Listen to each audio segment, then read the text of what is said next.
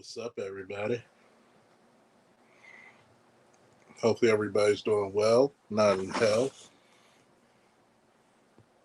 Coming over this bitch running like you just heard the school bell. Oh well. What's up, Mike? My man said shit.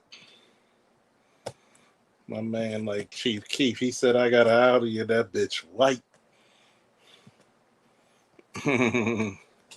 What's up? What's up? What's up? You know me, the master of the late nights. Woo! I am the king of the beast. I am the eternal champion. I am the one who presents strength personified, war incarnate. I am the benevolent war chief. I am the officer and sergeant of the goddamn law. I am the man, the myth, and soon to be the legend. Just in time, Mike, right? I am the person who takes people to places unknown, worlds unseen. I am the man that goes into places where angels fear to tread. I am the bubble gum on the bottom of a new pair of kicks. I am the lion heir. I am the man who will sit on the throne of the empire he builds. Sup, Mr. Rogers? And guess what? They ain't got shit up on your neighborhood. Smoking this fine LFD. Drinking this fine Crown Royal apple whiskey.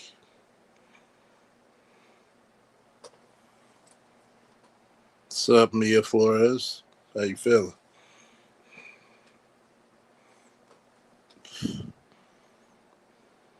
Mia, just asking. I know it might be a stupid question. Are you male or female?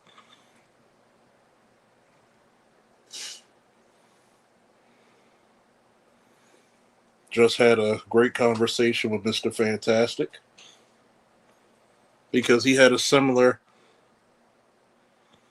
the belated, thank you, Fallout. Thank you. We celebrating all month long, all month. Oh yeah, all month long.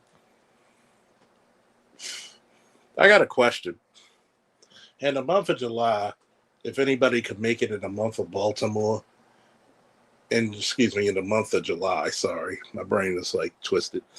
Would anybody like to come to the Baltimore area with some disposable grills and have the Great American, the Great Baltimorean smokeout with your boy Officer or Sergeant Falk? Come to the harbor with the speaker, listen to the music.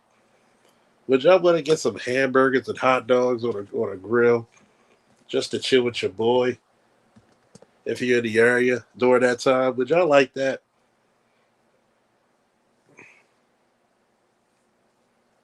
Would y'all like that?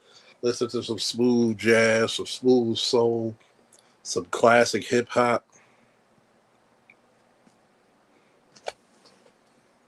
We not talking. I mean, we could listen to some ratchet shit, but I once in a while I like my ratchet shit. But guess what? I like my lyricists. I love my lyricists. Listen to some Nas. I'm gonna think about it. It's probably in July because I know people probably have a lot of time off in the summer. Probably in July. If not, we could do it in August. But July looks like a very good hit spot for people who got kids, and I know they're putting the kids in school earlier and earlier each year. So, would anybody care to do it in July?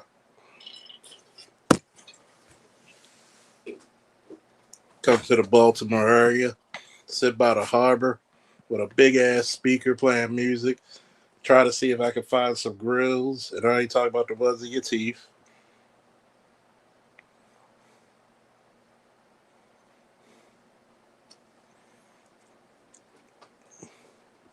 Why'd your brother fall off bad, man? Fell off your bed. Jesus Christ.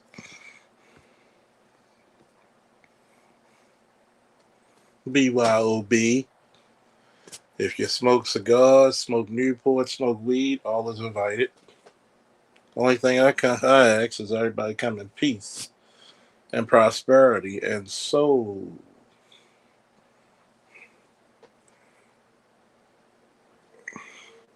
For those who are new to the channel, I am Charles Faulkner Jr.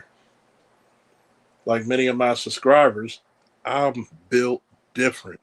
I wanna hear that Nas, that classic Nas, that classic Jay-Z, that classic Wu Tang.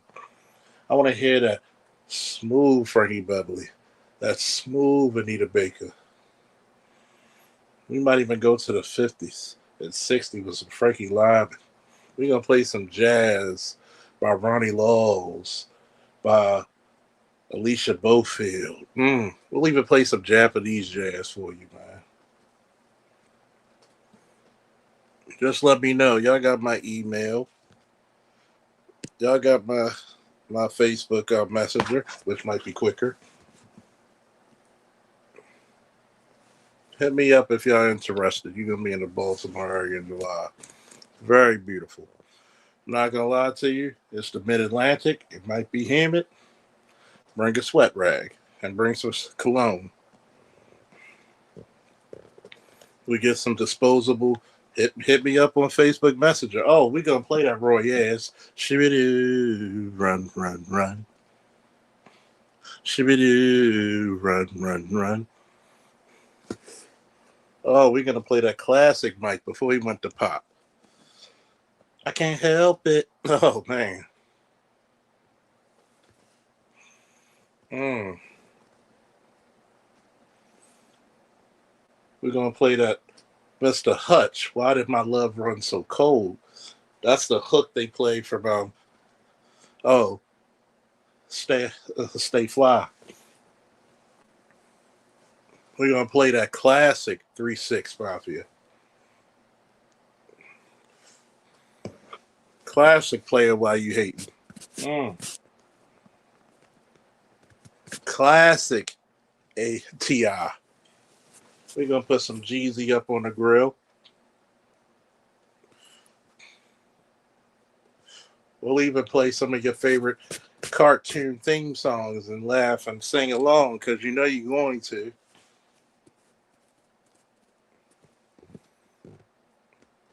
I might even introduce some of y'all with the He-Man.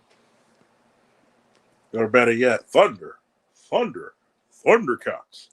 Ha! Get some cigars, everybody. If you need help getting some of the finest cigars, I'll show you to the places where you might want to get some. If you got some weed, hey, smoke along. Speaking of my co-host, fellow Baltimorean, because guess what? Pick a day in July that's good for you. I know my son's birthday is July 28th. I got to see what day that falls on that this year. Shout out to my son. He's a little under the weather, so we making sure he's good.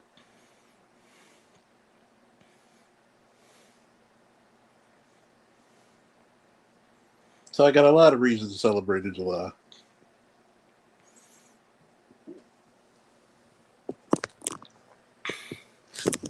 Oh, we got to play some Babe Marie. The one thing. The one thing.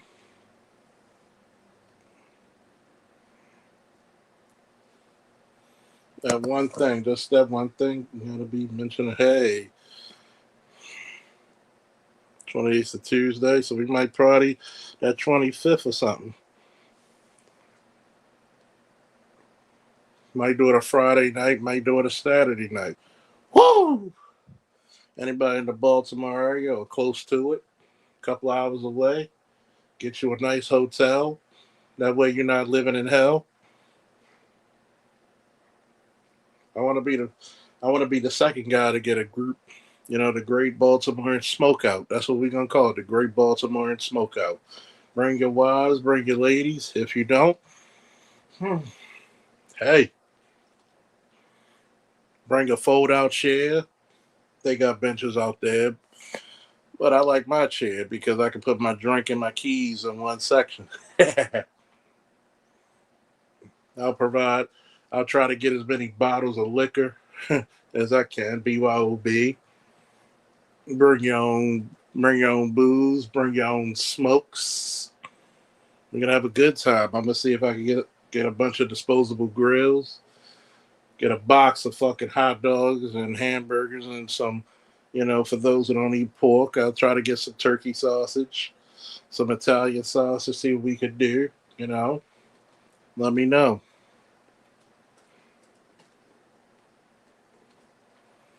I'm trying to do something to say thank you to the supporters. Have a good time, somewhere we could play some good music. It's a good atmosphere, good setting. Take some pictures, instead of a meet and greet, we do a meet and drink. It's right around the corner from Fed Hill, up there by Under Armour, by Old Under Armour on Hall Street, right around the corner from Domino's Sugar. Somewhere, I'm thinking July would be a great day because you don't have to rush because I know the kids are going back to school earlier. We play some good jazz, some good hip hop.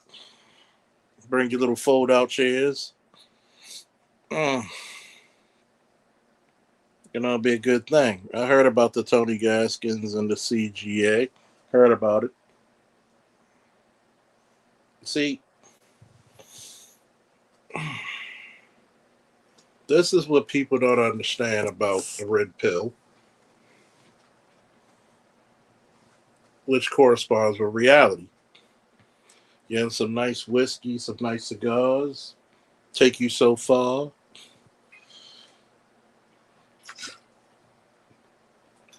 See if we get some fifths and half gallons, some chasers. Oh, we're gonna play that Yu Yu Hakusho. And then we're gonna play that theme from Cowboy Bebop.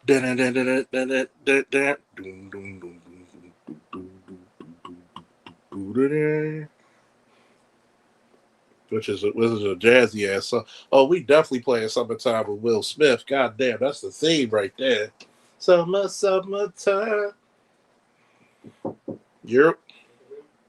Yeah.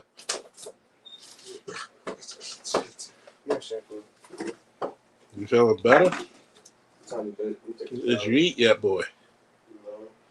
Need to fix something to eat. You been drinking water? Yeah. Fill your bottle up and drink it again.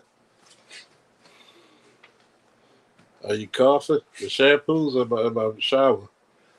That little short bottle. You got more hair than me, so it's on the other end. Not that. Don't use it all up. You got way more hair than I do. Shit.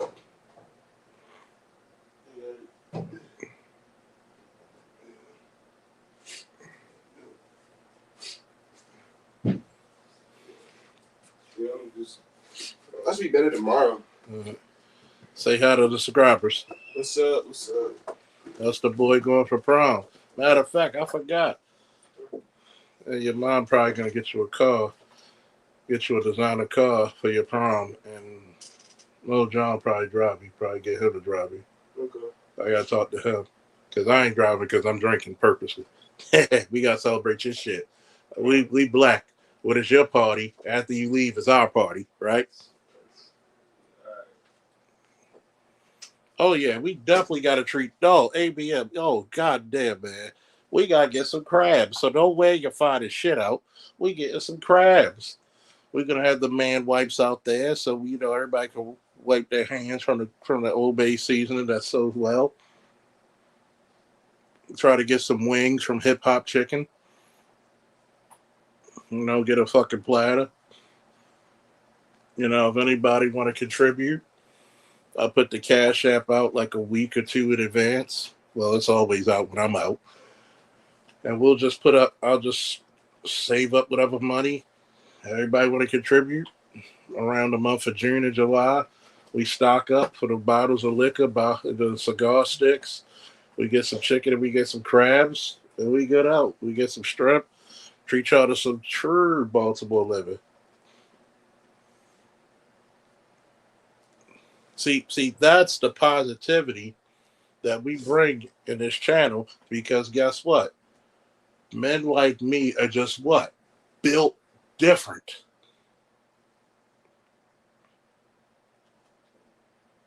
Get a T. Oh yeah, gotta celebrate the O's.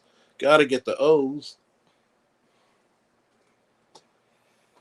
The colors of the night is either orange and black or purple and black. And Lamar we trust. And Derrick Henry we shall run. And Kyle Hamilton, we should knock the shit out of you. Y'all see me up there in my chair, looking so debonair. Bring your folding chairs.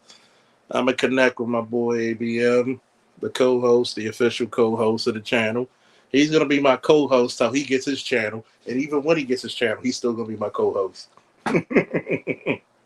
It's like that.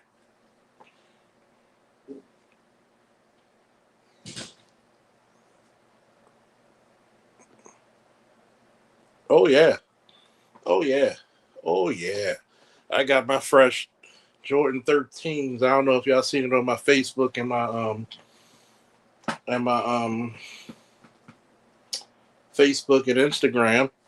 You know, that was a beautiful day when my lady friend took me out to Kobe's Japanese steakhouse, and we ate till we got tired. I had to take a look at the receipt, and it said $150. I said, you know what? You got me, shorty. Not only did she pay for that, she also brought gifts. She gave me a Raven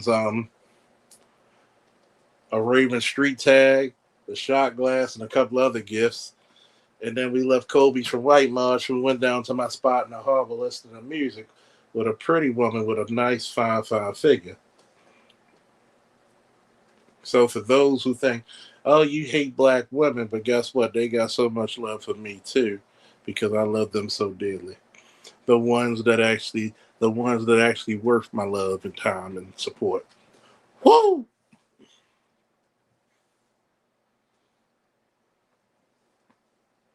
So bring your wives if you want. Bring your friends. Let's all contribute to the Cash App.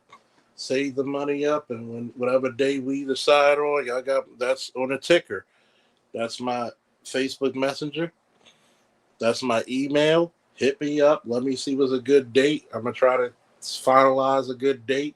It's gonna be on a weekend, either a Friday night or Saturday night. Let me know what's best for everybody, and we come out there and party. I don't care if it's 5 motherfuckers or 50 motherfuckers. We can have a good time.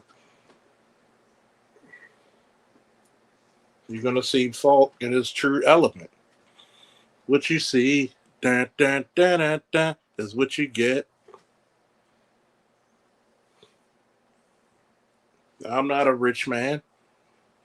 I don't act like it, but I'm a man to be around when it's fun. He said, "Stop lying." Hey, we can't lie. I'm just a humble, just servant, just like you.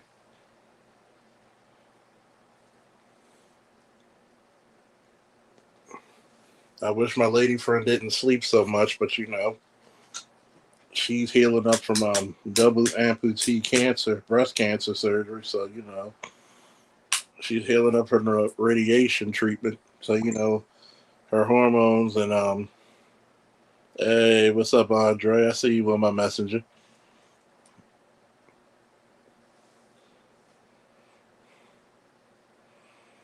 I just think that one, it would help the city of Baltimore to build up something like that. Bring some good old whiskey, some bourbons. We're gonna have the cognac on deck. Speaking of that, we're gonna play Gucci on deck, and somebody's gonna hit the Baltimore strut. Doom, doom, doom. Do-do-do. I can't hit it because I can't dance for shit, but it's pretty as shit when you see it. Y'all gonna see me as Baltimorean as possible. That church square boy, that Eagle Street boy. Get a couple of my friends coming out. Not only that, I'm gonna talk to my boys after I come from PG for my lady.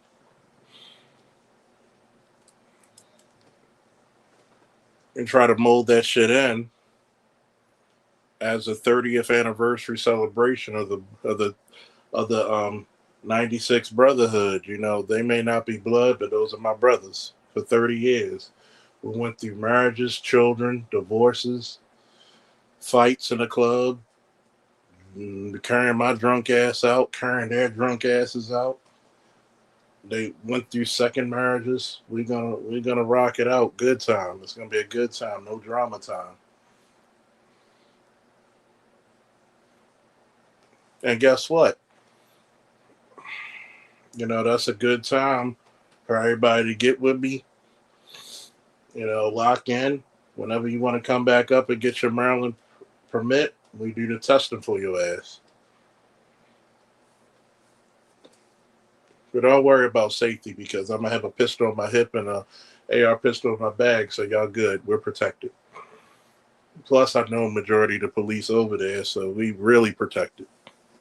But we ain't worrying about the fucking drama shit. We gonna have a good time because we're multifaceted men of these United States. Race and gender is no matter. Are there some gay men who I'm cool with? Yeah, I don't care about whoever you go to the bedroom. That's your business, baby. But you about prosperity for your people, and you about peace for your people. Guess what? There's some lesbian friends I know who come out. There's some gay men who are on the level, but you can't be on no stupid shit. Yeah, trust me. You're gonna be safe down that bitch. Not only by the police, but you're gonna be safe with me. You might think I drink a lot, but I train myself. No matter how much I drink or appear to be drinking, because that's why I smoke cigars because it paces your drinking. The only thing I ask, bring out some folding chairs, even though they got benches there. I'm gonna see if we got some disposable grills that we could put some hamburgers and hot dogs on. Have a good time. You know, that's what's on my heart. Why? Whoa! Sup, man? Because men and women like me are built different. Shout out to Mr. Fantastic. Had a great You know, what's the maturity thing I love about this space? And I got to give a big shout out to Mr. Fantastic because when me and Mr. Fantastic first met, like a couple of people, like, you know, the general, and shout out to Raining Woman because Raining Woman showed you what a proper woman does. While me and the general had a bad confrontation the first time we got on a panel together. And I'm not afraid to talk about this shit because real men need to talk about real shit, right? What's up? What's up, Lost? The youngest in charge, baby. What's up, Namer?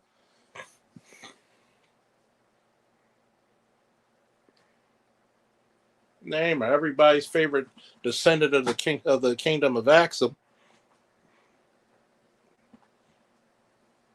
See,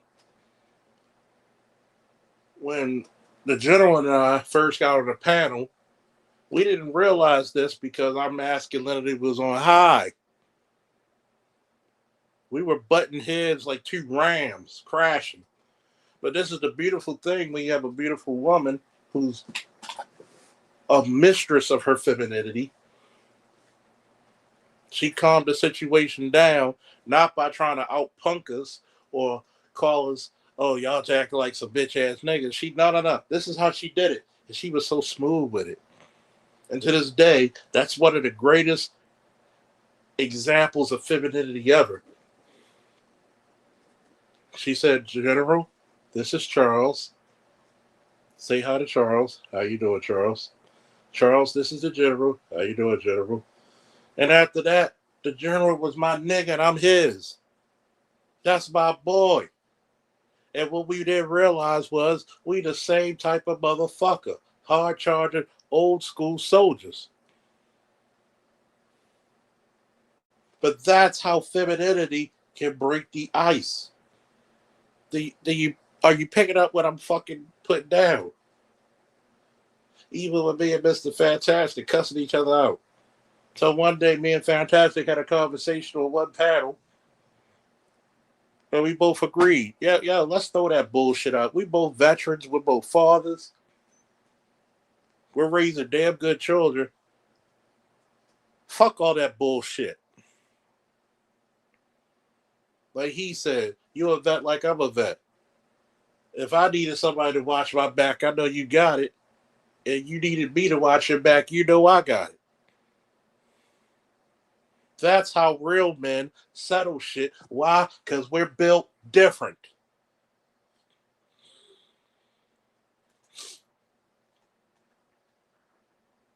But people say we don't elevate. We don't escalate, we elevate. Why am I going to have hatred to a man who had to go through a journey like me? Are you raising your children properly? Are you being a contributing member to society? Did you serve honorably? You all right with me. And guess what? Civilians serve honorably as well. Woo! Let me hear you. Is that some true man shit or is it not?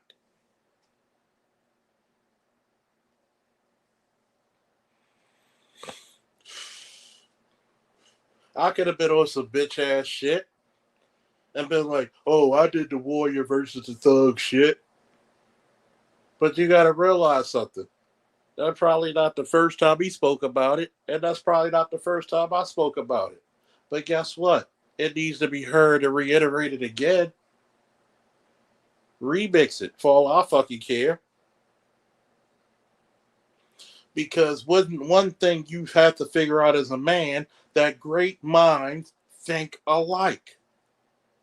Can somebody put that in the chat? Great minds think alike. You think I'm the only motherfucker that said there's a distinct difference between the thug and the warrior? Whoa!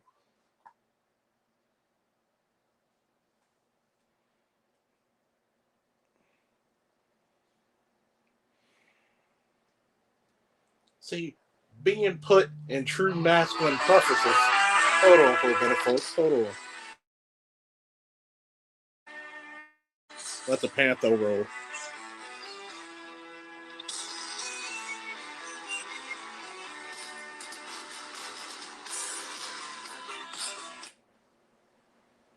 Give me 1 second. That's my boy Josh. I'm gonna tell him come up.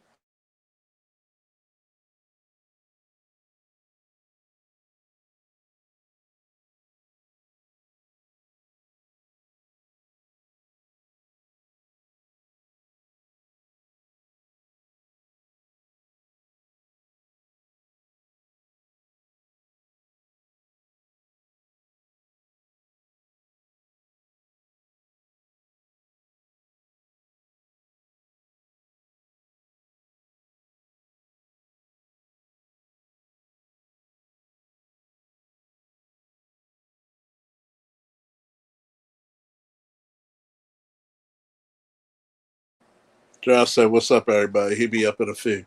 He doing his Uber, and he got a couple of reserve rides, which anybody who does Uber know that's big money. Think about it, right?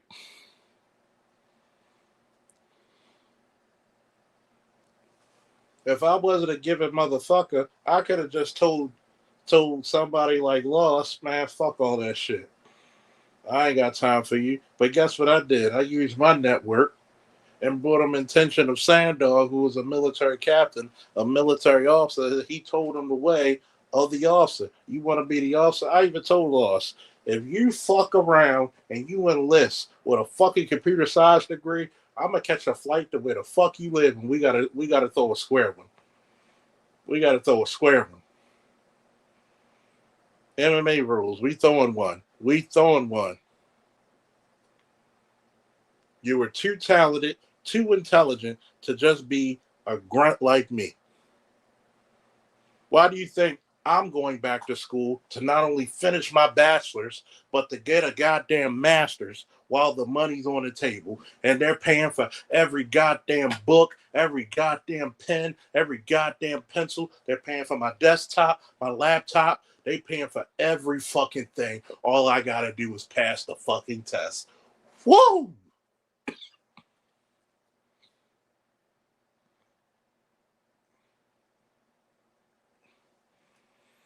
Nah. We ain't gonna hurt nephew because nephew got a better brain than we did at 25. Trust me. Trust me. The ladies love him, and he's gonna be even better than us. It is our job as older millennials, Xers, to guide the Gen Zs and the Gen Alphas better than us. I ain't trying to save everybody. I'm just trying to save everybody that matters. Woo!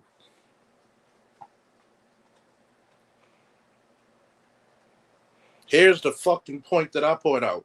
One of my godsons fucked around and got us some legal trouble, but I'm the one who encouraged him. I even gave him money to catch an Uber from the house to the courthouse and back.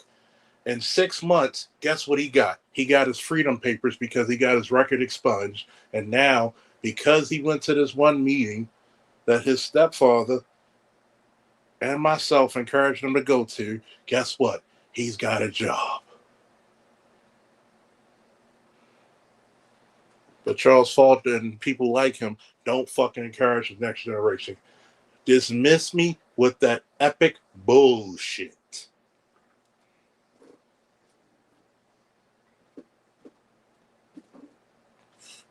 Oh yeah, by the way, anybody who joined, y'all know how big of a Frankie Beverly fan I am. So you're gonna hear that.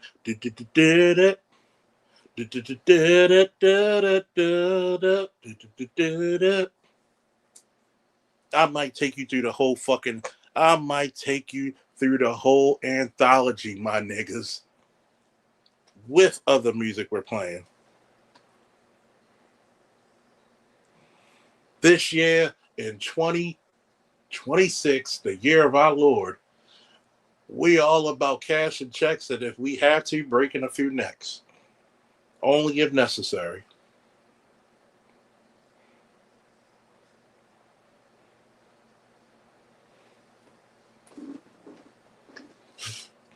I don't care what God you serve, but guess what? They had a mercy on a wretch like me. To all my Judaism brothers, shalom. To all my Christians, greetings. And to all my Muslim brothers, assalamu alaikum.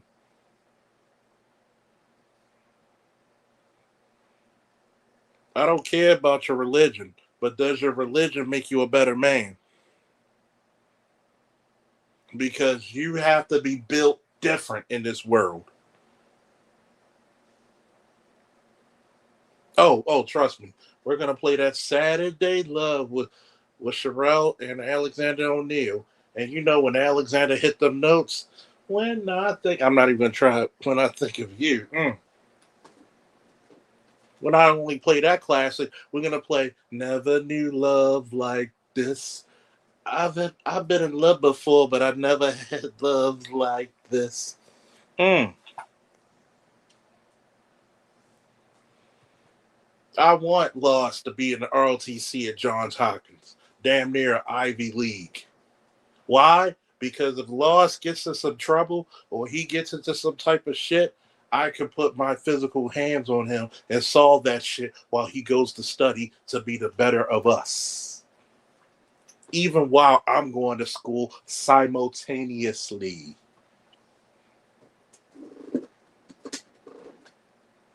I want to have a man like Electrician 480 or Angry Black Man if I got some electrical problems. And a blackout, ABM, and Electrician 480 are gods. Okay? What's up, Red Pill Sleeper Cell? Speaking of another veteran.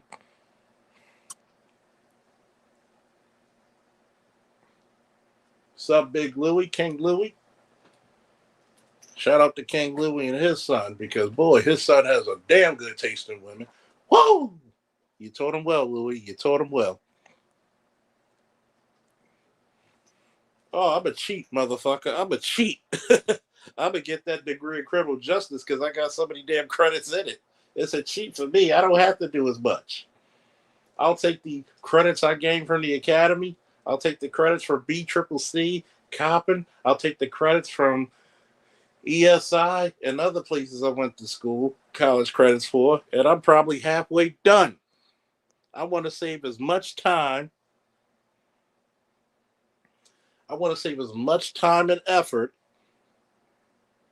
in schooling where I could just focus on mission one, getting the acceptance, which is nothing because they're going to take me because that's veteran money, good damn money. And I want to get that master's so I could become, what do I want to be the master of? Somebody put in the chat, what am I going to be the master of? By the power of Grayskull.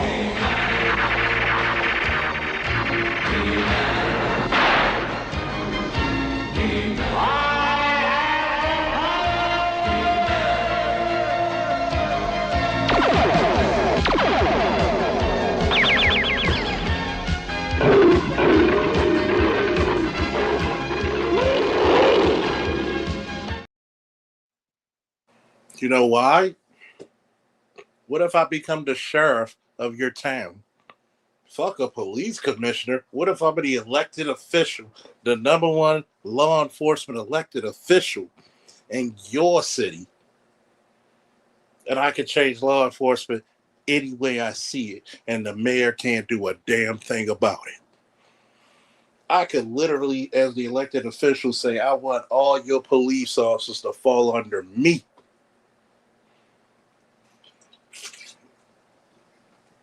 And if the mayor's smart, I wouldn't even have to do that because we can work together concurrently.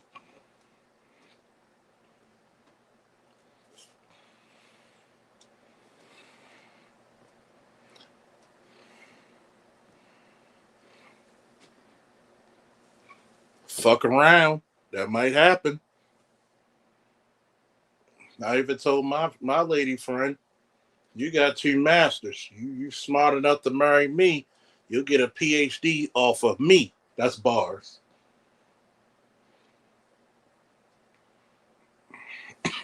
Like 50 said, have a baby by me and be a millionaire. Marry me and have a PhD off of me.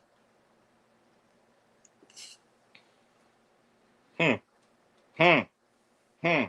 Chick asked me, what's your character? I want to know about your character. You talk about your benefits. My benefits is part of my character. If you knew me for 10 to 20 years and you don't know my fucking character yet, I don't need to be around you. I just put middle fingers and block you. There are no strings on me, and there should be no strings on you. I don't hang around dummies, okay? Fuck the commissioner seat. Give me the elective seat. Fuck that commissioner seat. Give me the elected seat. Give me that sheriff. Don't appoint me. Vote for me. I am the heir apparent. I am the champion of the people. I am the lion heir. You got mayors and governors who said, I know how to keep you safe. Not better than me.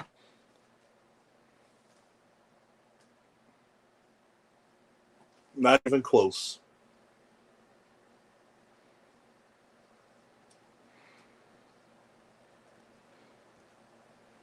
Shit.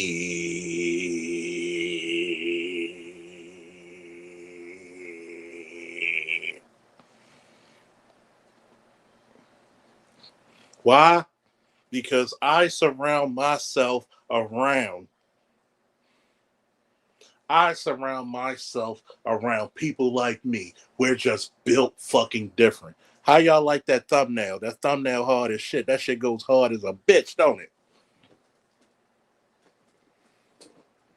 Not only that, you got people who coming out of state to join us in Baltimore in July.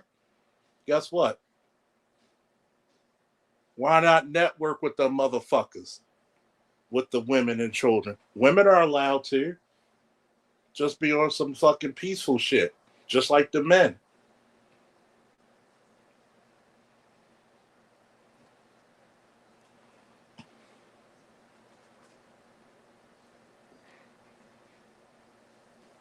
This is what I call being built fucking different.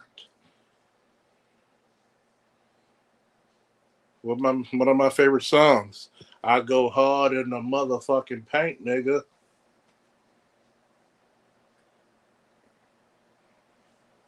Shout out to Fantastic again. You want to piss off a well-trained vet?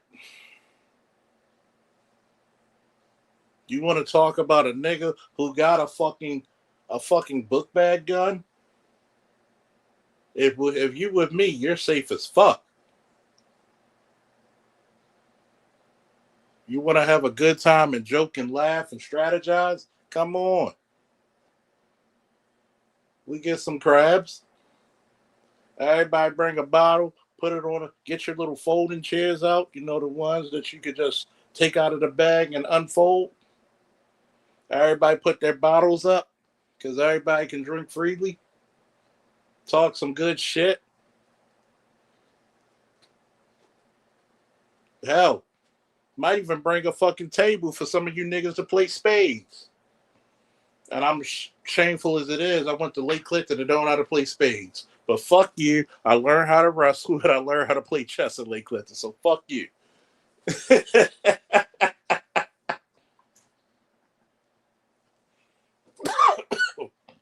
Damn, that's the guy hitting. Whoa.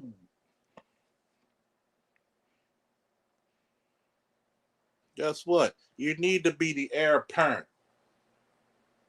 Because sooner than later, I'm the emperor on the goddamn throne for my family, for my community, for my society. Hell, maybe even one day for my own fucking country. I'm the motherfucker that sit on the throne. The old saying goes, always shoot for the moon, because if you miss, you're still among the stars. Fuck that. Fuck being ordinary. Somebody put that in the chat. Fuck being ordinary.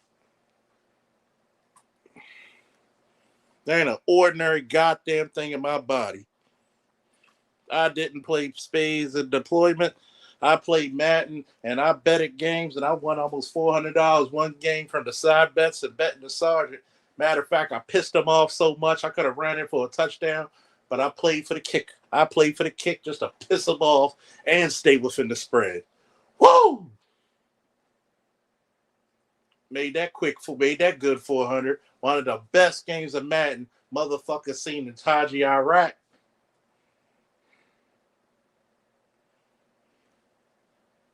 Fuck being ordinary. Why? Because I'm built different. You ever seen a goddamn lion in Savannah? Does he look like a fucking house cat to you?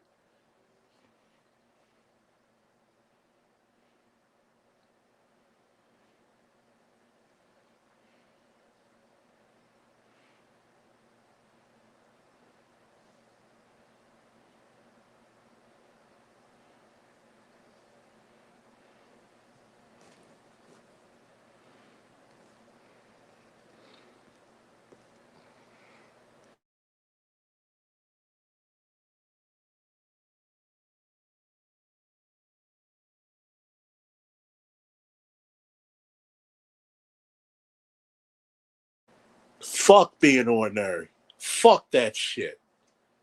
Fuck settling for less when you know you're capable of more. Fuck all that shit.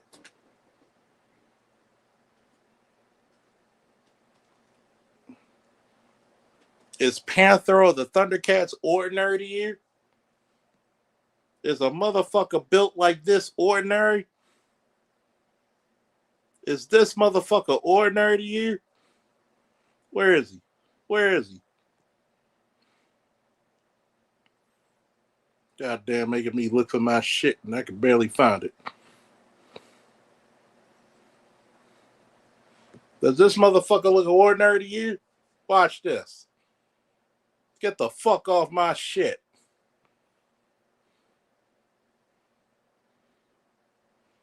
Does he look ordinary to you?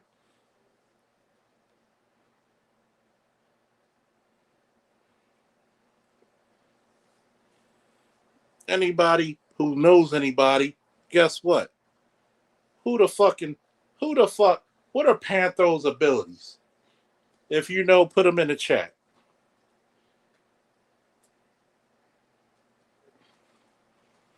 Is Prince Adam fucking ordinary?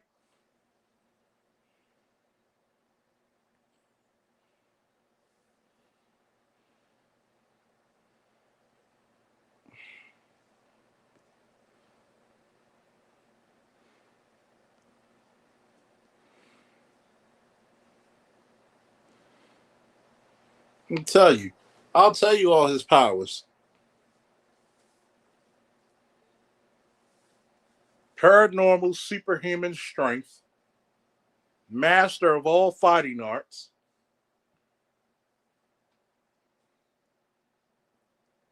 master mechanic and engine and electrician,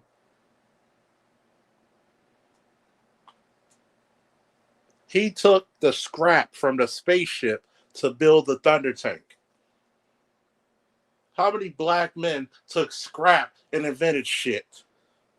And he was voiced by the legendary Earl Hyman, who was the cousin of what's the singer name? Which was his cousin in real life.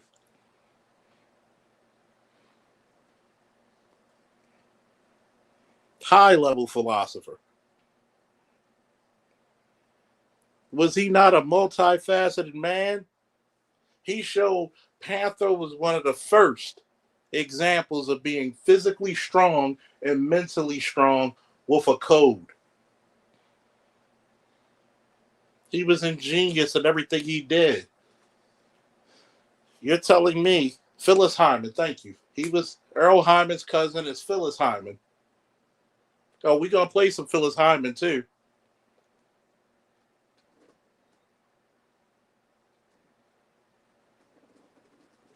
We're gonna play some old school shit. Baby, it's cold outside. Why? Because we're built different. Give me that woman out there that's rests in her femininity without anything in return. She's just naturally feminine. Give me a woman like that. Give me a woman. What about that single mother who don't badmouth the baby daddy, right, wrong, or indifferent?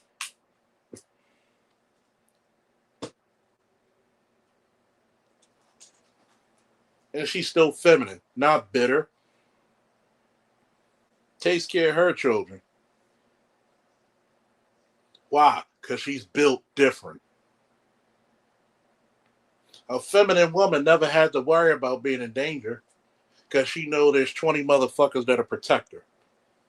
A feminine woman never had to shovel her snow on her lawn or her car. Shout out women of the past. A feminine woman never had to be worried about disrespected because even the so-called thugs won't disrespect her. Because if one of them even tried to, the other niggas he hang around will check him quickly. She never had to hold a door. She never had to walk a street without somebody helping her along. What's up, women of the past?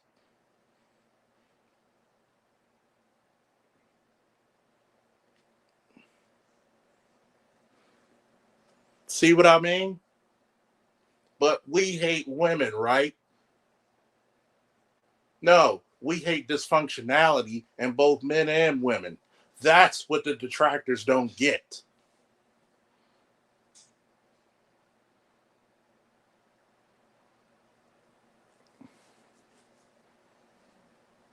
Everybody say what's up to women of the past, please. Salute one of the finest women of the space.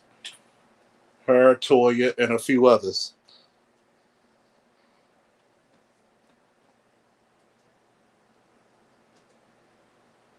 I remember being on the Rogers report, and I said, "You know what's funny?" And I gave nothing but flowers, roses, dandelions, and daffodils to Toya. Toya tells you when she was a woman of bigger size. But guess what Toya was during her time when she was a larger framed woman? She was jovial. She was friendly. She was fun. She was feminine. So when she lost the weight and got in shape, you didn't see a change except in the physical. Everything mentally, emotionally, and spiritually was already in place.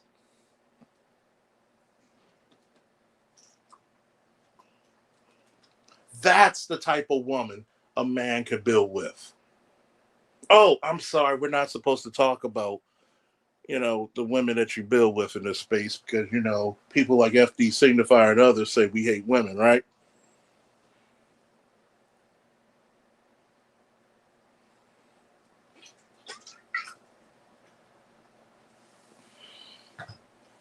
Notice a lot of women don't even have to show their real pictures. Arya and other women like that. Notice those women never have a lack of great men, not good men, great men around them.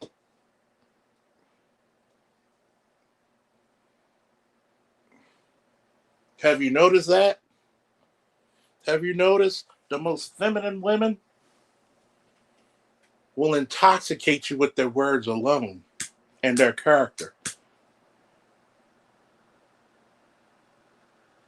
They're not afraid to tell you, first and foremost, why they're an asset and a benefit to your life. They're showing you. Oops, oops, oops.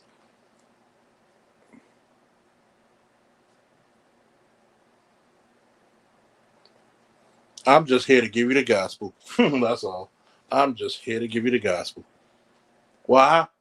Because those women are built different.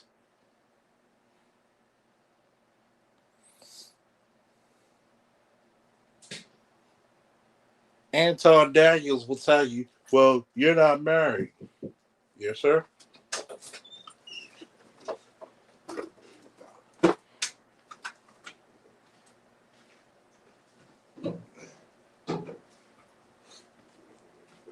Are you still in pain? No, feel better now. Go make some tea. Okay. Put some honey in it. A little bit of sugar and some honey in it. Break all that shit out of you. Oh, yeah, by the way, even though my son's 18, when did I stop being a father? Oh, have you noticed? I went from 25 people to 7 people because I'm talking positive about people, especially women that you should know.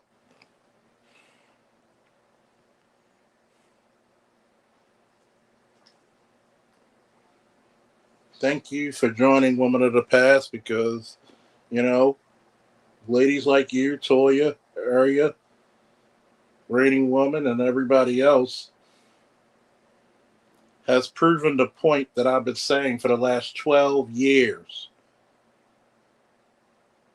The black women that are doing the damn thing are the ones that deserve to be exalted, the ones that deserve to be spoken about.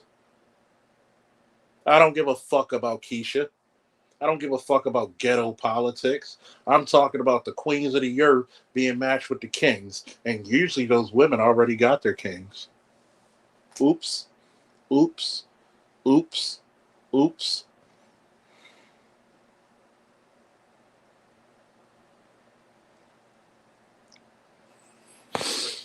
Mm, mm. Yeah, right. We got to hate all these bitches, right? Guys like you with your woman and shit, Louis, raising a damn good man. I can't, hopefully, Louis, you can come down in July when we do the Great Baltimore and Smoke Out in July. Hell, bring your son too, because I want to shake that good young man's hand. No, number one, being a damn good son, and then two, having a damn good taste in women. So proud of that young man. All in all his endeavors. This, you're right. This is a no Keisha zone. Fuck Keisha. When we got queens among us, we got empresses. Why the fuck do I need to talk about Keisha when you should already be staying away from Keisha?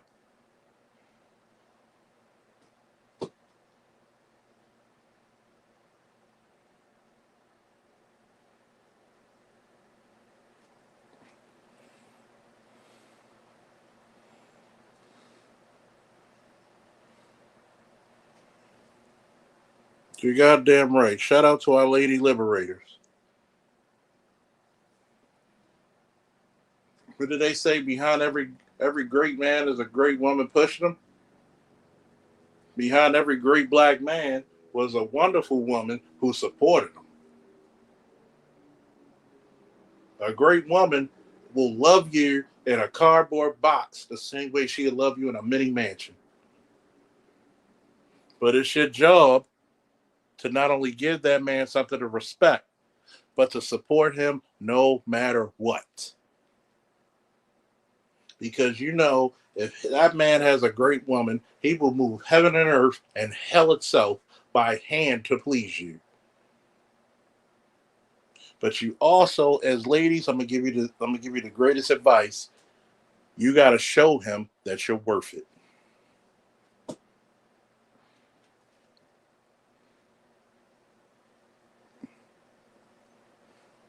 That's the problem right there, Louis. Some of these ninjas out here want to be the thug. When you're on the cusp of warriorhood, you're on the cusp of manhood, but you want to be subhuman in your thinking. You want to be insignificant and inadequate in your actions. You don't want to be built different. You want to be built just like everybody else.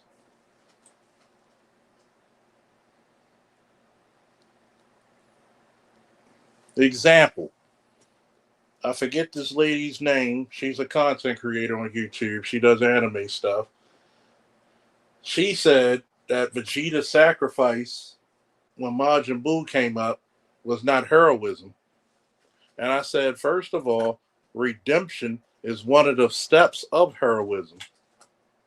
When you know that you could cost somebody, perfect example. For some of you who watch the show Invincible, I have the comics and they're autographed by the writer and artist. Omni Man, Nolan, had to fight 2,000 years of ideology from the Viltrum Empire. How much do you know? When people joined the side of the coalition, when he apologized, Viltrumites do not apologize. They just say you're weak. Sorry for your damn luck is their motto. The last episode showed how beautifully he changed. Because I told her, I said, well, if you're saying to me that when Vegeta sacrificed himself and there's no redemption for him, then we should throw Judaism, Christianity, and Islam out the window because they all talk about redemption. Because what is the story of all those Abrahamic religions talk about? That God's mercy, God's grace give you what you don't deserve. God's mercy keep you from what you do.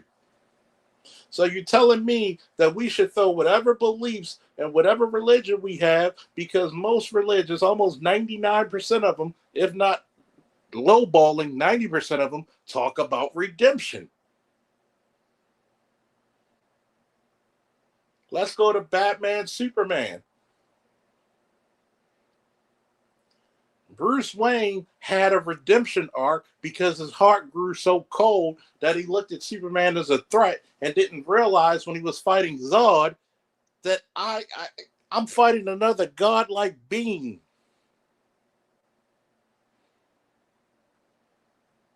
Well, read the book, Andre. Read the book.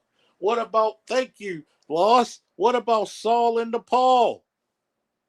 Saul write about what, 70% of the New Testament, maybe 80? You're telling me he's above reproach? When he was part of the Sadducees and Pharisees?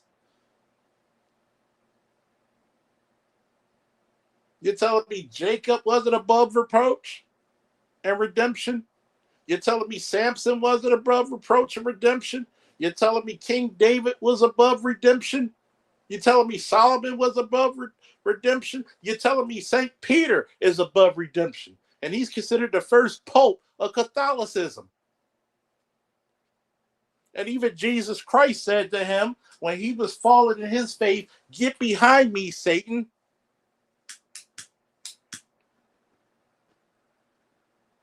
But did Jesus actually look down upon him? Because of Catholicism, before you get in the gates of heaven, who do you meet first? St. Peter, the first pope.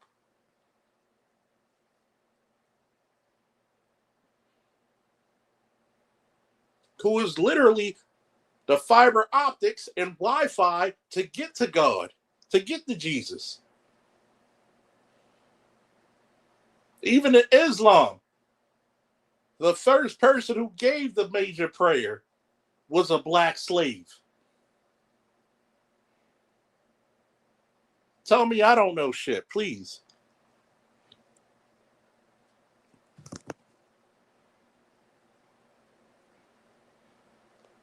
Please. Please tell me, because I didn't finish my degree, I'm not an educated brother.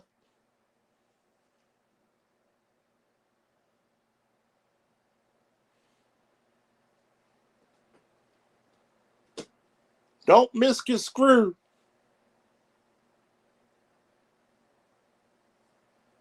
my indoctrination for education. What's that saying you say, Namer? I will never let my education get in the way of my learning.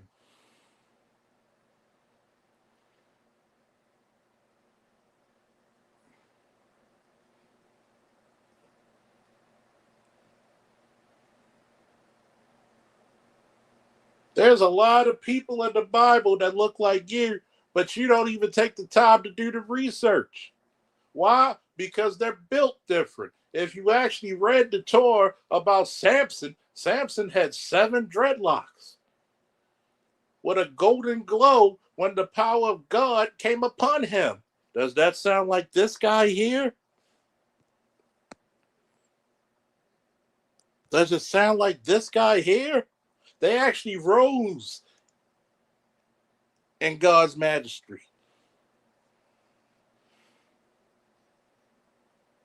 Was this guy above redemption? That this guy had to take the hero's journey? Even though he was chronologically 12, 13 in the body of a 22, 23-year-old, each and every Thundercat had to take him under their wing to make sure he became the Lord and King and ruler of their species.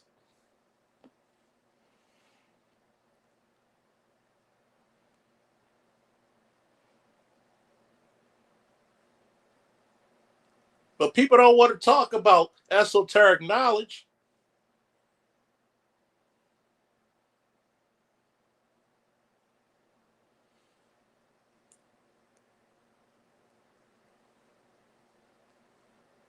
Everybody loves Lino. We all do. But nobody wants to talk about the panther and the tiger who guided the lion to the throne.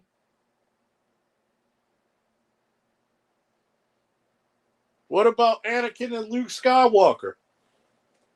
Thank you. Name her. In order to be built, and I'm going to say this, to be forged in fire, you have to be built of substance, or you'll just be eviscerated in the flames. You'll be incinerated. You will go into the smoke, into an area of nothingness. That's why you have to be built different. At some point, black man and black woman, we got to stop saying, why oh me, and say, why not?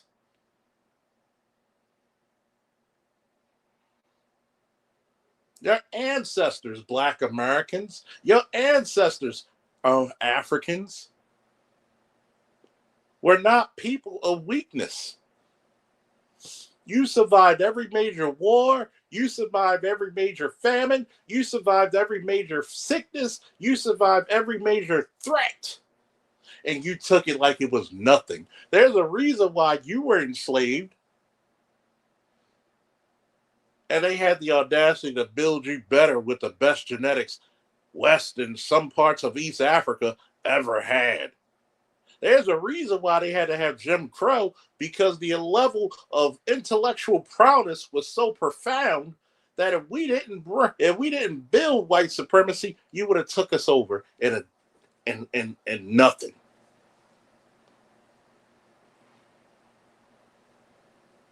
This is the reason why the current government of America needs you again in their military service and in their industrial and innovation again, black man. You might have heard of this black man who saved America from his 100+ inventions with just a goddamn peanut. What's the name of him, black people? He saved the economics of America with just a goddamn peanut. That's how great you are. You couldn't read or write, but you invented the cotton gin.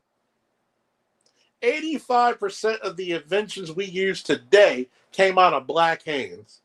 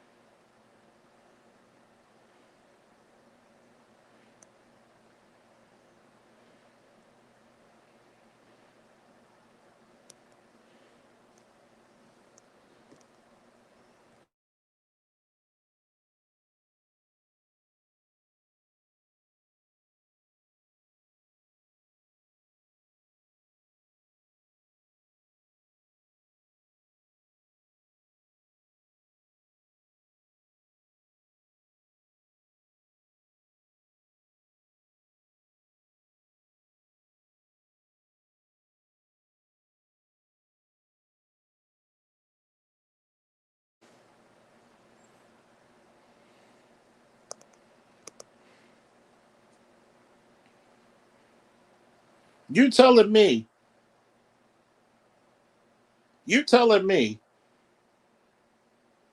that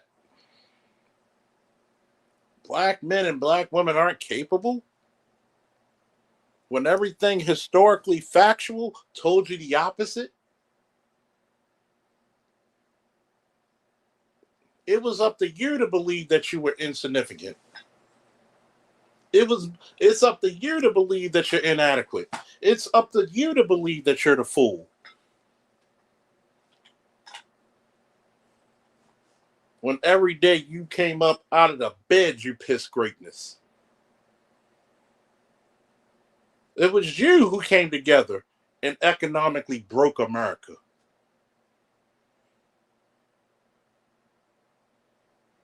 The most hated man in America, Dr. King, along with Malcolm X. But we celebrate his birthday in a place where they wanted his death. How about that? I've said it once and I'll say it again. If Black America would have done right by Black people, you would have been in charge for thousands upon thousands of years. Why don't you give all those guys you wanted a guy like me to lock up selling weed? Why don't you give them a starter program to start a weed shop or emporium so they could sell legally, which you told people like me to lock them up for, even though you refused to give them substantial employment and occupations? Huh, America?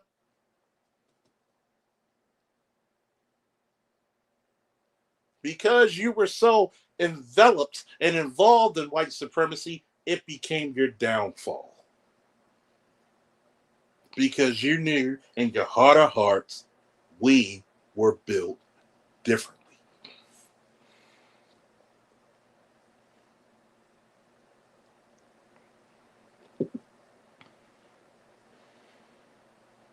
I'm sorry. Put that whoever had the quote of Thomas Jefferson, please put that back up.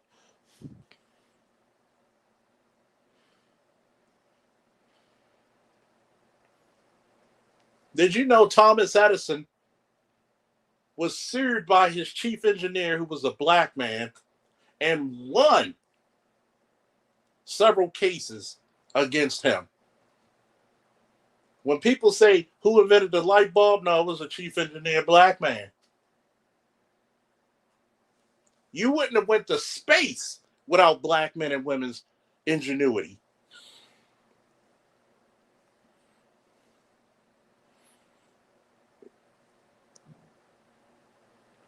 Whoever put the quote about Thomas Edison, put it back up, please. You wouldn't even have Washington, D.C. without a fucking black architect.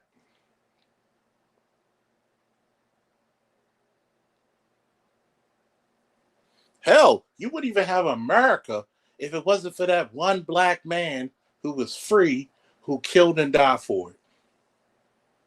When all of white America was scared to fight back.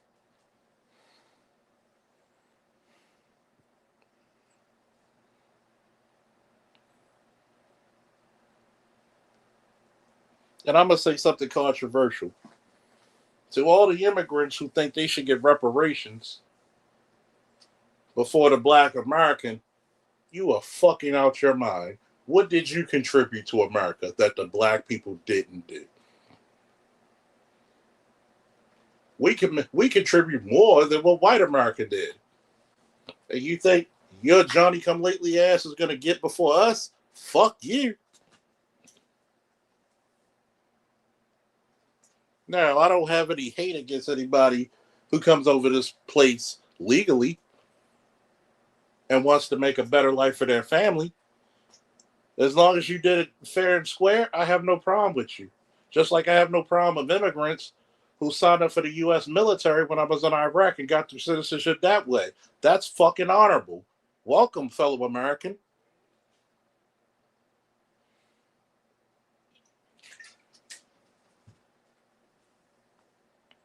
But you can't expunge our records for shit that you put up against us.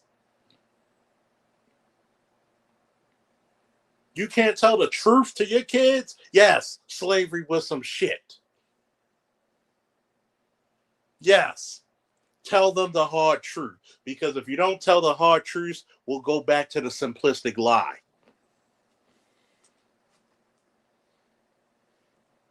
Christmas eggs. If America really was the land of the free and the land of the truth, justice in the American way, as you read in every comic book, why don't we have a Christmas Addicts Day? I think Black people should take a weekend out the summer and celebrate Christmas Addicts Day. How about you? One of the bravest of them all. We talk about the thug putting in work. What about Christmas Addicts? He put in work.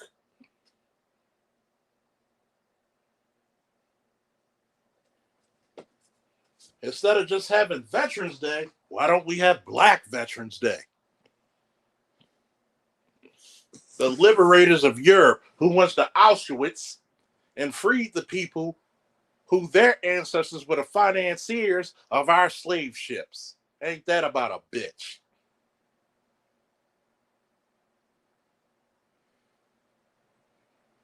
When Rommel went to North Africa, you had Black Americans that said, we fought for your people, let us fight for ours.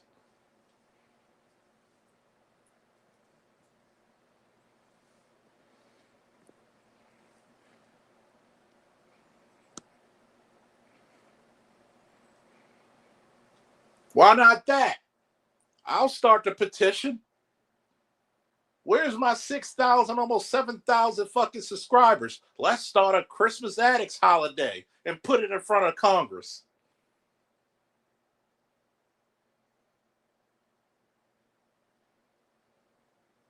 You celebrate slave masters. Why not celebrate the person who gave you America?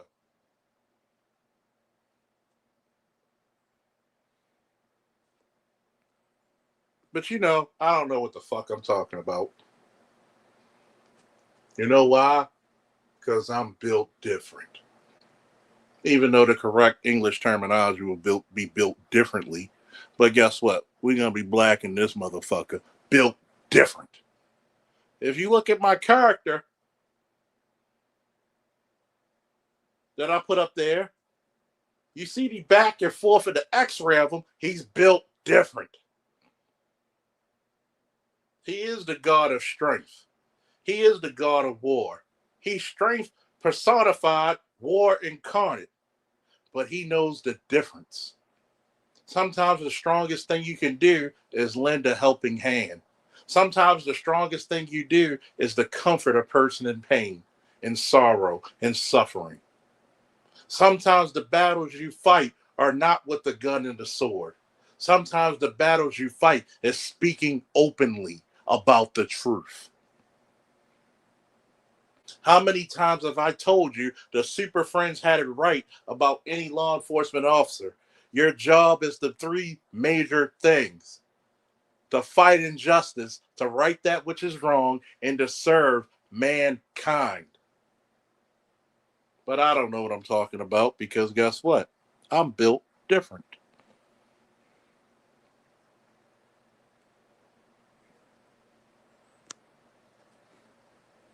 I speak differently than a Dr. T, than a BGS, a Dr. Neil, Dr. Dunbar, Art New Style, a AB Media. Why? Because guess what? I am the vengeance of the Black Manosphere. I'm not supposed to be as nice. I'm not supposed to be as cordial because guess what? Those are our diplomats. Those are the people who speak kindly and speak with great vernacular, with encyclopedic knowledge. When the negotiations fail, you're sending a mean motherfucker like me.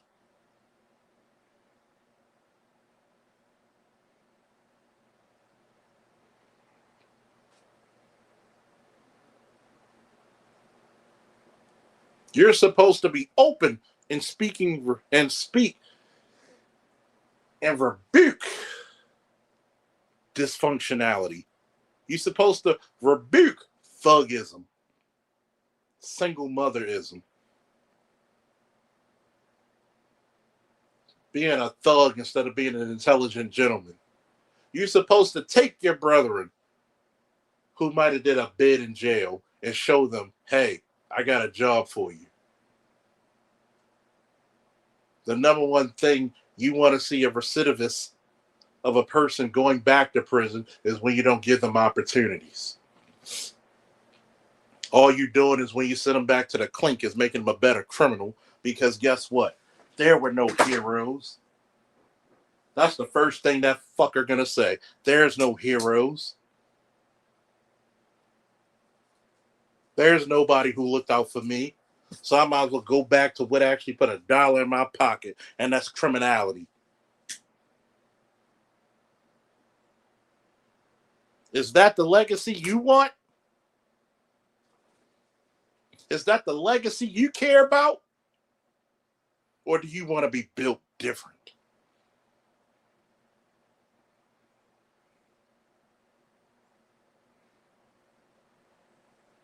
You got so many motherfuckers in this space who've shown the better way.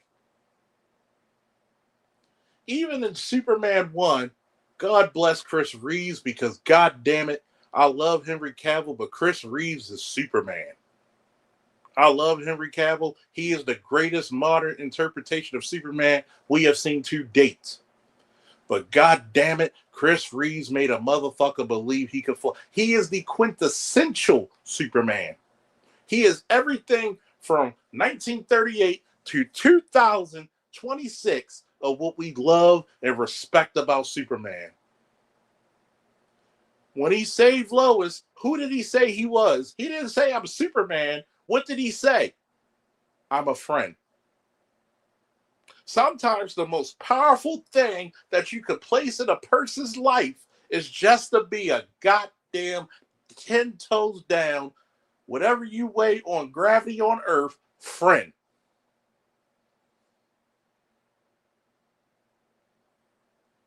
And that's what matters. When you got another motherfucker pushing and believing you. I'd rather my friends fuck me up in a fight than to let me go down in a fucking path of darkness. And I would do the same for them. If you know what a friend is the person who's going to tell you what it is, right, wrong, or indifferent, whether if it's your greatest or your lowest, and still have your fucking back.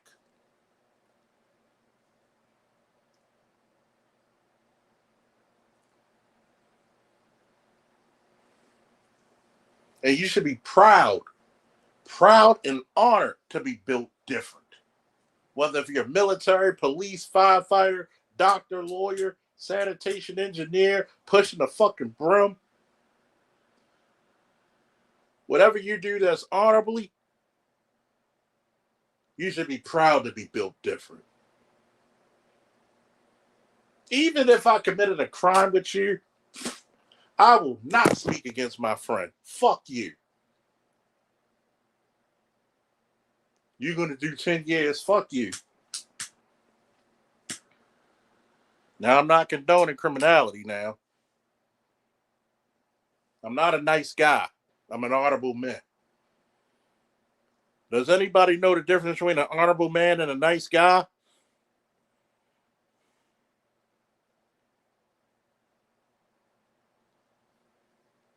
Anybody?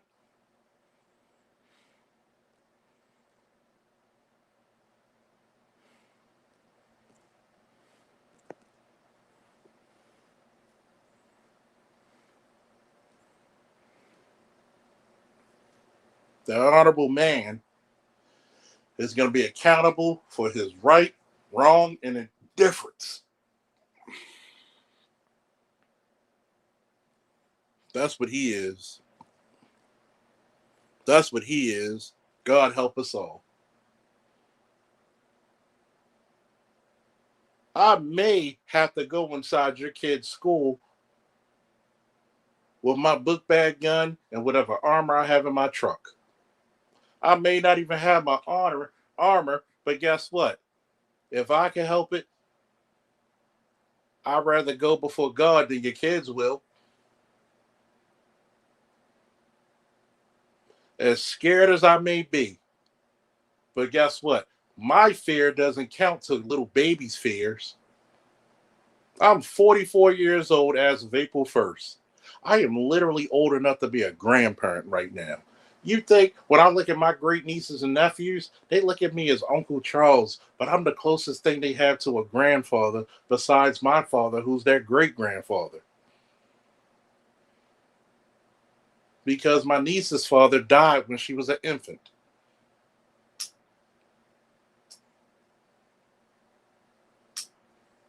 If I get respect from my 30-plus-year-old niece, what the fuck do I look like in the world besmirching my name?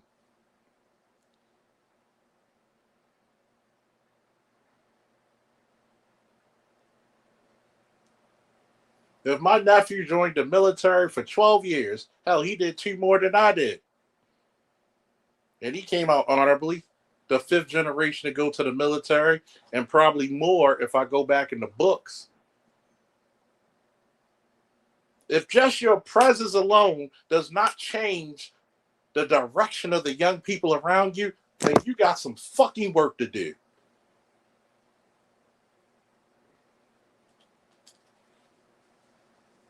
But that's called being built differently.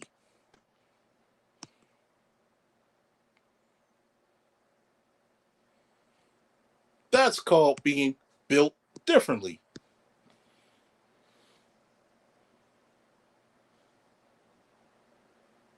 I'm not a perfect man. What did my man say? I don't chase perfection. I chase greatness. Because perfection to me is a final stop. There has to be growth. There has to be a way to get stronger, smarter. There has to be a way to become better. Or we will grow stagnant like swamp water, where there's no flow. Where there's stagnation, there's death.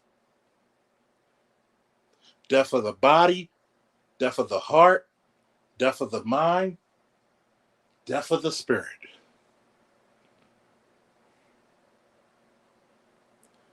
I don't give a fuck what you make for yourself. What did you make for your community? What did you make for your children? Are you pulling people up while you made it to the top?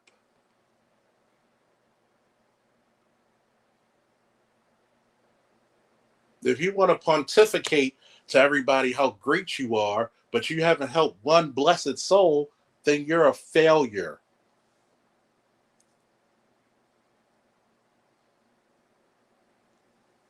What's the one lesson you learned from Masters of the Universe that Prince Adam knew at 16? By the way, he was 16 when he got the powers of Grayskull, a.k.a. he became the powers of the universe, and he had what? Incalculable strength. There was no limit to his physical power as long as Grayskull existed, which was his birthright through a black man named King Grayskull. That's also African spirituality, because when he called down the powers of Grayskull, he was not talking about the castle. He was calling down the power of his ancestors like they did in Haiti. Let's not get esoteric now, because you know I'm not a degree man yet. Even Lionel had to say, put the sword up to his eyes and say, sword of omens. And the hilt actually hit where? On the pineal gland. And he said, sword of omens, give me what? Because in ancient Egypt, the pineal gland gave you a sixth sense. He said, sword of omens, give me what? Y'all saw the show like I did. What'd he say? Sword of omens, give me what? Give me what? Somebody's going to say the motherfucker in this chat. Sword of omens, give me what?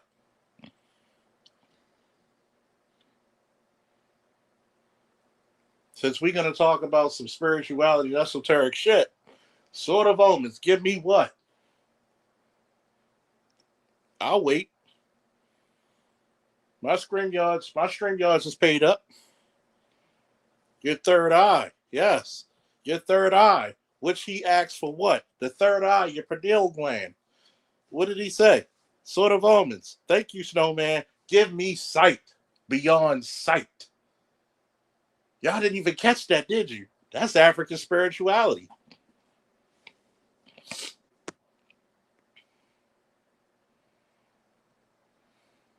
Give me strength. Give me vision. Did you know all them 80 cartoons gave you your fucking history and you didn't even know it? I'm going to play this for you. Right? And I want you to catch where he puts the sword, right? Oh, we'll go to Brave Star in a minute.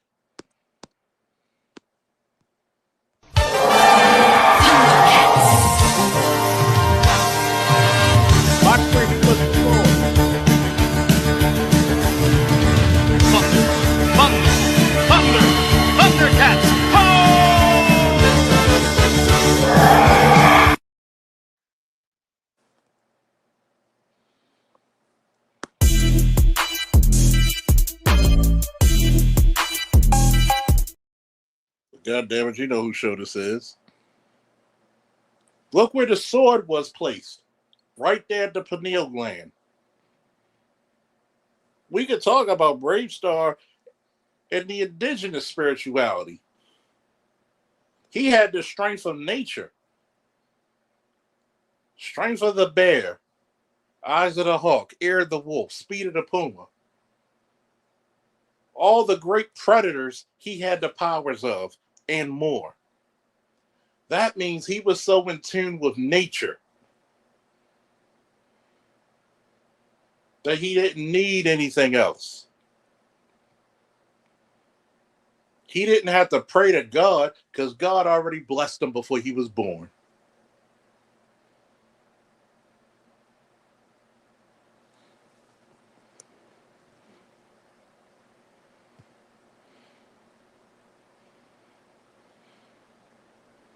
Right there in the pineal gland.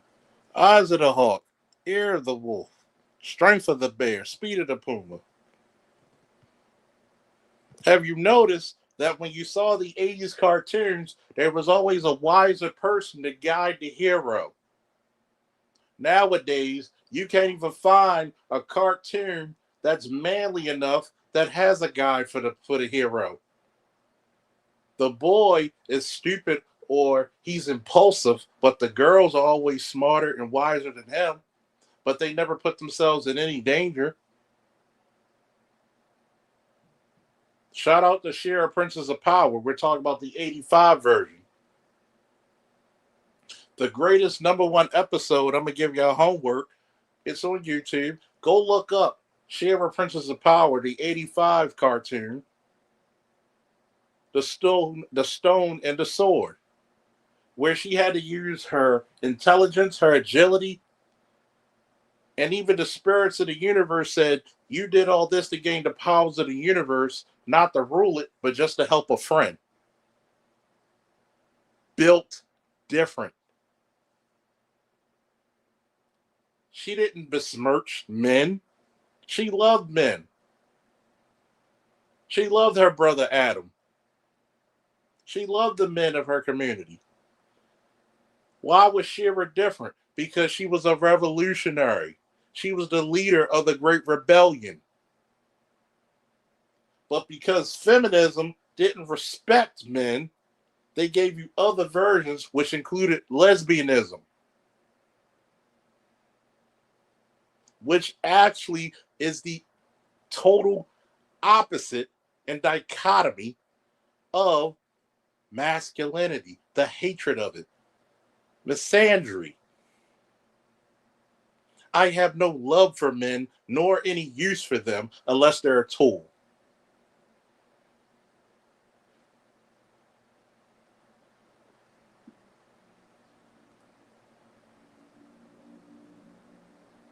But when you read the comics, and where do you think? I always say, my brother, my champion, my savior. Your brother and sister in birth, Christ, Allah, Yahweh, Elohim, whatever God you serve, your brother and sister is probably going to be your savior at some point. They're probably going to be your champion. You're right. King Arthur had Maryland. Lion-O had Panthro, Cheetah, Tigra, even the Wily kids. Wily Cat, he had Snarf. Snarf, physically the weakest Thundercat, saved all their asses. He literally knew that he physically could not beat. He knew. You know what true bravery is? True bravery isn't being the all-powerful going against an enemy.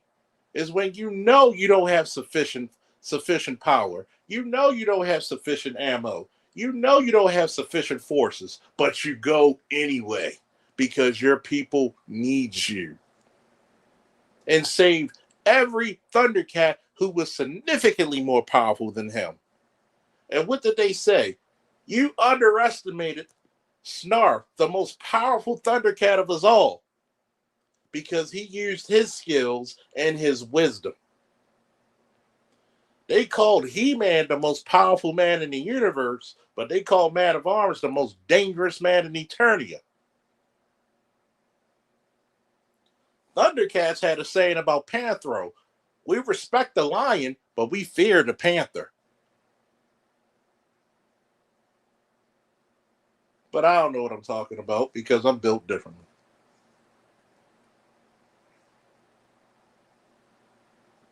That's what we're missing. That type of esoteric knowledge.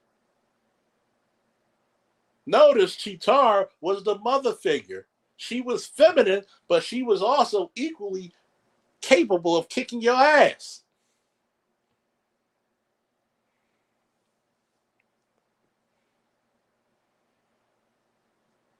Look at Laura Croft in the 90s.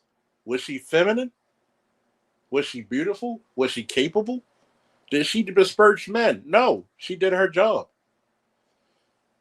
This woman, this character here, with all fucking super heroines, the proper term,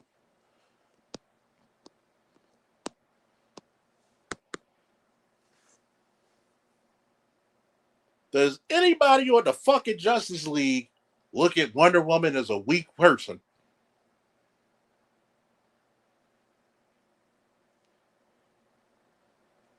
I'm going to ask you this question for all you comic book readers.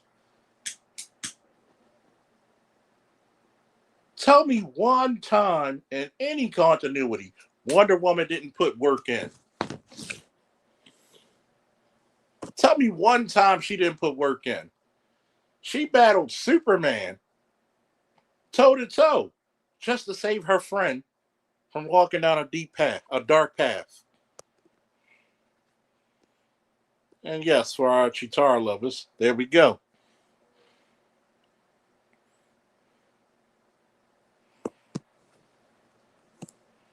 But yet, tell me, was she not feminine on the show? Tell me, was she not capable? Trust me, Wonder Woman and Chitara were not damsels of distress, were they in any part of the show?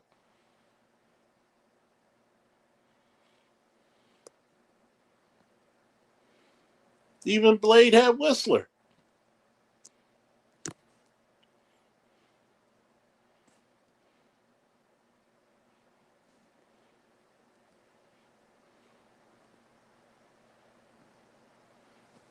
Oh my God, what the fuck did I just do? Let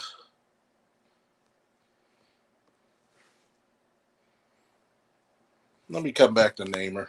Add him back in. I hate StreamYard sometimes. Let me come back to Namer. Add him back in. I hate.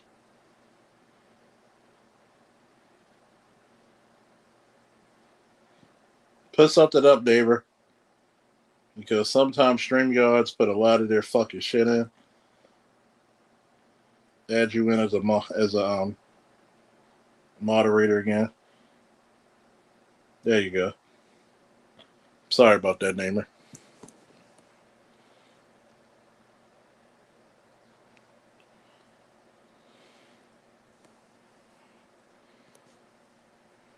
Yep. She had Hightower backing her up, but she was still capable. I want you to think about this. Even King David had who? Even David had who in his corner? For all you Bible thumpers, who did David have in his corner?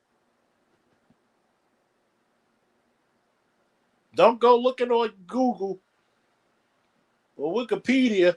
Who did David have in his corner?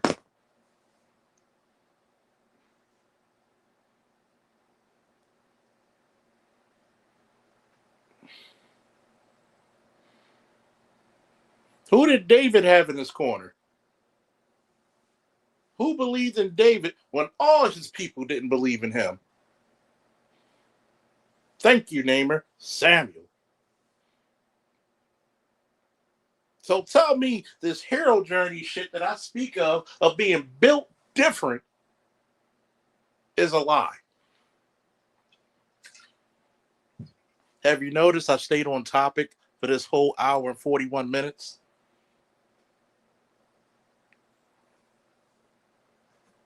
Now, was Shepherd Boy / King David, was he built different? He lambasted all of Israel.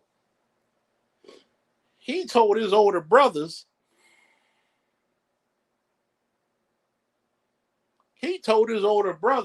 how do you allow this infidel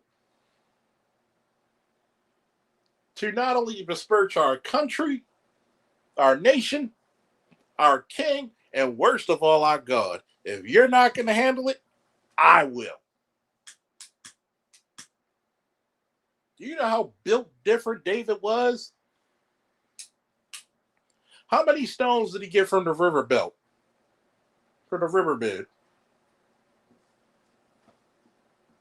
How many stones did he gather?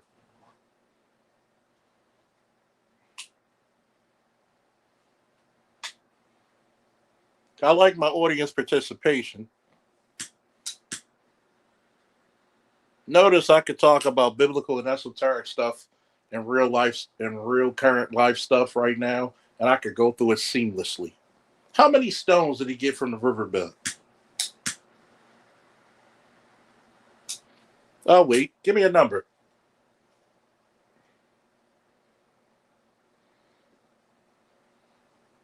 Because I like my audience participation.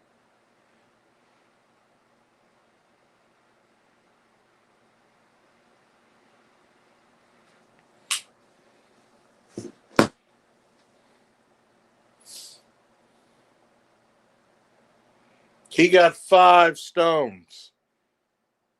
5 stones. Why? Because he was so confident in his God that all he needed was one for Goliath, and he knew Goliath had 4 brothers. That's faith incarnate.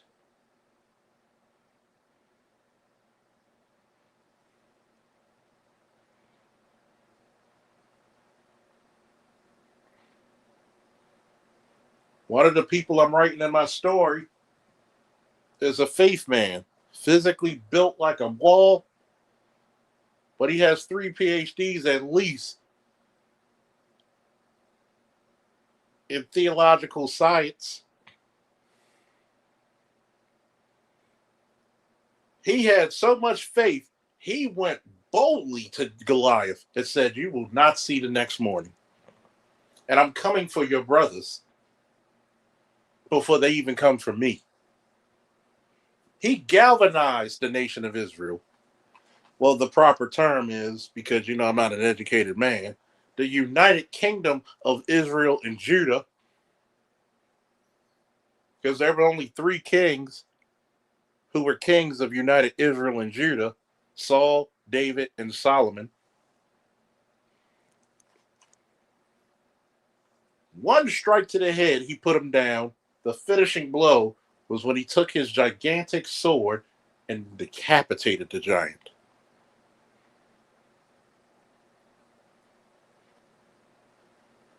Why, folks? Why was he capable of doing that? Because he was built different. A lot of you out there look at your proverbial giants and think they're overcoming you. Oh no, baby. You just need 1 stone for that giant. You just need 1 stone. If David told you, how you look at your problem determines what happened, how long you stay in it, and what happens after it. That's the esoteric knowledge of being built different.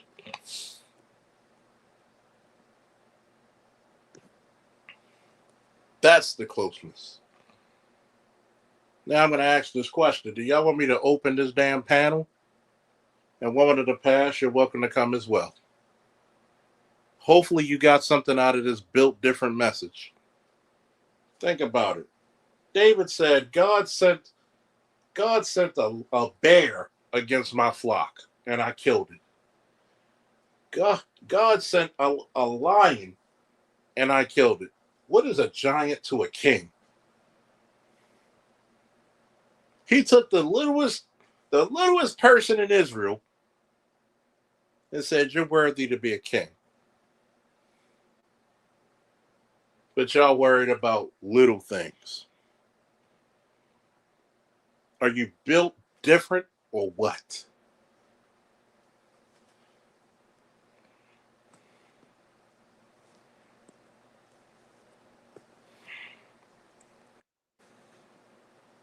It took me a while to figure out my mission. My mission is the same mission as BGS Dr. T, Dr. Neil, Dr. Dunbar, and others. AB, Artisan MC, Art New Style. My mission is a little bit different because I have a different vernacular. My mission is to get you on your feet. I got to motivate you to get off your ass. My mission is to remind you that you're built differently.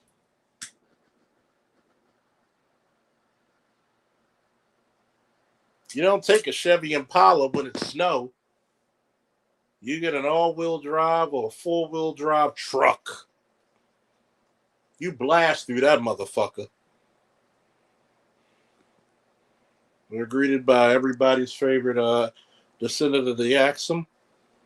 How you doing? First of all, I have to give a shout out and honor the name of Bilal ibn Rabah, even though I'm not Muslim, because he was the caller of the prayer, or Sayyid Muazzam, as it would say in Arabic. And he was an Axumite. Black is the ace of spades, right? Black as the ace of spades, even though some people are blacker than that. Yeah. Hell, if I may take this little comedic turn, courtesy of one of our patron saints, the patron saint of motherfuckers, Bernie Mac. Oh, the great patron saint of motherfuckers. Oh, well, we got to Yeah. fuckery. Yeah.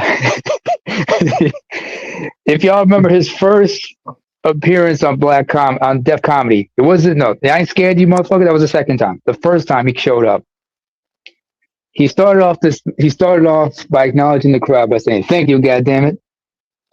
I know what y'all thinking. That's a black motherfucker that came out here. Yeah, I know I'm a black. I'm black. I know I'm a black motherfucker. But I figured I'd shock y'all. If I was dressing all black with blue contact lenses, I'd have fucked y'all up. You know you a black motherfucker if you can put fingerprints on charcoal." With that said, I say that to say this. I once told a bunch of white people that joke, and I flipped it by saying, "Yeah, but I've yet to see a white motherfucker leave fingerprints on chalk." Yes, you do have them. Yeah, we got. And the only reason I know that because motherfuckers are built different. We also joined by my original co-host, Chaos Rain. Mm-hmm. Yes. Yeah. Everybody's favorite lovable little millennial. Chaos ABM Namer. Uh-huh. Can I ask you a question, Charles? Hold on, let me finish real quick. What do y'all have against or for what I just said for the last hour and a half? Well, I tuned in, to be fair, honest, the last 25 minutes, and I'm doing things, so I might not grasp the first hour of the stream, but you said a lot. But one thing I would say, when you go live, Charles, there's a message to everything that leads into the conversation and beyond that most people don't catch. You get me? And always, feedback is always important. That's why, whoever's in the chat room, if they're more receptive to the conversation, goes a longer way. No matter what time of day you do these streams, they gotta understand. Over here is you're going to get life experience, and it's gonna sound nice and it's gonna sound boring, but this is life from a man that has lived it all. You get me? That young man that's gonna be a grown man are gonna learn and understand. You get me? If they think they're gonna come here for entertainment, they'll be sadly mistaken. You get me? It can be entertaining sometimes because sometimes, believe it or not, I can be as boring as I can. Just as much. Yeah, that's true. But the esoteric part is for those. Okay, Em, what did you get from what I just said for the last hour and a half? If you're not busy, ABM, Probably working. that's work. See, the thing I said about this today. No, I'm here. Excuse I'm me. here. What's up? Go ahead, ABM. You got the floor. Now, what was your question? I said, what do you take from what I just said for the last hour and a half?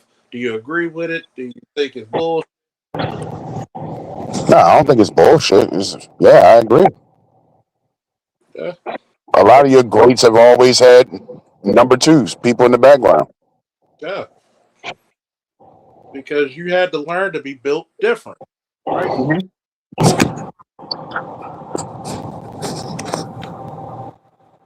If you are great, then you are built different because everybody's not great. Say that again for the niggas in the back. Greatness means that you're built different. Most people are not great. Most people are not exceptional, let alone great. Exactly. Like for example, if you are a professional athlete, you're exceptional. Especially if you make it to the pros. They're Well, 1%. that's why I said a professional athlete. So okay, you make it to the NFL, you get drafted. Mm-hmm. You're exceptional. Mm-hmm. Everybody doesn't get chosen to be in the NFL, No. Just but like everybody's not going to be great. Most people no, that not make it to the everybody's gonna be great. NFL, most Mm-hmm. people that make it to the NFL are going to be marginal. Not everybody could be a Especially little considering there's only like how many players allowed on a single team? On a 53. It's a team, how many players 53. can they have? It's a 53 man 53, roster. Plus you got 53 man 60. roster. Plus you got six, I believe, six give or take on the practice squad. Mm-hmm. Uh-huh. That can come in at any time, in case shit happens or whatnot. They're You alternates, basically. gotta realize, right? And I have to take this part out of my life. I always thought that I was exceptional when it came to the sport of wrestling. You know what? And this is not me bragging because my friends joke about it, but they even had to say, "Yo, you were great."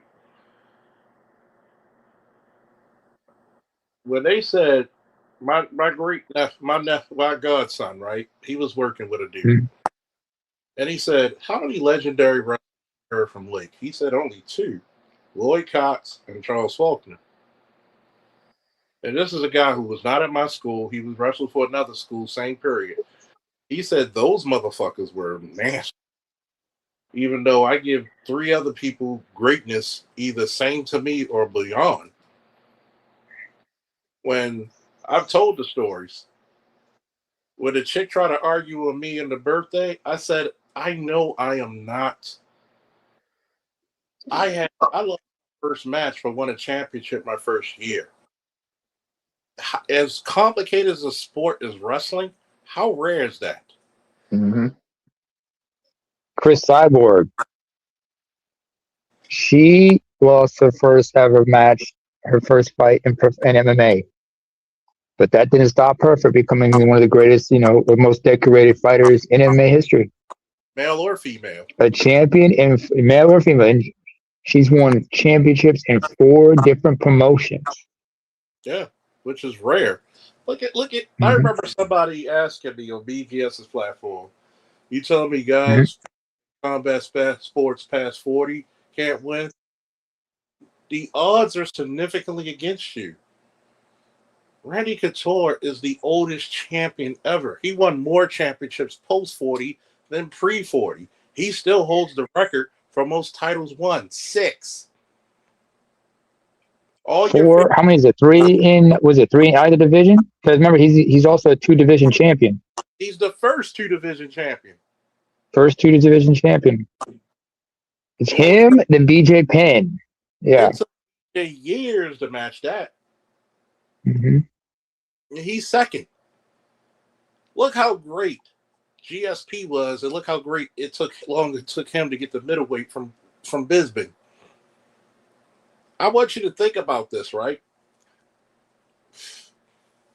Most people are not great because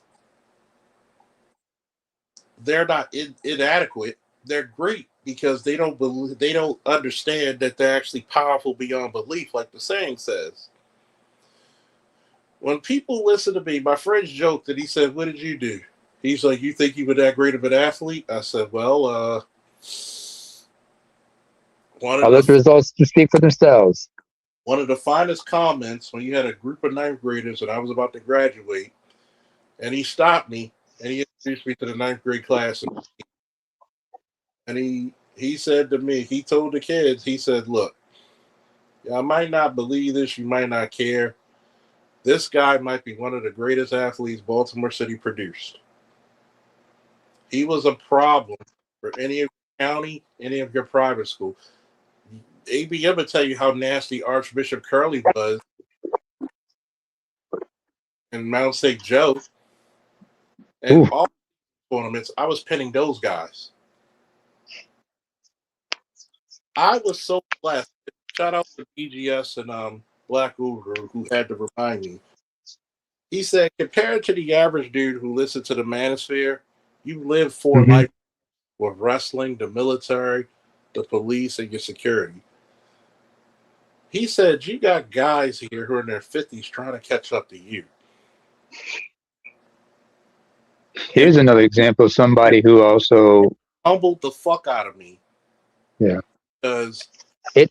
God had mercy on a wretch like me. First of all, I have to intercede on that one, Charles. Forgive me, but the late Dick Gregory himself said that black people not should stop referring to the song "Amazing Grace" because it wasn't about y'all.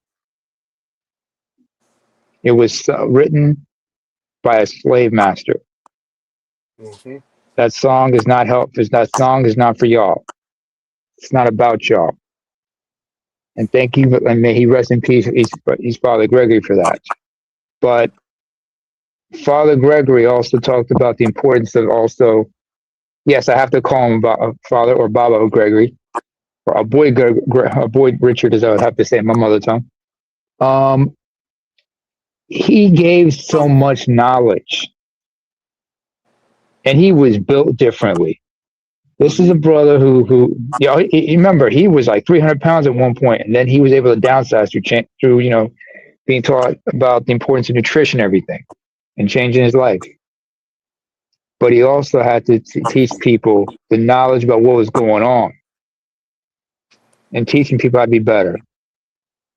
But very few people listened. It's not their fault. It's not his fault either. He was still dropping dimes and he was still, you know, speaking truth to power and giving it to those who were willing to listen. Whether he was doing speaking towards very church and many churches or whatnot. You know, Excuse me. what I Hmm. had to tell my friend Namer? What? I had to tell her, and she uses it very vividly now. We are not ordinary people. No. You're a breast cancer survivor. 3 months after you got half your thyroid cut out, you already had the implants put in. Ugh. You were Ooh. riding a bike for 40, 50 miles.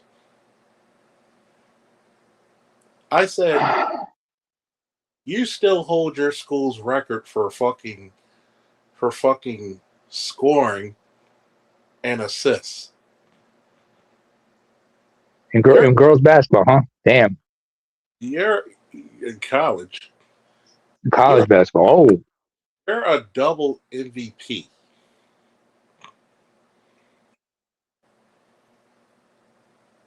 When the fuck do you do ordinary? Now, there's times I tell her,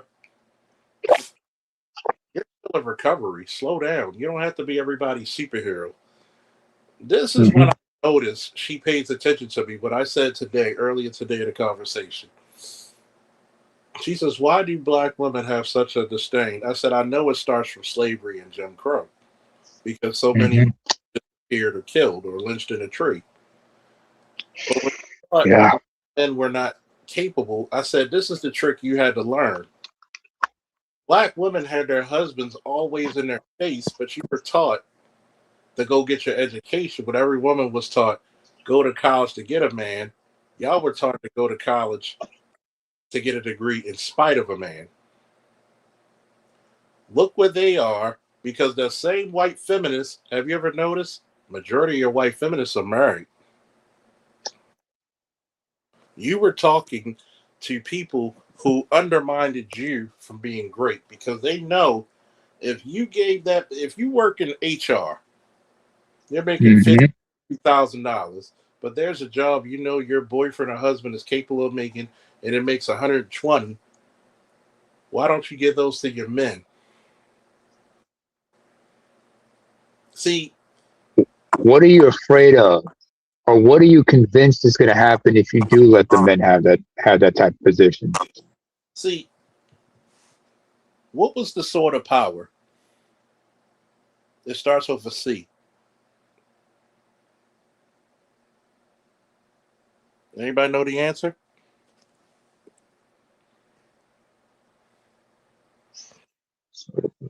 The sword of power was a conduit.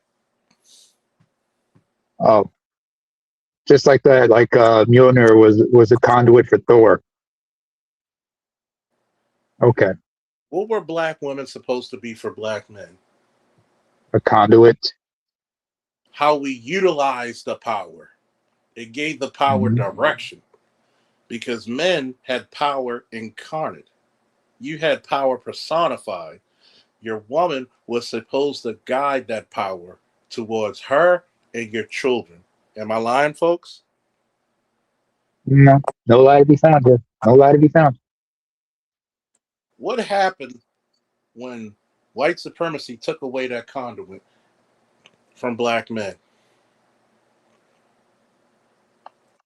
You went from And refined strength to uncouth violence. The father was supposed to wield the power.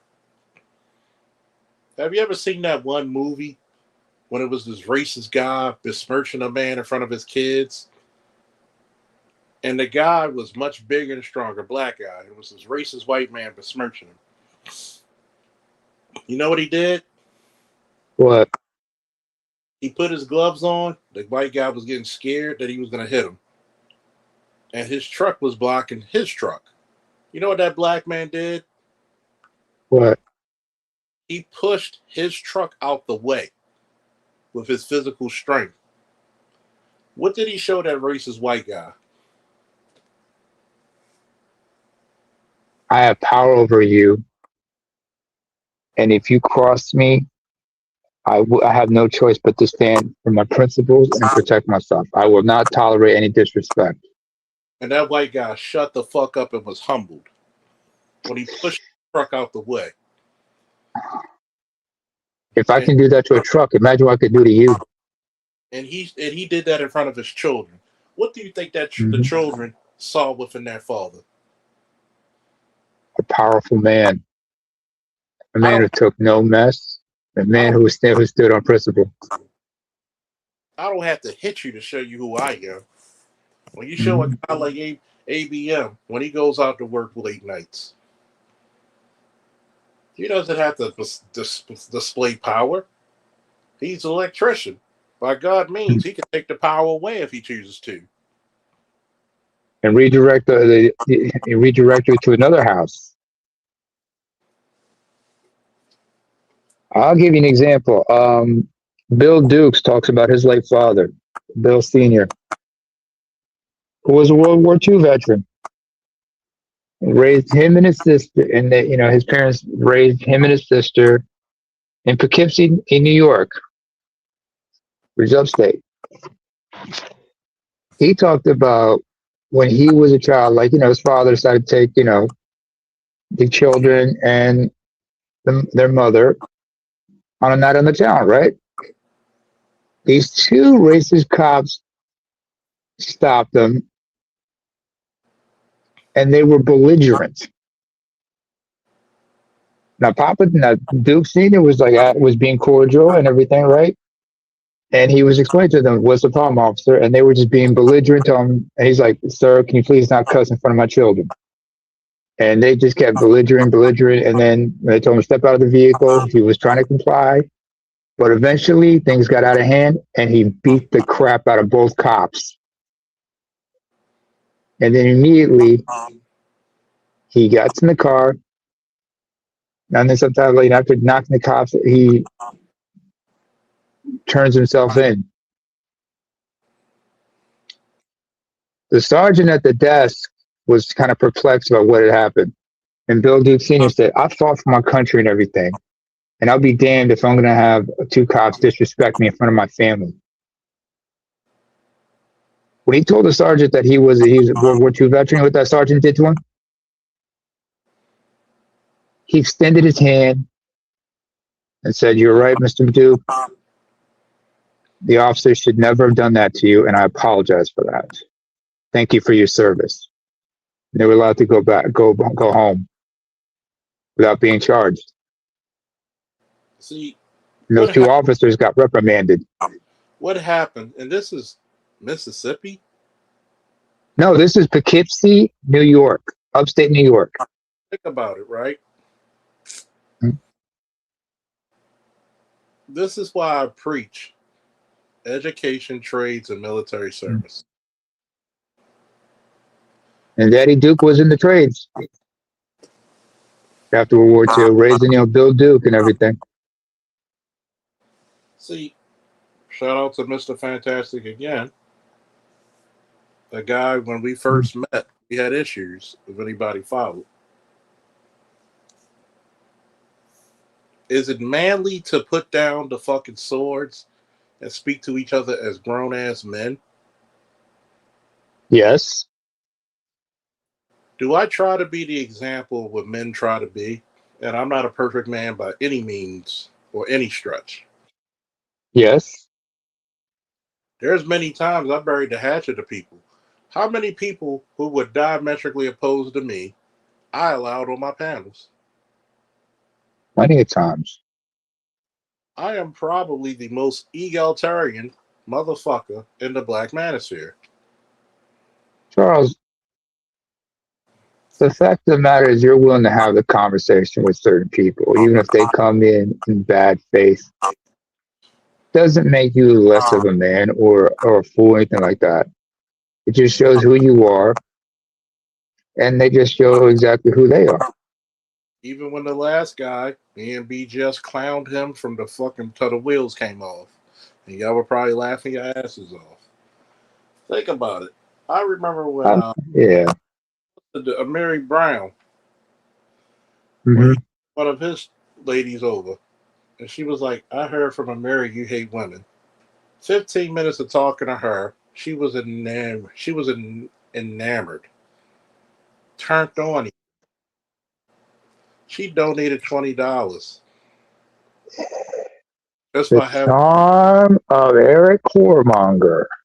it works every time. Oh, the charm is so good. Oh, man, I remember we were like clowning you one time when BGS had the Coliseum, and I remember everybody was like saying, "Come on, Charles, we know the ladies only love you because of The I respect." Yeah, I respect in front of the family. Yeah, you are right. Woman of the past, I don't know. I'm intrigued. What's your background, if I may ask? Woman of the past, get up here, girl. Come on up. Like Baltimore. We invite you to join us, please. Okay, Shirley. Here's the thing about it. Mm-hmm. I have never told you one time, right? Chaos, right? ABM, right? Namer, right? Chat. Mm-hmm. I've never told you I can't get a woman. My formal complaint is the actions of most women today. Mm-hmm. You don't hate them. You're just disappointed. I'm strongly A lot of men are not hated. A lot of them are just disappointed because it's like Nas said. This is like this after his mother Ann Jones had passed from cancer. She passed away like in 2002. God rest her soul. He talked about how he kept trying to find his mother and other women. We have to understand the women of now are not like the women of before. Not even close. They're not raised, not even close. Do you know my mother is not biologically the grandmother of my niece and nephew? But guess what they call my mother? Grandma, Guess what the great nieces and nephews call her? big mama, Great grandma. For those who can speak great and say grandma, it. great grandma. All right, because because they call your dad great grandpa. So they will run to her, and when one of the kids start crying, Hmm. and these are just the youngest ones, the 2-year-old girl and the 1-year-old twins. I'm like, hey, come Okay. here. I'll grab them. I said, you're a big boy, you're a big girl. Use your words or try to point if you can't speak it over. We big So boys the and one girls. year old with the 1 year old, it's gonna be a bit of a challenge. So yeah. The 1-year-olds get it because I told him, you're a big boy now. You learning how to use the pot, right? And he'll know how to do it. Hmm. And I said, Uh-huh. hey, don't do that crying stuff. And guess what he do? He'll nod his little head. He'll come back and one twin will sit on my lap. The other twin gets a little jealous, so he sits on my lap.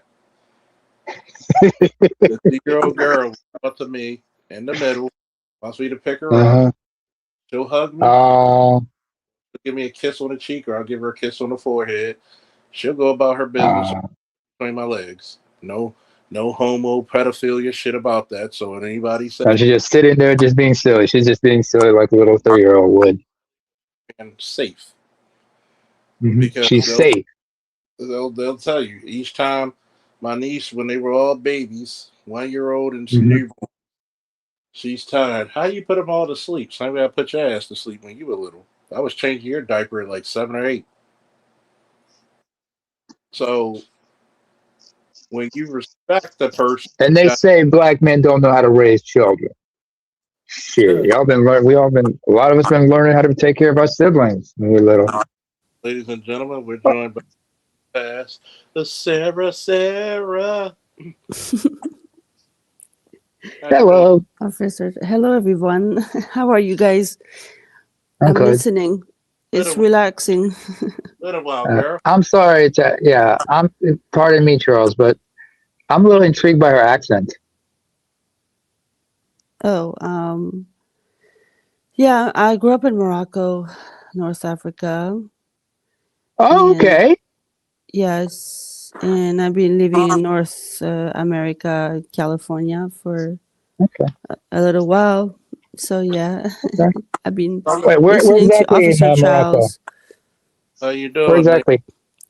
Absolutely okay. Alhamdulillah, Mina, everything.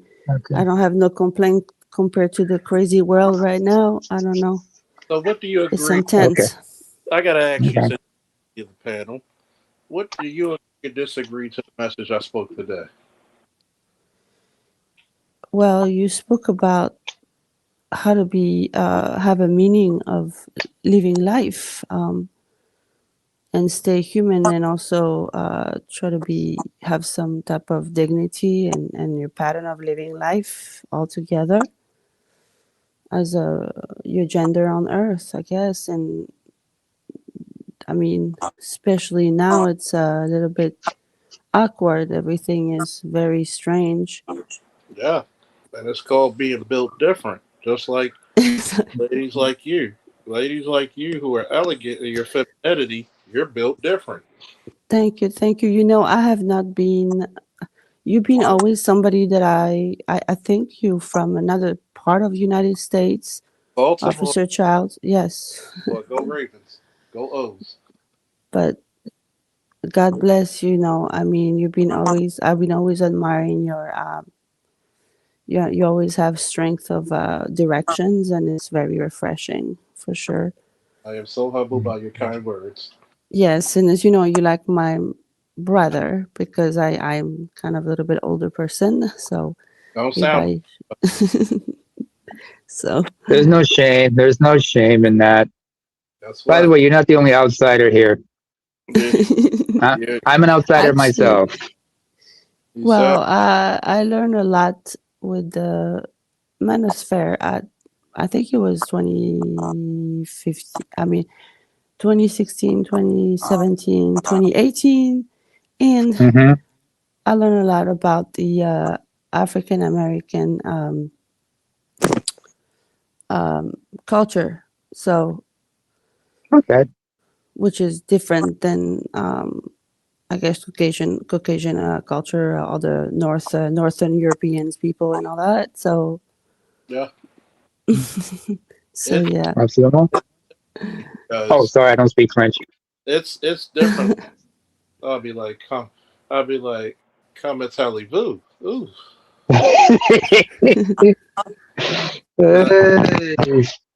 And, and it's funny because I like What are the chances of Charles learning Darija?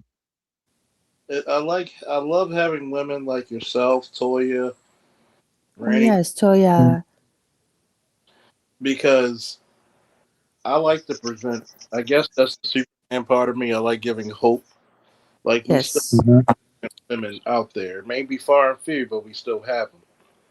I had to tell a lot of people I don't speak in absolutes. I speak in generality. I don't speak in totalities, Mm-hmm. and that's what my friend has learned. When she says because she's a cancer survivor, she says Oh, Mm-hmm. she had to break down to me. She says when we have these survivors, I can't stand talking to black women because they're so defeated. When hmm. I look at the white women, they're living their best lives. I said, and I told her, and she took it, and she said, "You know what? You're never lying." Mm-hmm. I said, "Black women find their identity in being a victim. If I take away your victimhood, what do you have left of you?" Just you. That And she victimhood is a crutch. and she says, and I quote, "I'd be damned to be a victim." Mm-hmm. Charles, that's interesting you bring that up because here's something that's really relevant to the conversation. If you remember, Chris Rock had a documentary called Good Hair, and one of the women he interviewed was a black woman with alopecia, and she talked about now her hair is completely gone. She's hairless. She has a absolute she's completely hairless due to her alopecia. And she talked about how she used to wear wigs and whatnot. And it wasn't until she saw white women who were breast cancer survivors and they were sporting their bald heads, just to be grateful that they were alive, that inspired her to bear it all. And that didn't take away her femininity. Yeah, she doesn't have any hair, but that didn't take away her femininity. Just like I told y'all when I was younger, I had a thing for Michelle and Ocello because I'd never seen a black woman with a shaved head like that before. You missed the '80s, man. Ooh boy, Now this is the '90s. Michelle and Ocello, that was '91. I know that's the '90s, but you missed the '80s, boy. Boy, there was some. That's how you knew a woman was beautiful. Grace Jones, Grace Jones with the flat top. That's how you know. Do you know how many white boys was crazy over Grace Jones, including Dolph Lundgren? She had she would she no Dolph Lundgren did get with her. Remember, Yeah, crazy about he was her bodyguard originally, and they got together after that. Like, about how. yeah, what can it is? She's Jamaican, he's Swedish. There was a match made in heaven. Think about this, right? Hold on, wait. I need to get my inner Norwegian out because I have to look at Dolph Lundgren and go like "Svenska jävla," which means Swedish bastard in Norwegian. I got to be jealous on behalf of all Norwegians because of that. But let's continue. Think about this, right? This Ellen here, woman of the past, Mm-hmm. and I always talk about her, Toya, and other Mm-hmm. ladies who come up. Think Isada Muhammad. Let's not forget about Kendra, on it. Crimson Cure. Area, other Yeah. ones.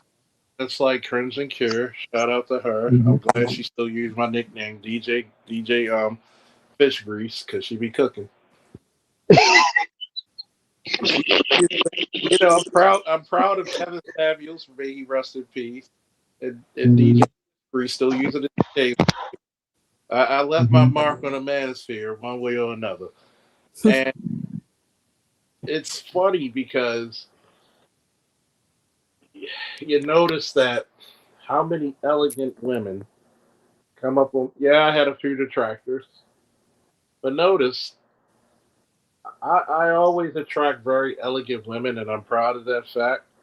To my channel, who they bless me with their elegance, and they give me hope. They give me what they call renewed strength. Hmm, that's good. That's positive. Because we hate women. No, we don't hate women. We're disappointed by certain section of women. That's why the message has gotten away from, at least on my show, we gotten away from the Keisha politics. Shout out to Sandog, shout out to ABM. We gotta elevate the culture and also elevate the message past that. Black Americans especially. Why? Political power. If we get reparations, if black Americans who are the standard bearers for blacks around the planet get reparations, what does that do to the Jamaican? What does that do to the Haitian? What does that do to many different countries in Africa? That inspires them to seek restitution from their colonial masters, A Exactly. lot, as it a lot should of be. Jamaicans. Mhm. I would say there is a lot of Jamaicans in the East Coast. In fact, my son just married a half Jamaican woman from the East Coast. Her hmm dad is Jamaican. Okay. He's The he's wo- tell him to make sure he exercise because he's gonna eat real good.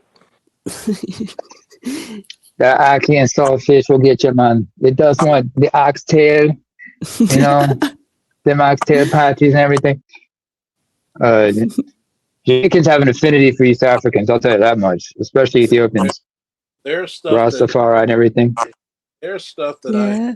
even my ex girlfriends. Oh. Nothing sexual. There's times I could tell you stories. I'm probably gonna put some of this shit on Patreon Oh, because you better put this on Patreon. It'll be worth every single red cent, even though they know they stopped issuing pennies a long time ago. I can say even lesbian who took me out for birthdays, Father's days, and stuff like that. Hmm. No money. They were insulted if I when they took me out if I took my wallet out. Of course, There's you were the times guest of honor. there's times I just they would call me for advice. There are times when they called me when things are getting heavy. I remember one ex, her daughter's boyfriend and father were getting into it. Uh-oh. I had to stand between dude and the father. And I said, and he brought his friend. He's like, man, of course, some dudes are more gynocentric than the women. Man, if that was me, I said, shut your mouth. We're trying to get somewhere. I hate that. I hate that. And he I said, hate that. Motherfuckers always say, if that was me, you got to cut them off and say, it's not you. It's not, it was never you. So sit your ass down. basically, I told him, I said, well, if I come up on that porch, I said, you come up on this porch, you're going to go 3 times faster than you came up. Boom. I said, I'm going to dart you into somebody's car. You're going to Now, be flying like Jazz from Fresh Prince. now, I'm going to sit there. Were the Boers black or Berber Arabs? The Moors were never Arab. Matter of fact, to go through my history class, because I'm a historian by trade, don't have the degree, but I was forced to study history a lot. Thank you, Catholic and Christian schools. It's interesting history. The, the Moors, By the way, Berber is a derogatory term. It means barbarian. It's supposed to be the people actually call Amazigh. mhm. And you got to Excuse me. realize the term Moor was just Hmm. is the same way we refer to people of our here in our lineage as black. Yeah, dark skinned people. Because if you look at Beethoven, what was Beethoven called? A Moor. Beethoven, More. Beethoven was not a white man. He was considered black. Mhm. You got to think those cultures were very distinct. of what they called each other. Mm. They even Just gave. like the Carthaginians and the Romans. Hmm. You got to think. There's not one blade of music that white people created. Even folk music was definitely black. You got to understand, your classical music was created by blacks. Your rock and roll, Chuck Berry and Little Richard. When you talk about Elvis, Elvis was stealing more from blacks than the fucking races of Jim Crow. You gotta understand. This is the reason why I think history is one of the most. Even though I gotta tell you, this is your time to shine. If you ever listen, if I allow you to listen to my podcast, this is your time to shine. One of the most important lessons you can learn in school is physical education. Why? Because we have a thing called obesity and laziness. Mhm. The physicality. How do you think we have a national security? Shout out to the Professor Cerulean Gray. When we did the podcast, I pray that Cerulean is okay. And we pointed out a 3-star Marine general gave a summit on how that you don't have enough 18-year-olds who can do the minimum requirements to get in the military, not the PT test to get in.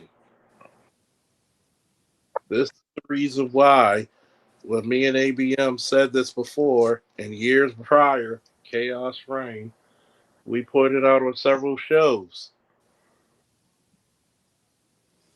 There's a reason why a lot of young men were geared up to fight during the time of 9/11.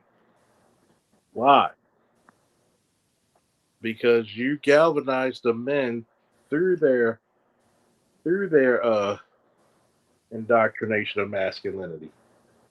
You had He-Man, you had GI Joe, you had Thundercats, you had all these masculine cartoons showing us what masculinity is. Have you noticed that He-Man never took the offense?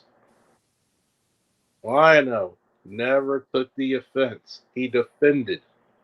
Even Shira, Princess of Power, was a revolutionary, but she used the power when people needed her help. Do you Masculine. guys remember, Charles? Do you remember a anime series called Defenders of the Earth? Oh, that was an American cartoon. You talk about the Phantom. The Phantom, Lothar, Flash Gordon, You had such masculine. Mantis. Even when you can notice out of all the '80s cartoons. Excuse my language for this, woman of the past. I'm gonna because you know that little sign up there in the upper right hand corner. We talk real. I'm trying to be Yes. smooth and elegant, but not one female character in the '80s was a bitch. She was not a damsel Oh, in distress. She was feminine, but she could hold her. Teela from Masters of the Universe was not a damsel. Cheetar from the Thundercats. Late everybody who loves G.I. Joe knows Scarlet and Lady J put in work, but they were oh, they could throw down. They could throw down. but they always stayed what, woman of the past? Feminine. I mean, today the fashion is hard. It's not even. It's very promiscuously Mm-hmm. too much in advance like that, or up on your face and stuff. So I Mm-hmm. see the young Oh, too people revealing. also. Well, go ahead, woman, speak, please, please, bless us with your elegance. Well, it's just too bad because they are spoiling their romance. There's like so not romantic. Mm. Hmm. Yeah, it's all over your face and stuff. So it's really promiscuously hard, like really in there, you know. Yes, Hmm. I'm gonna tell you what Yo, I'm gonna tell you what broke my heart, woman of the is when I go to my chill spot, which hopefully in July people could come to Baltimore. You know, Okay. we'll get some disposable grills. I'm gonna light that damn thing up, even if I gotta bring a torch. And look like we got a bonfire, but safe. Yeah. When Yeah. when twenty Fire some is good. when 20-something-year-old girls were asking me to play trap music instead of love songs, I Ooh.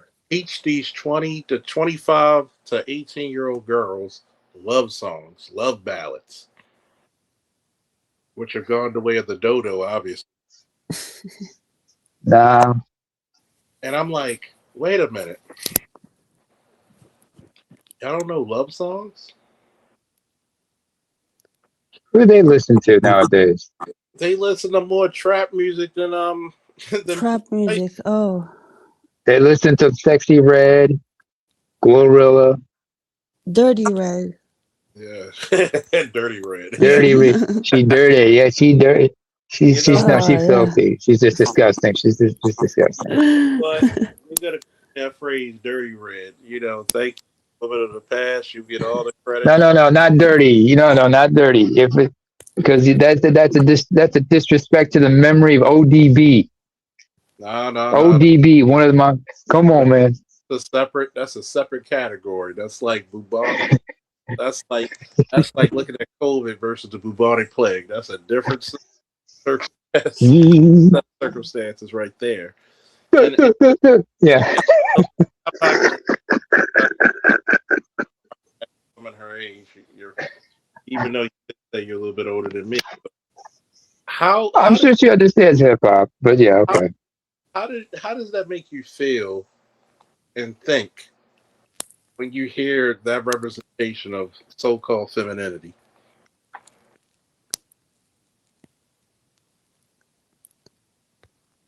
Wait, are you talking to me? I'm Yes, sorry. yes. Oh, Now, I was saying, how does it make you feel when that's the current representation of femininity? well, I just feel sorry because I don't know, the emotion inside the person is not channeled like Mm. he used to, and it doesn't go to the right pipe and to the right exit, and the whole thing is channeled very differently. I mean, in general, hopefully there is some group of people continue live a normal life, Yeah, you know, and have other purpose in life, because like this whole phone and even the clothes, like if you look for fashion, like it's so promiscuously, like it's so bad, like it's always in your face and all that. So yeah. And it's very strange time of living right I'm now. gonna, I'm gonna ask you a question because obviously you were raised properly by your folks. My dad, yes, my dad was different person for sure.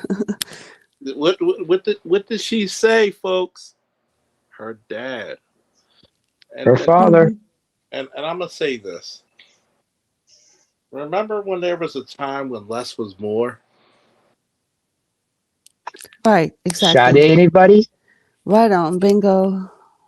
Sade and Felicia Rashad in the 80s were some of the most beautiful women. I mean, Iman, for those of people like, oh, you talked about lighter skinned women. Look at Iman. Iman could Dark wear. skinned Somali. Who remembers what's the name? In the show Martin. Tachina Arnold's. Mm-hmm. Everybody loved Tachina. Everybody couldn't stand Tisha Campbell because the colorism issue. Oh, Dark skin, beautiful. Who remembers Lolo, the rapper? Lolo, no, Yo Yo. yeah. Lolo Yo Yo with those beautiful It was eyes. Yo Yo, Yo Yo. It's Yo Yo. Even though dark skin, but those green eyes. Oof. No, she was intoxicating. Here's the crazy part about that is that Hmm. there's a generation of men who never heard a woman express themselves the way you do, women of the past. And Um, go ahead. I'm sorry. No, go ahead. I'm sorry. I was listening. Sorry. There's women, excuse me, men, young men, teenagers, and young adults Yep. who have never heard a woman speak as elegantly as you. Have manners, not forceful, not combative, just elegant in all her femininity, but it displays a silent confidence that you know who you are. You don't have to be sexual. You don't have to be out of there. It's almost like a jealousy of like, y'all told me that Well, this is what I'm supposed to get in life, but go ahead. I'm saying, being in a good health, like it's already very attractive. So if a woman has a beautiful feature and is healthy on top of it, like it's a plus. So that's the thing. And but there is an energy right now that is very. I'm sorry to bring back this again in in the focus, but the Go ahead. makeup, the makeup and all that is kind of almost how we call those people, the men who put makeup on, The drag, travest the drag. drags. Yes, Transvestites or cross dressers or drag transvestite. queens. Drag Yeah, queens, yeah. now there is the too many accessories that who belong to the back in the days was inside in a room somewhere when you want to get out of your normal life as a man and you want to go to a place to just go foo whatever. Just, But now it's everybody. uh-huh. So, but And I'm sure eventually there is, yes, a woman who's healthy and just happy with herself, carry what she has with a good spirit and just being productive about certain things, but that takes certain health of thinking. So it's just, people doesn't drive. Like, I live here in California, people there's not much people driving. I mean, everybody's driving, they don't walk. yeah, and it, So and I think because you pointed out something very particular is their health.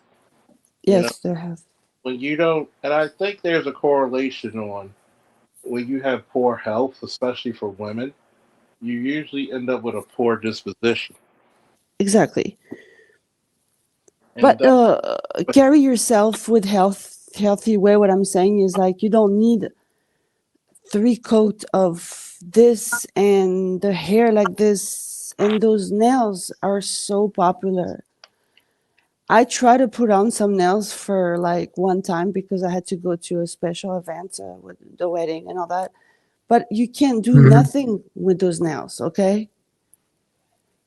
yeah, Yep. and it's crazy because you look circus clownish in a way. Right. You just went to like you look like a lot of women don't realize, and I think this is the point that you probably will agree with, that women stop asking men, "What do you find attractive?" Oh, probably true because now we have the third wheel that is in between, because that's the evolution. When I see the young people, where they go to men, woman, and then they put in the middle the third wheel, Yeah, whatever that is. So it takes to another level for real. Like, it's horrible. Mm. and it's mind boggling. We're gonna get my man Ray Hama in here. What's up, good Ray? Yeah, what's up, man? Yeah, Uh, she, I don't know how much you might have heard of the hour and a half I was pontificating. I love that word. Uh, when I talked about how you got to be built different. I think the today's status quo, people are afraid to be built different. Well, men also do like this type of things because that is called demand and supply, unfortunately. So it's just a vicious circle, I guess. And there is other people outside who are different and continue their path, which is nice. Like, for example, I went to Wyoming. Everybody's normal. I'm kind of normal. Mm-hmm. Mhm. I mean, I know there is no diversity with the ethnicity there, but however, the bodies are walking normally somehow. I was just randomly picking because it shocked me when I was there, coming from California. So, You would think a place like California would actually be okay. We got bodies here. We got because you're outside more because of the more tropical weather. And what's shameful with it, what it is that you have more people who, I guess, for the easiest way to say it is that you have more people who are functioning off of really, I hate that term, but I'm gonna use the term low functionality. yeah, for sure. Hopefully, it will pass. Hopefully, Mhm. I will live to see it. It will say, well, yeah, and people who want to see women with some uh, better disposition. It's, I would say, more healthier women, but also women who have grow up with more males around. Like I grew up with area people, so Mhm. things good. Yeah, it keeps me away from alcohol for a longer time, and I've been lucky for this type. But of course, it was in the 80s, so But that's pretty much also a big. Everybody comes to America to get their freaks on, you know. That is true. No. What she's saying is because it's not just the U.S., Canada, Western Canada, Europe. maybe. Hmm? No, definitely Canada, but also in Western Europe, many parts of Western Europe, a lot of people like to go there, get their freaks on. Yeah. Um, I mentioned this before. I grew up in Saudi Arabia, actually, East Coast. Oh, Yes, I grew up in East Coast. Right. So for a lot of people, if they wanted to get their freak on, they would have to take this hour-long drive across the King Fahd Causeway to Bahrain, okay. because in Bahrain, S- they served alcohol. They would sell alcohol there. So weekends, a lot of people go there just to get their freak on, get crazy, and then Yeah. they could drive back to the mom and everything just to act normal. Yeah, and all the work ethics change as well. So, Mhm. That's true. So, right, I want to get Madness. It was madness back then. it is. So Still if you is. want a feminine woman, basically, like you get because a feminine woman will come out of a masculine house, men who's masculine. Uh-huh. You can't produce a feminine woman out of a house that there is no masculine No, men. with no masculinity. Absolutely. Goblins. Yeah, goblins. Chaos goblins. I like to give Too many Rainy. Tasmanian devils. I like to give. Exactly. It's I a like to. mess. I like to give Rainy. Figure. What do you think, what Rainy, what woman of the past about what she said about the lack of femininity that we see in the U.S. The lack of femininity in the USA. Yep, Oh today. yeah, yes, due to that, and a lot of women too. As I found, they are scared of being persecuted against by their peers. So therefore, so they would try to build themselves in accordance to what they believe everybody else should be, and in accordance with what they see as well. With their group, and so they'll feel like, okay, they got to do this, put on this and do this and act like this in order to fit in, even though it's not them. You know, it's not their true self. And so after doing that for so long, they become lost and not being able to find a way to build their own selves. to be independent from the image of others. Because we want women who escape the image of the whore. Yeah. Right. And you have daughters, right? Oh, yeah. Yes. Yes, sir. And it's like, my heart goes out to you guys who have daughters. I think Yeah. ABM has daughters as well. My heart goes out to y'all because you got to fight peer pressure on an insurmountable scale because they're going by what makes them popular, and what makes you popular is going to make you easy. Like very much so. Yeah. I send them Crimson Cure videos, and some other women, um, who preaches about, femininity and not being a wild hyena and shit. Yeah, man. And And I tell them that too, straight up. I tell The people, the real man ain't going for that shit. nah. And it's like, for some So women, basically, don't follow the path of your mother. And yeah. they they know that all too well. They're like, yeah, I know that. I know. And it's funny because I don't know everybody's situation, so I'll talk loosely about it. It's funny how, you know, fathers will set the tone. And when you tell young ladies, like, look, you go out there into the world, men are going to classify you as a certain character. You're going to be the wife, the girlfriend, or the fun girl. And what happens in those categories is that being the fun girl is not fun. Why? Because when it gets time to settle down and you notice that you're not being settled with, if there's such a terminology word, you're lost in the sauce, baby. And and I, Lost in the sauce. and I think that's what makes a lot of women bitter because when Ooh, you notice that you can't attract these men that you want so badly, because let's face it, feminism will say you don't need a man, but like I told my friend earlier today, well now yesterday I guess chronologically, that white woman will go tell you, oh, down with the patriarchy, but she's married. shout Down out with to the septum piercing theory, yep, the septum ring theory. yep, down with this. But then you wonder why you're calling women pick me's, but here's the juxtaposed question. Who picked you?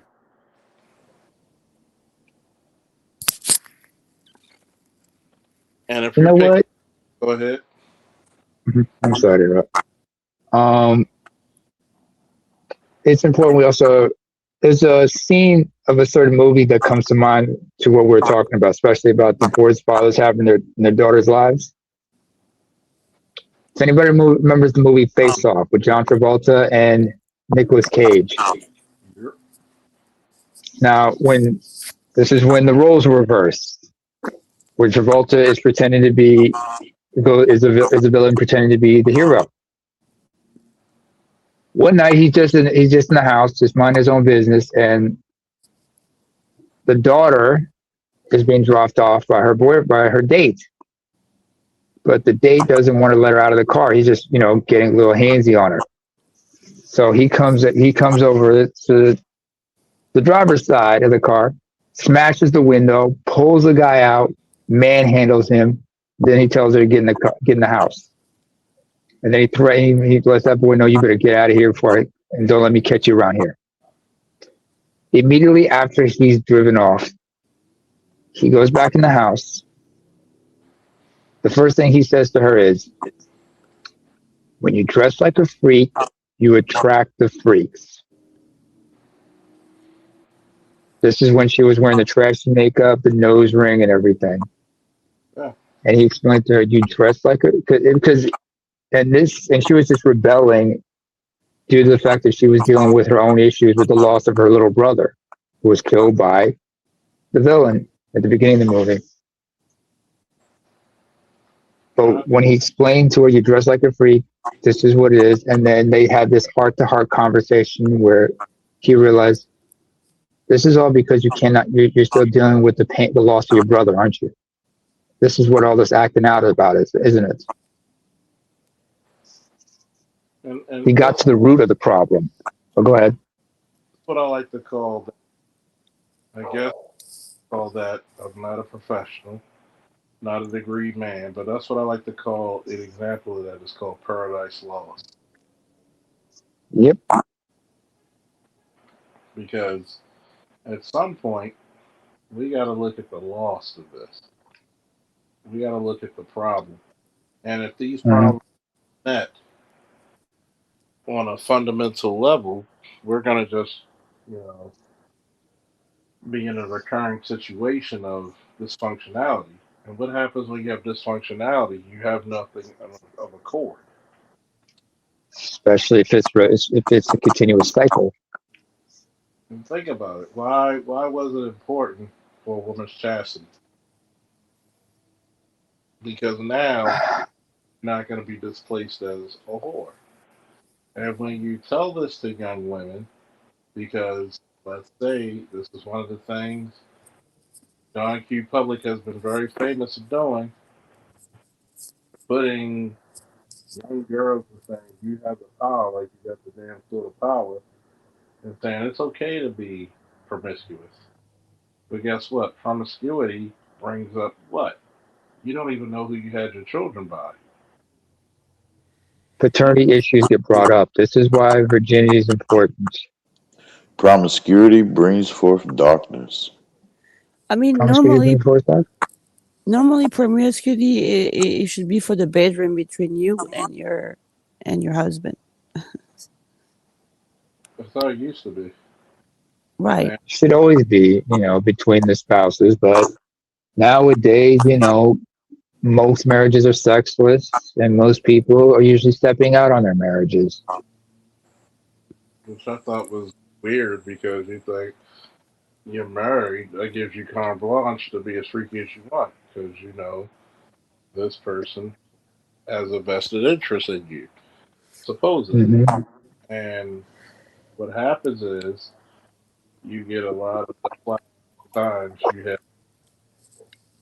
Mm, you have these. well, Go ahead. no, I'm sorry. No, there is a tradition in Morocco where I grew up. Um, certain time of the year, uh, before Ramadan for them, right? Uh, they lock all the demon in a room. They're locked because nobody believe in a demon anymore. They all like zombies, Oh, the gin. fasting. The jinn, yes. They lock in all of them, right? But then the women have the promiscuous tricks they're talking about how they're going to do in the bedroom with their husband. So Ooh. that's the level of promiscuity in the Arab world that I know. I don't know about the other, because the Arab world is vast. This is different than other place in What other goes on in the Arabic. Maghreb, what goes on in the Maghreb is not the same as in the Khalij, just like it's not Right, the same in Yemen or in Asham. Oh, right, I'm sorry, different. folks. I'm sorry, folks. I'm using the Arabic terms. I meant to say, what goes on in North Africa is not like how it goes in the Gulf region or in the Levant Maybe or maybe similar, but similar because not it always. goes back to their own. Mhm. They follow the Ishmael, so Yeah. they have their tradition, but the women get very excited over doing certain things to their husband because they want the spice to continue up. So it is a tradition to actually keep it interesting. Um, Well, of course, it's her so it's a responsibility to keep different, her husband. yeah. Yeah. I mean, it's a different aspect of sexuality over there. Like they kind of like talk to each Mhm. other about deep things about that, and then when a certain time uh, when they're gonna open the gin box, then everybody's gonna do something that night. Who's gonna give you a good freak for the night for 6 months or whatever, few months. Oh my! Then just having just get. I'm sorry. I'm just thinking about that. Just reminds me of certain stories like the Tales of 1,001 Arabian Nights, Yes, 3 years. or yeah, it's a nice that, book. that's a nice book. There's a poem called the Scented Garden that Oh, most okay. people don't talk about. That it was written in Iraq back in the past. I Oh, mean, Christiana Monpour, she had a documentary series that was on Netflix about about sex, and she went to like various parts of the world. She went to Lebanon, she went to Japan, she went to Ghana yeah. to understand about sex and sexuality and such. Wow. Yeah, I mean, there was a different energy back then that is not inexistent right now here, especially here in this I soil can give here. you one good example. I'll give you one example. I'll give you one example. When Lebanon was at war in the 70s and 80s, there was something that was unnatural. It was something that a lot of Lebanese men would do, didn't started doing that they didn't do in the past. You know what that was? Mm-mm. They would kiss their wives before they went to work Oh, because they didn't know, because of the violence and everything being what it was, and because of the instability. This was in the 1970s, 1980s when yes. Lebanon was in its civil war. A lot of men would kiss their wives before they went to work because they weren't sure if they were to come home afterwards, That's so. because they thought no, because they understood it could be their last. This would be the last time Yes, they see their wives before they get killed, because they might get killed once they leave the house. correct, right? I mean, there And is most a. Lebanese, mhm. Mhm. Yeah, And most Lebanese, it's. like, yeah. Hold on, just a moment. And a lot of Lebanese, they learn to like live life to the fullest because of it, because they don't know when things could last or when they could die or something like that. That's why they're very 100%. open the way they do, because but they don't save much. They like to spend a lot, and because of that, that mentality they inherited from the conflict and whatnot. But as you were saying, No, 100%. I can totally understand what you. Yeah, the same Mhm. energy that I'm speaking. Mhm. So, oh, that is just basically not in a. I mean, it's not here. It's not. It's different. Before people were classic, like this man who says, "Don't insult me in front of my family." So that was his dignity right Yeah, there. that was his dignity. He was defending his family and his dignity because he Right. had served in the U.S. Army in World War II. He didn't want to Correct. come home to to be disrespected, because a lot of there were veterans who came home from World War II who were from the South, and a lot of them some of them got lynched. And Yes. Eisenhower was fighting to integrate blacks and whites into the same units. Yeah. But because Oh. the problem, there was a story. What happened was, when you had American soldiers in Britain during World War II, and and you had black soldiers going into a bar, and their white counterparts, the American ones, were trying to insist on segregation, despite the fact that there were British servicemen who themselves were blacks who said, "We don't do that here." Next thing you know, a fight breaks out. You got British soldiers aligning themselves with African American soldiers, and the British locals were supporting the African Americans in their fight against the white Americans, who were trying to institute segregation in Britain, saying we should have whites only, blacks only. They said, "We don't do that here. You're trying to bring white supremacy in the UK, and they're not having it." And then here's the funniest part. Those are the Mhm. same probably saved your life. Yeah. But you can't eat here, even though there are no such thing as what they said. There's no such thing as an atheist in a foxhole.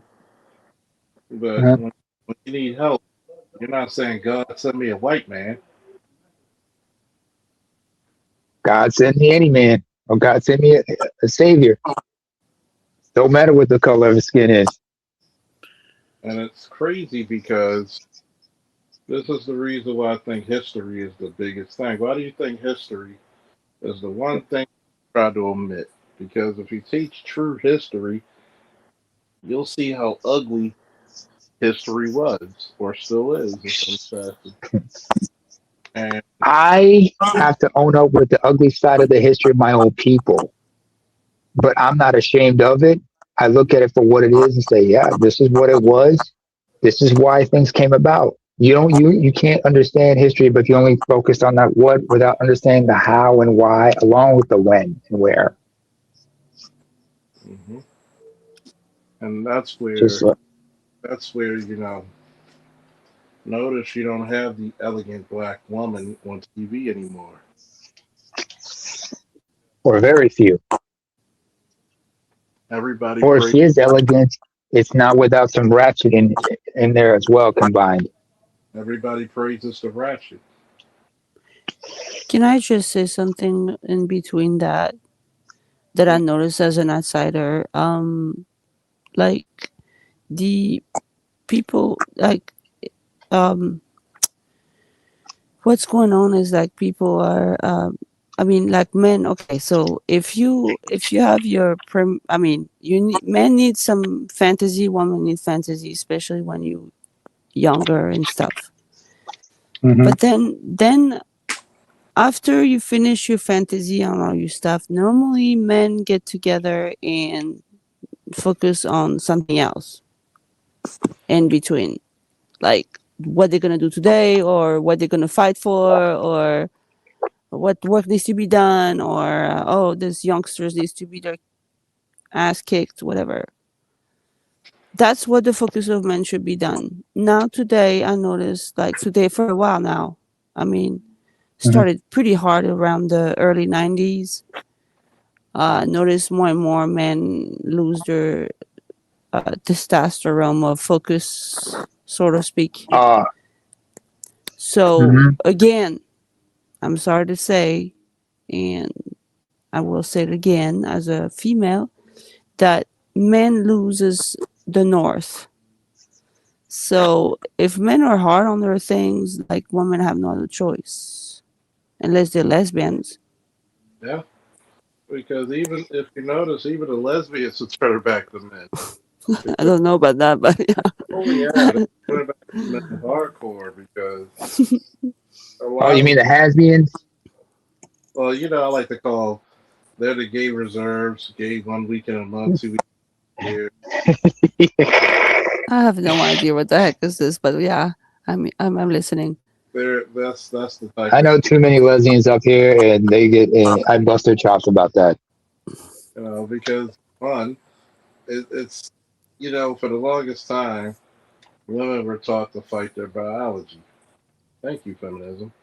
And what have we learned? You can't fight it.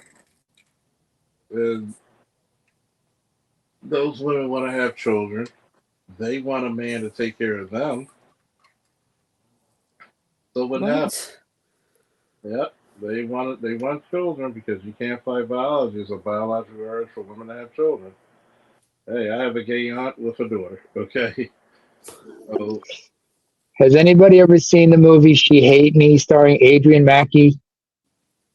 nah. If anybody, y'all should look it up. See what's interesting about that movie. And I'm gonna tell you, it's a lot of like I swear to God, whatever God you believe in, there's a lot of lesbians who love old Charles. Mm. Well, Charles, you bring out the femininity in them. You know what can I say? Your masculinity is such. And Well, isn't it the Speaking woman of reflect over the sun? Women are reflect to the light of the sun. I mean, women are not suns; they're the kind of the moon type. So the moon, again, Yeah. So we gotta reflect. So as long as men keep this going in the right way, then normally everybody else should follow. Yeah. Uh, But that's one of the problems with the ideology now is you have one of the biggest bitch fits in society is that who shall follow.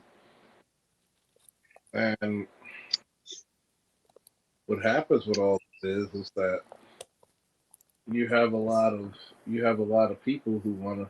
You teach your boys to be egalitarian, but you teach your women to be the leader, and that's where the Mm. disconnect really falls into. It's like, oh, we like being in charge, but we don't like being in charge. they want the benefits without the responsibility. Is it That like this in the military as well? It started to be slightly like that, or how is it in the military right now? military is still pro male because it's mostly male, and Oh. that's I agree with Bush. But guess what? We don't need transgender surgeries for military personnel. It does nothing for us. Unless they're going to be involved in espionage or some shit like that. I don't think a guy with a 5 o'clock shadow is gonna be pretty good at espionage. So, yeah. I mean, you want to talk about women in the military and everything? I mean, women do good, and are better in certain roles than men are, and men are better in certain roles and vice versa. There should be respect for that. Oh, it's LAPD SWAT. Thank you for that reference. Said UK 1943. Courtney B. Vance was in a film about that. Yep. Forgot the gentleman who there was a British Nigerian gentleman who did a similar film. But anyway, what was I going to say? Oh yeah, going back to about men and masculinity Mhm. and about being built different. Look at music in the 80s. Prince, Michael Jackson, they were masculine in their own right, but they were they were great as they were because they were built different, because they weren't just about the music, they were also about control of their art Hmm. and about the business. Hey, X Tupac when Michael he Jackson, X Tupac when Michael he Jackson. Tupac. Tupac Oh, was the other thug like no. There's a story. There's a story apparently of Wait, Michael whooping Tupac's ass. is Tupac masculine? No, Tupac is masculine, but here's the thing. There's a story. There's a story about Michael whooping and Tupac's ass. Now you can say Michael was a simp, but not really when you think about it. Because sometimes Pac was young, but he was headstrong, and sometimes he needed a foot in his ass. And the story goes like it was when Pac was dating Quincy Jones's daughter, Mm. and then he just like cursed her out of her name and everything. Instead of talking to her like an adult, he was just like, "Yo," just went headstrong. Because remember, Pac was like in his early 20s, still had some growing up to do. Michael came up to him, and they're about the same size, both were 5'7", and Michael's like, "Yo, No, they said Michael was Tupac, you need 5'10". this." Was Michael 5'10"? Yeah. he's taller than that. Okay, Pac was like 5'7", 5'8". Yeah, Michael J. White said, "Oh, that was just acting." Yeah. Yeah, but I don't the know. I'm feminine an voice. East Yeah, Coast but hang on, hold on. Yeah, rap. hold on. Yeah, hold on. So Pac was like cursing out what's the name out of her name. Quincy Jones' daughter. Michael comes up to him and said, "Yo, you gotta watch how you're talking to her like that, man. That's my niece and everything." Tupac looked at him and said, "Yo, Michael, all due respect, but mind your motherfucking business." Mike turned into Joe And put the and he. whooped him and had. No, he was like he was Joe Jackson on that motherfucker's ass. Joe Jackson just came out of him, just straightened his ass out. I gotta tell you, Probably use a belt as well. I gotta tell people, You think any Hmm. kid Joe Jackson raised was going to be a punk? No, Get the fuck out. all 9 of those kids finished high school. They graduated high school. Nobody was fucking around on drugs. Nobody got pregnant out of wedlock. And he whooped those kids, into shape. He whooped them into superstars. Eddie Griffin had even talked about, I wish my daddy whooped me into superstardom. I mean, you got to think about it. You know, Hmm. there's stories I talk about my son that makes me laugh. Hmm. When some dudes came up to the school jumping his friend. Of course, he's not gonna let his friend get jumped, and it was 6-on-2. The next day, they suspended my son because school bitch ass protocol. Hmm. Laughing because I'm like, dude, they came with 6. Guess how many people they came to the school next? They came with 40. I'm laughing my ass off like, God damn, boy, how many did you drop? And I'm like, yo, you can't tell me that you dropped all these motherfuckers. And I'm laughing like, if they said in 40, you must have dropped them cold. But that's what you take the masculinity because, back in the day, if you and another young man had an issue, y'all settled it mano y mano. But now you look at the kids, the boys, I got my boy with me to fight. We have a saying in Baltimore, we call you a bitch. Eddie And Griffin had a joke about that. He talked about his boys, whenever he had to settle some shit with somebody, his boys were there to make sure that nobody else got involved. exactly. Because if the other dude's friends try to get into the fight, then they would have to jump in and say, "Hey, this is supposed to be a fair fight. You guys get in, we get it, we jump in." Yeah. And it's so sad because I remember watching this online. It's one of the most shameful things to me, but one of the proudest at the same time. I know it sounds silly, but let the story rock. You had a dude who had a gun on him, and dude talking smack to him. He gave his buddy the gun, and he just settled with hands and knocked the dude out cold. Uh huh. Afraid that young people got guns, but at least he did it the manly way. He actually put him to sleep with his hands. He had nitrile in his fist. So what Hmm. happens? You have this element that doesn't have this masculinity. I'm afraid of taking ass whooping generation. This is this this is the epic shit talkers. Like y'all are tough, but guess what? Nobody's tough to take that out. Nobody The wants to fight. character Willie Jones in Friday, John Witherspoon. Remember when he had that when he confronted Ice Cube when he had the gun? Yeah, You guys are punks now. You sissified. When I was your age, anybody showed and he balls his fist up and said, "This is all the protection we had.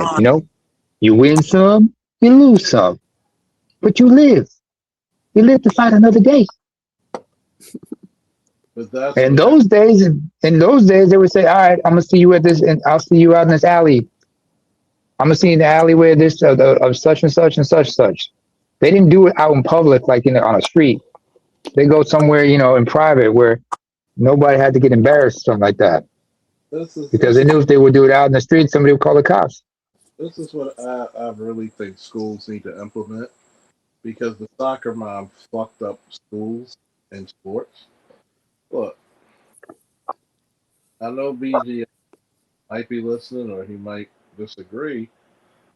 We're the last generation to catch a fair one. Sorry, I'm from Baltimore. Bank means jump. But here's the difference. Like, dude, you had to handle yours at some point. Shit.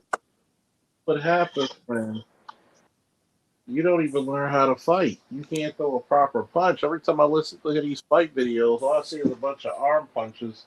It's just like you reaching in a cabinet and it's too far to get to. And Wayland just throwing haymakers out of disorganized, disoriented, no yeah, proper form. because if you show me a guy lifting his chin up I'm gonna say, hey, free hit. That's all I'm gonna say is free legs. But this is Not what that you many people know how to grapple either, man. oh trust me. What did Buddy Crawford said? I'm a boxer, not a wrestler. Wrestling get a hold of you, you're Yeah, done. I had a chick tell me on my birthday wrestling isn't fighting. And I could tell Shorty, you never been in a fight. If a person knows how shit. to choke you the hell out, what can you do? You're at their mercy. And this is the reason why I said, shout out to the Sand Dog. The idol worship of women and trying to impress them is shameful. Why? Because a lot of dudes get into fights to do what? Impress women. Across the woman. But how many people will stand for the honor? Like I forgot the dude who was a football player, and he had to cap a few dudes at his house because the sister got mad because that was her side dude, and she got mad. Why? Because the side dude didn't want to mess with her anymore. She was married, and she sent her brothers to go try to shoot his shit up. Travis Rudolph. Yep, shoot the shit up. And I'm like, Fuck why? up and fuck his shit up, yeah. Why didn't the courts put her underneath the jail? And this is the part where I'm like, look, y'all fought for this equality. Eat it. Eat it. If you're coming And you there should to, have seen her. You should have seen her. You should have seen her when she had to take the stand, explain her actions and whatnot. And when the prosecutor asked her, what the lawyers asked her, what do you mean by fuck his shit up? she literally says, What shoot do his you shit. mean by text? Is she? Yep. I read those Mm-hmm. transcripts. Shoot the shit up. Mm-hmm. So your brother, a cousin of his, a cousin of yours, and two of his buddies jump homeboy, show up at the guy's house. Now, mind you, Travis Rudolph had his sister, his mother, and his younger brother in the house. And they show up, and it's all recorded on the doorbell cam. And they show up at that hour, like after midnight, like, what y'all doing here? They show the guns and say it's demon time. The fuck? Next thing you know, he's scrapping with the four. His brother comes in to help him. Next thing they escape. They run to the garage, break out the AR-15s.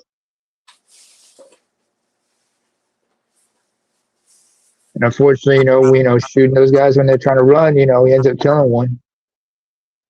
I mean, But because they came and invaded his home, he wasn't charged. He was acquitted of murder. I'm just thinking to myself, you come up to somebody's house uninvited, thinking you're going to handle some shit. You deserve what you get. And then on Yeah. top of your sister. Now, one damn time did you say, bitch, you married. The fuck? And it goes back into she's not going to serve the same time you will. Nope. At, at some point, we got to be better men about this. And this is the point where we talk about the church will take advantage of your lust. I know it How sounds many women take advantage of a guy who is a one-time or two-time felon on parole? Well, hey, going back to that whole impressing the bitch, uh, that crap, man. You might as well say that goes back to movies, dude. Like the movies have taught that to dudes, man. you going up there. This is your sister. I got to defend her Mm-hmm. honor. How do you defend the honor of somebody who has none? That could be me. I'd be like, wait a minute. This dude, what you mean this dude? You married. Yeah, What man, you you got doing to with defend. him? Like, yeah, man, you defend the honor of the chick, and she and she goes off with you, man. Then y'all go right off, man, and then the end. This ain't no fairy tale. This is no fairy tale. I This is know. not a fairy tale. You you Excuse me, you I'm gotta take lost. down the whole cartel just in the end just to get the chick. What are you, Antonio Banderas and Desperado? Get out of here. Go ahead, woman of the past. What you confused about? I'm lost in what you're saying. Like you're saying that this woman is married and then she end up going with one of the. Yes, her side dude was a football player, pro football player, or a former Oh, pro Mhm. football player. She gets mad with him because he doesn't want to deal with her anymore. So she tells her brother, literally, and I quote in the transcripts, shoot his shit up. And you would think if somebody's sister, you don't want your brother to get involved in any danger unless you're truly in danger. But that's what Dr. T.S. Johnson so eloquently put, being an unpaid bodyguard in pit bulls. hmm. And Oh, it's like that one, it reminds me of a story with my ex. And this is her birthday. Her birthday is January 1st. She had family over the house, and her daughter slapped her boyfriend in the face in front of the family. He said we were ready to jump on him just in case he tried something. I said, "You better be glad I wasn't there. 'Cause I've knocked every last one of you the fuck out." First of all, I'd have looked at you and said, "You." I'd have been like that scene in Snowfall. Yeah, slap your daughter. Slap your goddamn daughter. Because if your daughter was dating my son and my son didn't provoke shit and she slapped him, oh, it would have been some repercussions to that motherfucker. So or threw a drink at him or Well, something, or first of called the all, cops on her, or called her brothers on him on some false shit. Go ahead.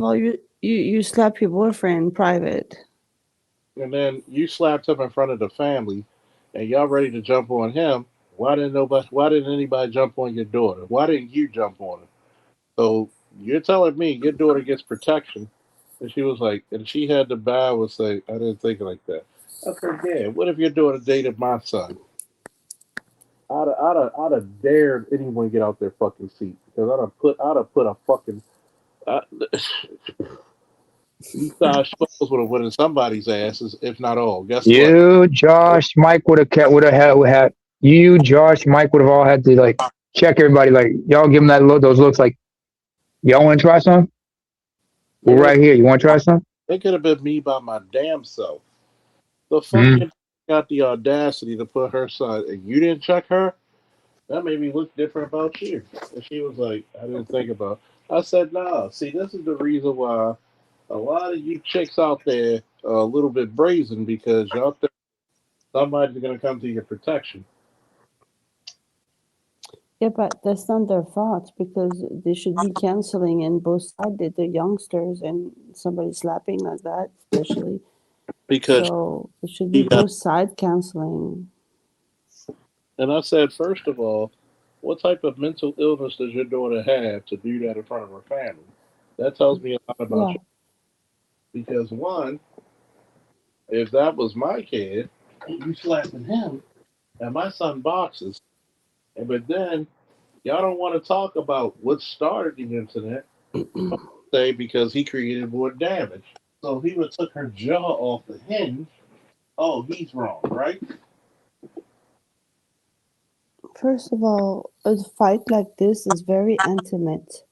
You should be in the private room And between the two people. Like normally you don't do this in front of the fan. and then that should be an embarrassment to you, because what if that young man's parents would have came back when if he told her? And I tell a lot of young black men, stop taking abuse from women. I'm not saying beat them up, but guess leave. No, no, I can't be with you because I'm end up in. You should tell a woman, if I end up with you, I'm gonna be in jail. Yeah. And I'm gonna tell you this one. My parents never told me not to hit a woman. They told me don't be a bully, but if she big enough to hit you, you rock her shit.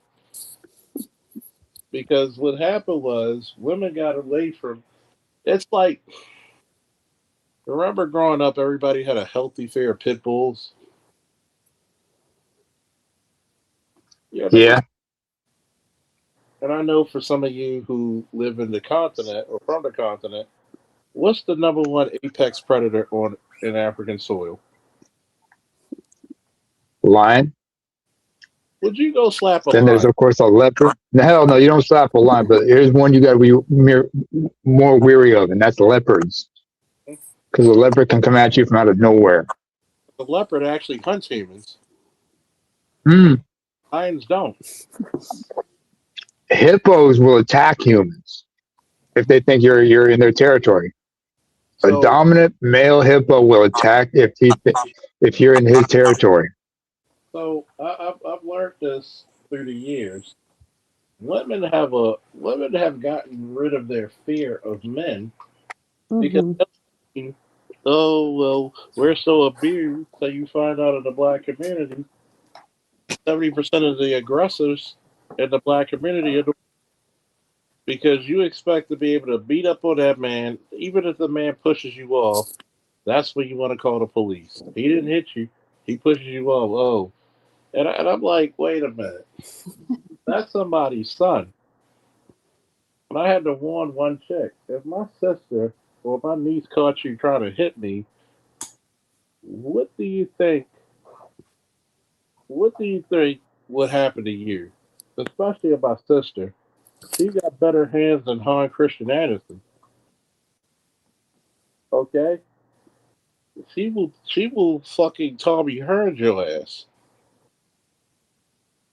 But at the same time, if you're willing to do that in front of your mother, imagine what you do when nobody's looking. And I tell people, you never know when people are tired of your shit. What happens if he just snaps on you because he's just tired? And it's like to a lot of women, they don't understand the difference in strength when it comes to male and females is staggering. Okay, that dude come upon you, you think it's a wild beast if he just has no holdback.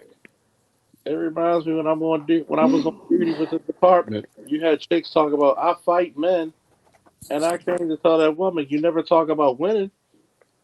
What? Really? They Ex- do. They do that. Okay. Exactly. This is the part where I a can lot of imagine looking at a woman tell you that. I fight men, and I told her, you never talked about winning. You're like you're like Jake LaMotta and Raging Bull. I don't hear no bell. Ray Robinson just beat the hell out of you.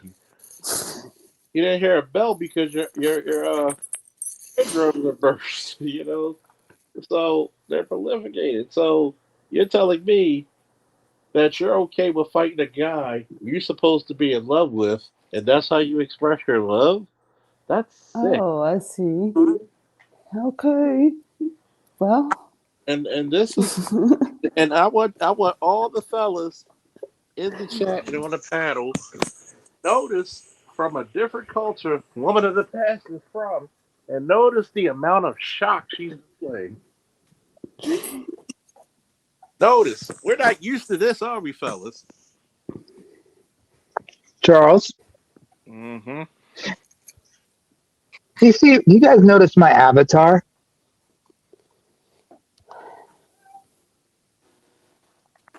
Yes. This is where I come from. That's my mother's generation. They fought alongside the men, but they didn't fight against the men. And that's the shameful part about it is that we they saw too many damn movies and shows. Like Mhm. I had to ring my ex girlfriend a new ass when she told me that Mhm. she hit. If we were about to jump, I said, God knows why I wasn't there because the first motherfucker would have got up out there rock that. Charles, a lot of women who grew up watching wrestling thought they could emulate China, but they weren't built like China. A lot of them were built like Sonny. Even if you're built like China, you would get hurt. Oh Okay. yeah. Okay. There's a You did difference. not want to mess with certain people. I promote being a gentleman, but you don't understand this. Not every man out there is a gentleman. Okay. No. You can say that Some of us again. got to screw loose. Some Okay. guys got to screw loose. You just say the wrong thing or look at them the wrong way. It could be your night to get fucked up. Not every man out there is a goddamn gentleman. So you're telling me your wayward ass felt as though that it's cool to put your hands on, and now this is what people don't understand. You're telling me, what if his mother or sister saw that? Now you're gonna see. This is the problem with the modern woman today. Okay, in general, but not in totality. You don't Mhm. understand warfare. What's that's gonna make? You're gonna make They don't that. understand consequences. You're gonna make that turn into a family war. It's Hmm. gonna become the modern day Hatfield and McCoys Ooh, that's an because ugly you one. disrespected. They trusted that your son was gonna be over there enjoying a birthday celebration of yours, and then he gets assaulted because your daughter can't keep her hands from herself. And I told her, I said, you need to sit down with your daughter because any man that deals with that and stays with it is naturally toxic. That being said, what if you get that one guy who does not give a flying fuck? Oh, what if a guy? What And if and she I slapped told him him, and I the guy said, you snapped? should have the same reverence for your man as you do a pit bull. Hmm.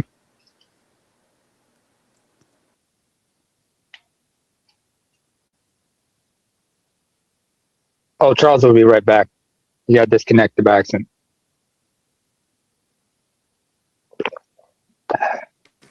Welcome back. Yep. And I don't know if anybody heard what I said.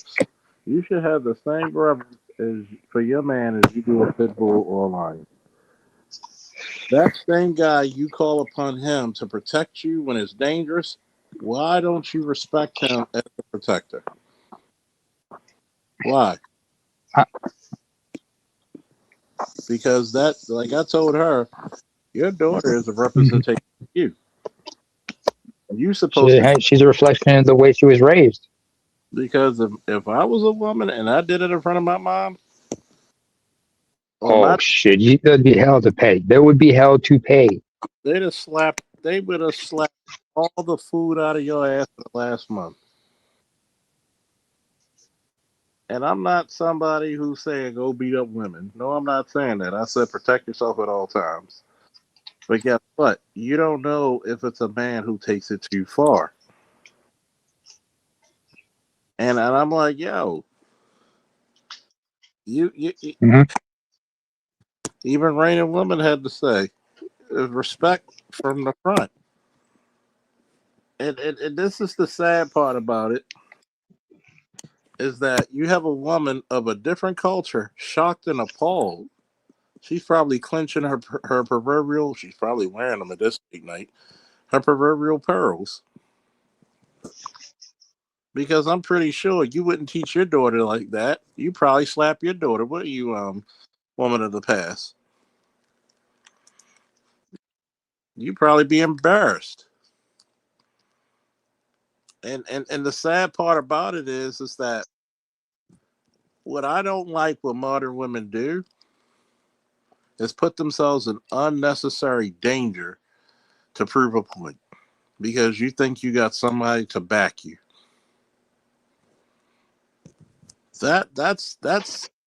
That's narcissistic on so many levels. Self entitlement. He made me mad. And here's the foolish thing of the young boy from what I heard. They moved in an apartment together. I said, boy, I said, Shorty, you don't want your daughter to live, do you?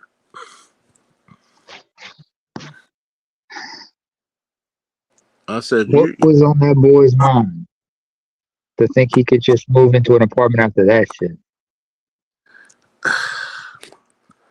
last name whoop, first name pussy, I guess. Yo, Charles, do you remember what happened to Ray Rice after what happened after the elevator thing? I'm gonna tag me in because I'm gonna go black pill for a minute. And I know damn sure Here's the hot tag, and he comes in like a house of fire. I'm in like a house of fire. And I know damn sure it's been a while since Raining Woman heard me go totally black pill. Okay, motherfuckers, I want you to hear me for the sound of my voice. Yeah. Oh, by the way, ABM's in the back.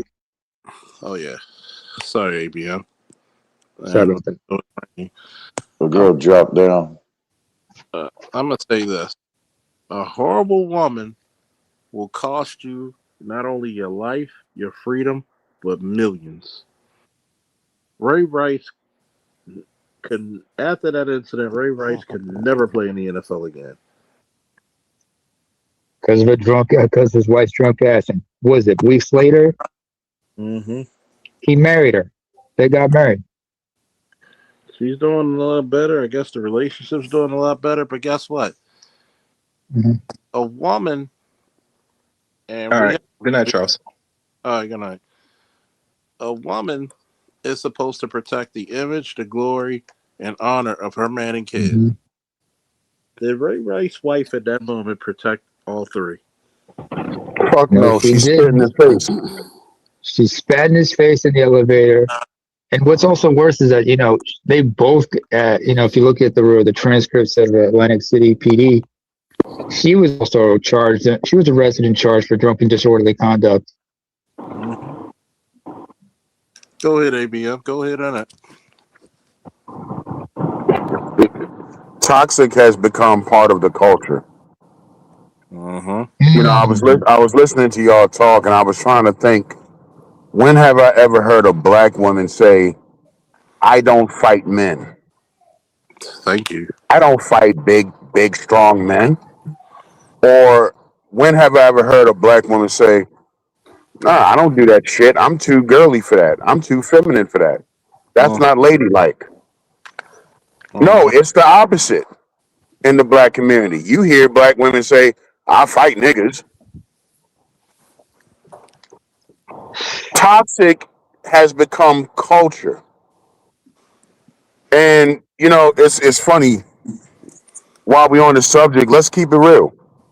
There's a lot of black men that like that shit. Hello. A lot of you dudes, y'all like that shit. You in that apartment with that broad, y'all tussling every other fucking day, furniture moving and shit. And I hate that shit when those same niggas try to project that shit up on other man. Like you got to be at war with I'll me tell and you shit what. because you're You got to used drop down to. and I'll bring you back up. We can't hear you. Okay. I hear him. I was able to hear him. I couldn't hear. Wow. We might just drop. I'll bring him Yeah, back but up. I was just saying, like, the toxic shit has become so normalized that it's culture now. Mm-hmm. And a lot of chicks think that shit is cute. I was having this conversation years ago with a friend of my lady friend. And I was telling her, I'm like, look, you got women out here who just absolutely don't respect you unless you smack the shit out of them at least once. Dude. What does that They're mean? gonna purposely try you. A lot of What did times Chris when Rock you say see about women, arguments? a lot of times when you see women be disrespectful, that's what they're doing. They want you to hit them because in their narrow-minded view of masculinity, that's what they think a man is. Well, he's supposed to hit me now. But society, well, at least Western society teaches us, no, we're not supposed to beat up chicks. So then that broad will then, because you don't hit her, she look at you as less of a man. I mean, isn't that fucking crazy? It's insanity. It's absurd. But It's fucking crazy. then they want you to respect them. And what's brutal, isn't it a shocker? I want to say something to Namer and ABM. and even Ray, he's back up now. Is it shocking that a woman of the past is shocked by this damn behavior? That tells you the difference in culture right there, doesn't it? And she's lived in the U.S. for how long now? Yeah. It's a How, breath of fresh how many air. years have you been? How many years have you been in the U.S., Women of Tomorrow? Women of the Past? My apologies. Oh, you got to go back down from Maybe I one of should the change past. my I'll name bring for you back real. up because I can't hear you. No, I've been here like Something about these damn Apple almost. products. It's sad. I've been here for almost Just 30 drop years. down and come back up because I can't hear you. Think about it. It's a breath of fresh Hello. air. I can Yeah, I've hear been here her. for yeah, Yeah, I've I been here can for hear her almost 30 too. years. It's 3 something years, about but these damn Apple I've been products ever living since Ray in dodged a it down. tunnel though, because like I've Yeah, been you got to married go for a back long down, time drop yourself in my down, past. and come back. So I Just lived do a tunnel. Like I was going We to can't hear her. school. a I reset. don't Huh? think she can hear us. I don't think she can I don't. hear us. I can hear her. I don't think she hears us. Yeah, I just can hear you guys. see if she can hear. If she Oh, you can. hear her? No, Yes. I can't hear her. Let me see Okay. if I can put it in the Yeah. back chat. Sometimes it cuts. I notice my side too. I can. But Sometimes it's a it chop it damn up. shame that we have to get a But Okay. woman. long story short, yeah, I've been coaching. My kids. Because I've been married for a long time, so And I it's was a living damn in a shame tunnel. So basically, I didn't live in a real life here. that Okay. Yeah, so you know almost 27 years of my life here, I've been that living in Okay. a 30 years. married Almost 30 life. years. Then yeah. Yeah, yeah, almost yeah. 30 years. Just let So, her know to if she can't but hear me, let her it know to doesn't drop down matter and come because, back like up. me, I never went to school. It's a So, damn number shame. one, And never went remember, to school Okay. thank when I was God for women younger, of the when I was a past coming up child. here, So, I went to school validating and what a college proper when I woman came here sounds because I like had to and learn speak. English Did you and hear any articulate masculinity, a little fellas, bit from her because, voice? like, I need to Charles, learn. hold on. Charles, hold on. She's still talking. I can't hear As her But you were now. saying? I can't I, hear her I now. went Yeah. to college, community college, I don't So, think the folks Oh, could hear. okay. but mhm. But I know other there's than some that, technical issues here, folks. Excuse us. yeah, yeah, yeah. So that's why I'm not very. I'm kind of like when you're married, you just take care of your kids. You don't belong to the outside Hmm. world, and it's a business family and stuff. Okay, I hear you. There So you I've been I kind of understand. like under an umbrella for a while. Okay. Yes. go. God bless your umbrella. Okay. God bless your umbrella. Because like an umbrella's supposed to do, it's supposed to protect you. Yeah, And a covenant. I'm gonna ask the fellas of the panel and those in the chat. Does she sound Hmm. like a breath of fresh air compared to what we used to hearing from women? Yeah.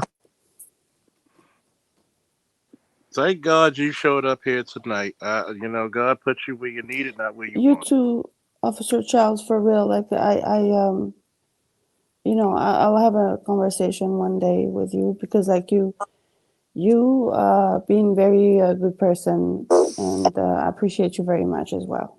I appreciate that. Yeah. But Inshallah. Inshallah, ya Rabbi. I have to say it, Charles. Just keep trying to keep it cordial. You know. yeah, and it is shocking because thank God that she came up here today. And I didn't pay her to come up here. I didn't know she was here. Thank God she's here. So when all the detractors say, "What are these feminine women that you talk about?" I can point the reigning woman in this panel, and guess what? Mhm. We can point to her and say, "Hey, FD Fire, Anton Daniels, tell me when you had somebody like her on your panel, then we could speak." Well, every time a woman here talk to me, I always Hmm. answer them naturally, like yeah, this and this and that. Simple, like you know, and it's true. Like more you see the youngster, more they get so much gadget, this that. I don't know. It's getting too. I guess I'm passing a phase that it went too far with all the accessories and all that stuff. Mm. So sometimes I'm just trying to bring back people to the ground and say, hey, take off your shoes. Maybe I don't know. whatever. But like, try to don't don't completely lose yourself into this crazy world. Yeah, you know, you know, because for sure it's very bad, like right now, for real. Like yeah, it's and I know you're like you. I told you the story of my ex hmm daughter, and you're like, she did what in front of her mother? well, it's not her fault. She's the reflection of what she's been raised to be, I guess. Yeah, Maybe the girls are not being, as far as I heard many of you say that the girls never been punished as hard as the boys. So they're almost rewarded for being cantankerous. yeah, they kind of taking, I don't know, they're taking a charge that I don't really understand the root of the problem. But all I know is that there is something beyond all that that is very toxic. And so, like you, Officer Charles, you bring everybody to the ground, in your own way. And it's good to stay in this energy, because no matter what, but hopefully people can, all the people listen to you can actually ground themselves in their own way, in their own life, because you have to come back against this whole thing, because it's getting a little bit too much of out of hand. Yeah, you're Too much. absolutely right. And it's scary because guess what? I don't know if you have children, I do. Yep. and I don't know if you have girls, but you want your girls to be married to proper men who will love, protect, provide, and support them. And I'm pretty sure from the woman you've been taught to be by your dad and by your culture, that's not a proper woman. Mm-mm. And and this is what the worst thing we ever done in American history. We haven't chastised the girls to say, no, this is wrong.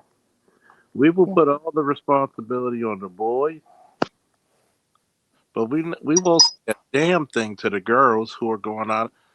Even and this is the one thing I'm proud about my niece. She's a good mother, great mother. But even if I tell her, hey, that's wrong, she will correct herself. Even if it takes a little bit of time, she will correct herself. And what happens is that behavior takes you out the realm of the high tier men, the high value men, or at least the high tier. I like to call it the competent men, the multi Yes. men, and that puts you back into the okay. What type of man's going to deal with me? A bunch of criminals will take care of you. Hey, Charles, um, bring up to about this video. Let's talk about this video that came out some time ago, like within a week or so ago, where this chick basically wouldn't let her boyfriend or her husband, whichever one, I think it was her boyfriend, she wouldn't let him get no peace. He had to sleep. He said, "I got to sleep in the car because I couldn't get no peace in the house. I couldn't get no rest." So Yeah. what do you? Let's talk about that, about women um, prying against man's peace. Well, when you're in a culture that has been developed to basically say to men, "Fuck your peace," what do you expect? You To where she said, "No, open the door. Let me sit next to you." And she No, would no, no, no. Let me sleep. Let me sleep. Is what yeah. his yeah, response was. I remember because Compassionate Callus, posted that as one of his shorts, and we were commenting on that one like crazy because the woman was like, should I be concerned? Why are you sleeping in the car? Did you want to come inside? No. He did not want to be in the house because there was too much chaos in the house. I want you to think about. BGS told the story. Hold on a second. BGS told the story. He came home when he was with his ex. She came home. The house was a mess, and the kids were unruly. He just looked at her. Then he got up and walked out. He didn't come back home for at least a couple hours. And when he got back home, the house was clean. The kids were well behaved. You're telling me I'm gonna go black pill for a minute. Go ahead, go ahead. A man going into a house after putting in work. You want that same damn man to put in hours to make sure, because we all know women live longer than men. You know what feels bad about a man and makes him feel ashamed? When he can't go Was to a house that's peaceful, quiet.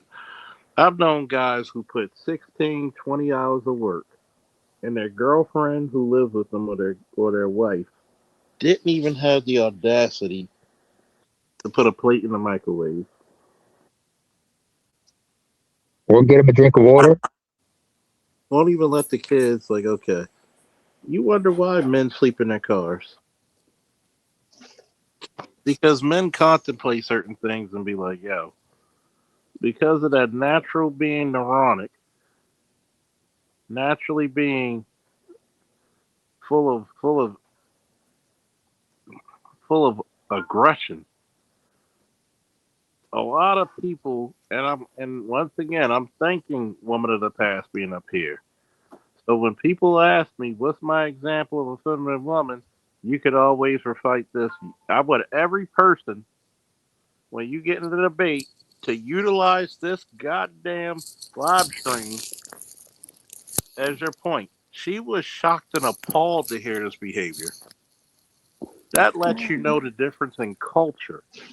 Everything BGS and Dr. T has told you for the past how many years about the difference in culture? We're gonna use Yeah. this. We're gonna utilize this as what? As textbook observation. Ask her what she thinks about that. What do you think about that situation, my lady? About this Well, woman yelling and banging on the well, door of this man's car, refusing to let him get some peace, some rest. And she came back with a video complaining about how dude broke up with her because of, and she's blaming all the red pill podcast.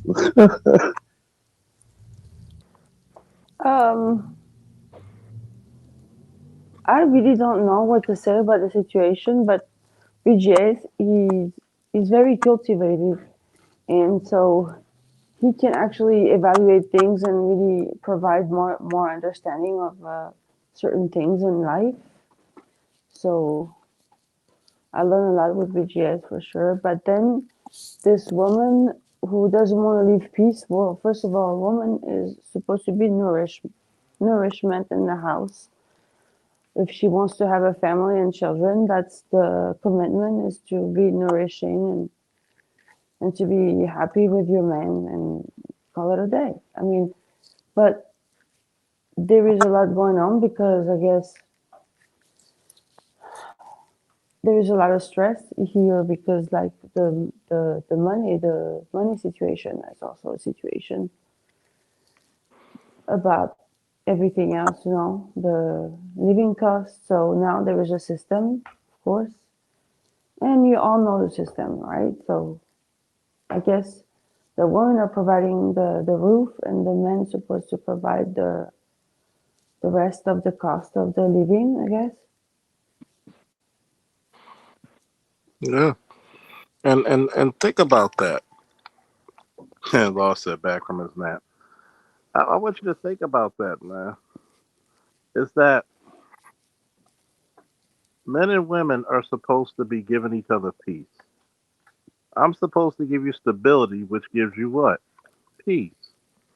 Mm. But you can't give me peace in my own damn house that I gotta lay down in my damn car just to get away from you. You you got guys who have a cot or an inflatable bed at the work at their place of work just to get a half hour power nap because they can't get no rest when they go home. Well, because those women are not raised to take care of a family, maybe. Mm-hmm. Yeah, And I mean, I understand it's very confusing in the United States. Like, I get it. It's a very big matrix here, and yeah, on that, nobody's really perfect, but sometimes it goes a little bit far into the extreme. Like, sometimes there's no boundary, and that's getting a little bit suspect to me. Basically, damn it, you creatures, you goblins act so non-feminine, because she don't even recognize you as woman. that's a damn shame, isn't it? Hold You Oh, know. wait. Hold on a second. Hold on, David. Ray, you forgot one. I know, but I gotta just say this for just a moment. Ray, there's a term you're forgetting. Also, it's from Wakanda Forever. From Wakanda Forever. What was that one term that Wilson Duke had for Daria Guerrera? You bald head You devil. boy hit the demon. No, you boy hit the demon. Yeah, Super Mario boy hit the demon. yeah, boy, that was the shit. He said, you bought. You boy hit the demon. You boy I, hit the. and, and, and, I covered that too. Boy, I did a stream about that. and you Okay, know, I buddy, I gotta find myself a chick who rocks the baldy like that, and when she gets up my nerves, I just go call, you boy hit the demon. and you know Stop what's that. You funny must about stop right that? now. You boy hit the demon. You know what's so funny about that? But, In any other black culture, you would be called that. And here's the crazy part: a lot of people don't realize this. When you have a black woman from a different culture look at you and say, "What the hell is this?" you and boy she's hit like, the devil woman. and she's like, "Oh, that's not even a woman." You Hey boy hit the Charles, demon. So Or actually, in the woman hold of on, the hold on, pastor's David. case, this would be a jinn. But go ahead. hey, how many times have Right. I said that when you start paying attention to other cultures, you see a big difference? Numerous. Look how other cultures do things, and then look over here. There's cultures out here where women will see a woman without makeup, and the woman will say, "What's your problem, lady? Why you outside no makeup on? Right. Why you step outside looking a mess like that?"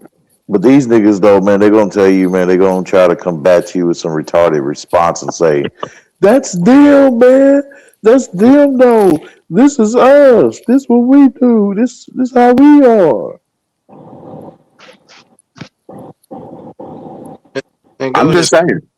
I mean, ABL as my witness. Everybody doesn't understand this, but Woman of the Past is a godsend for this live stream because this has now become the standard bearer of any Yeah. detractor who says we don't know. Well, this is how women act. No, no, no, no, no, no, no. You have a totally feminine woman who was raised in Morocco, lived here for what 30 years. Yeah. Mm-hmm. She knows the difference. She's seen the difference. Well, when I came here the first time, I saw how it was a big difference from the people from the 50s, the 60s, and the 70s. All of a sudden, there was like a huge gap. That's why when you ask me what the rap I like the rap from the East Coast. Hmm. Yeah. Oh, baby. So, She Yeah. loves Iggy Smalls, huh? And what makes it critical of what's being said, because I know there's some detractors and some people, oh, y'all just being I don't know what the term is for pick me for a dude. Oh, you're pandering. No, we're not pandering. Notice nobody forced her to say anything. Yeah. We giving her just as much ample time to speak as any dude up here on the panel. This is what happens when you have an actual feminine woman come up on the panel who's been listening to me for years. The one, what's a pleasure about her is she's smart enough to know that I'm not talking about every woman. Well, a lot of like that though, and it's going. It keep going, and I don't know. Hopefully, I mean, like I said, there is corners in the U.S. that are different, but I mean, it's you have to really look. It's very narrow. Just like in a native Morocco.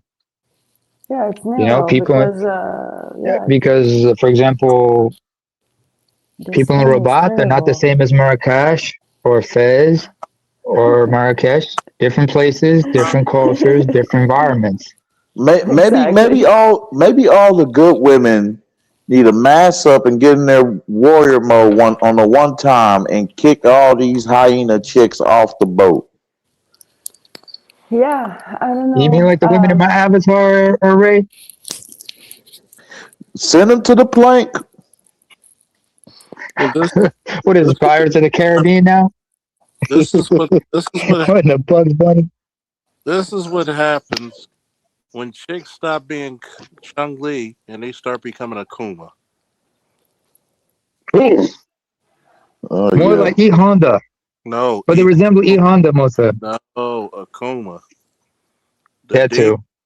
the demon. Oh Yeah, yeah, they both hit the demon. They both hit the demons like against that. I know. against the family structure, against all that for sure. And think about it, right? Notice the person she said raised her to be a proper woman was who? Her father and My mother, dad. What's No. the what's the one entity that's missing from a lot of Black American homes with Dominion? fathers. Hmm. I plead my case, detractors. And it's not just fathers; it's No, fathers' not please, you authority. wretched kids. Go ahead, ABM. It's not Sorry. just fathers; it's fathers' authority. Mm-hmm. Ooh, What in America, you don't have authority to regulate your home anymore. Mm-mm. Right. This is why I always get triggered when I hear people say things like, "Well, you're the man." Okay, and what the fuck does that mean? Because anybody in this house can call the cops on me whenever they feel like it and get me removed. The kids can call the cops on you and Mm-hmm. have you removed from the home. So what good is me being a man supposed to do? You the man has become a cop out for people nowadays. Mm-hmm. It's a cop out. You fail, you you know what? screw up, you blame the Mhm. closest male standing to you because you failed. And that's what a lot of mothers do. A lot of mothers have failed, so they blame the father. It's kind of crazy. It's like, on the one hand, you say the father wasn't there. Then on the other hand, you blame him for everything that went wrong. So it's like, well, wait a minute. How am I wrong if I wasn't there? How's it my fault? Spoken like Tommy Sotomayor. But yet, if you're Kevin Durant and you make it to the NBA, mommy gets all the credit. Yeah. So then the absent father does. So you don't give the absent father any credit on that one. Only the Make that bad make stuff that you sense. want to blame the absent father on. Yeah.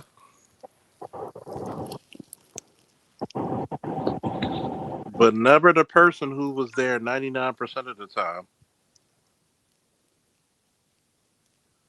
I wonder this. It goes back into what we said. Men build society and civilization. Women teach culture. Why? Yeah. Why are your women overweight? Who taught you to eat every damn thing off your plate? As a matter of fact, let's go black pill about that.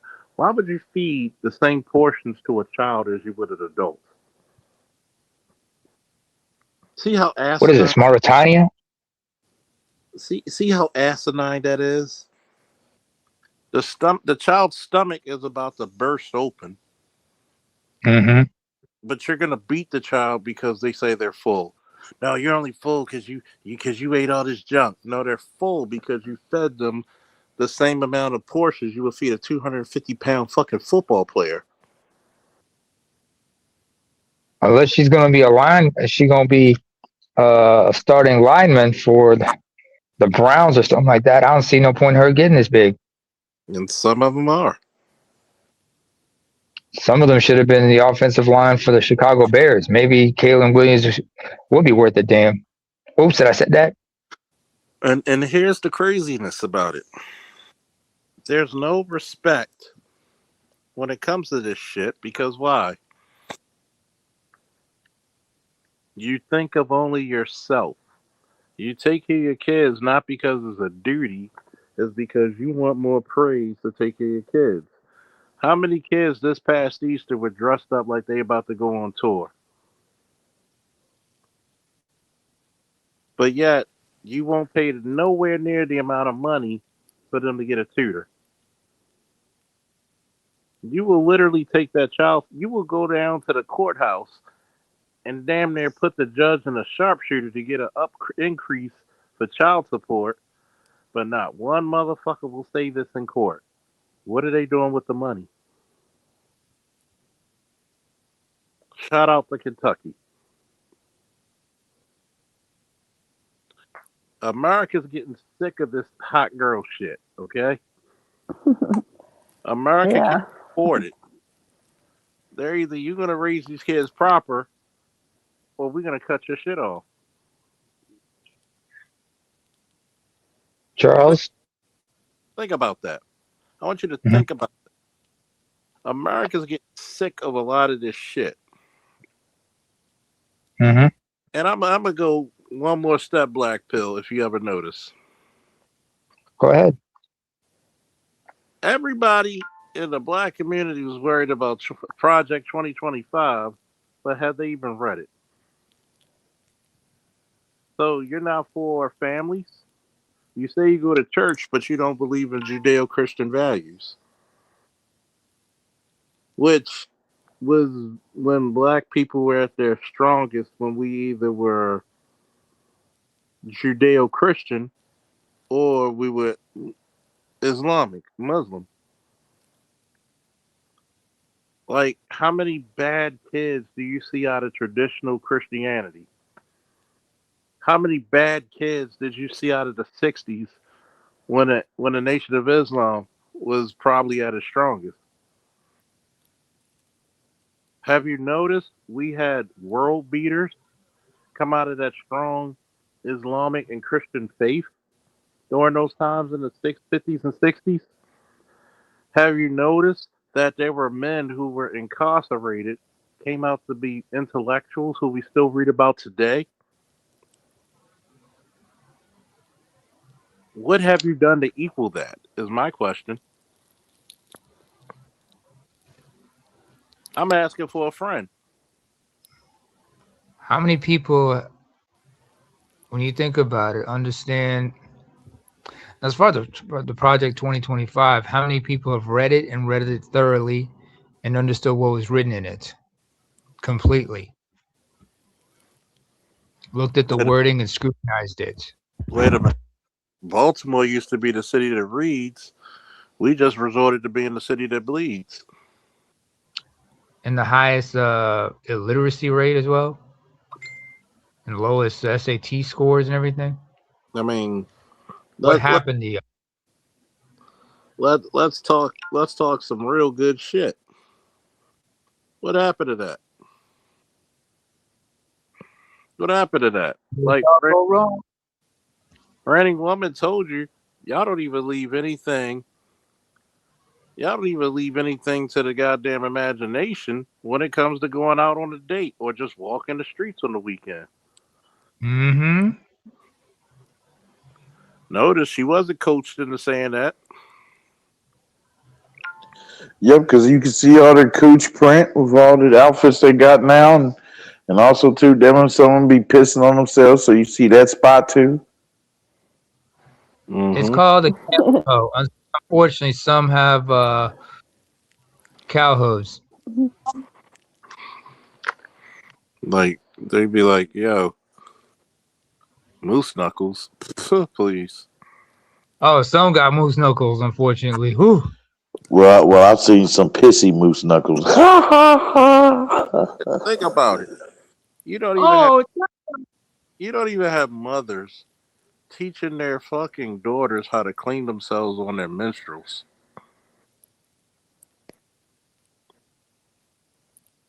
I want you to think about nope. that. Yeah, that's devastating right there, son. But yet, when the fathers want to be, I've always said this, and this might sound pretty fucked up what I'm about to say. If you want to see your kids all the time, don't be in their lives.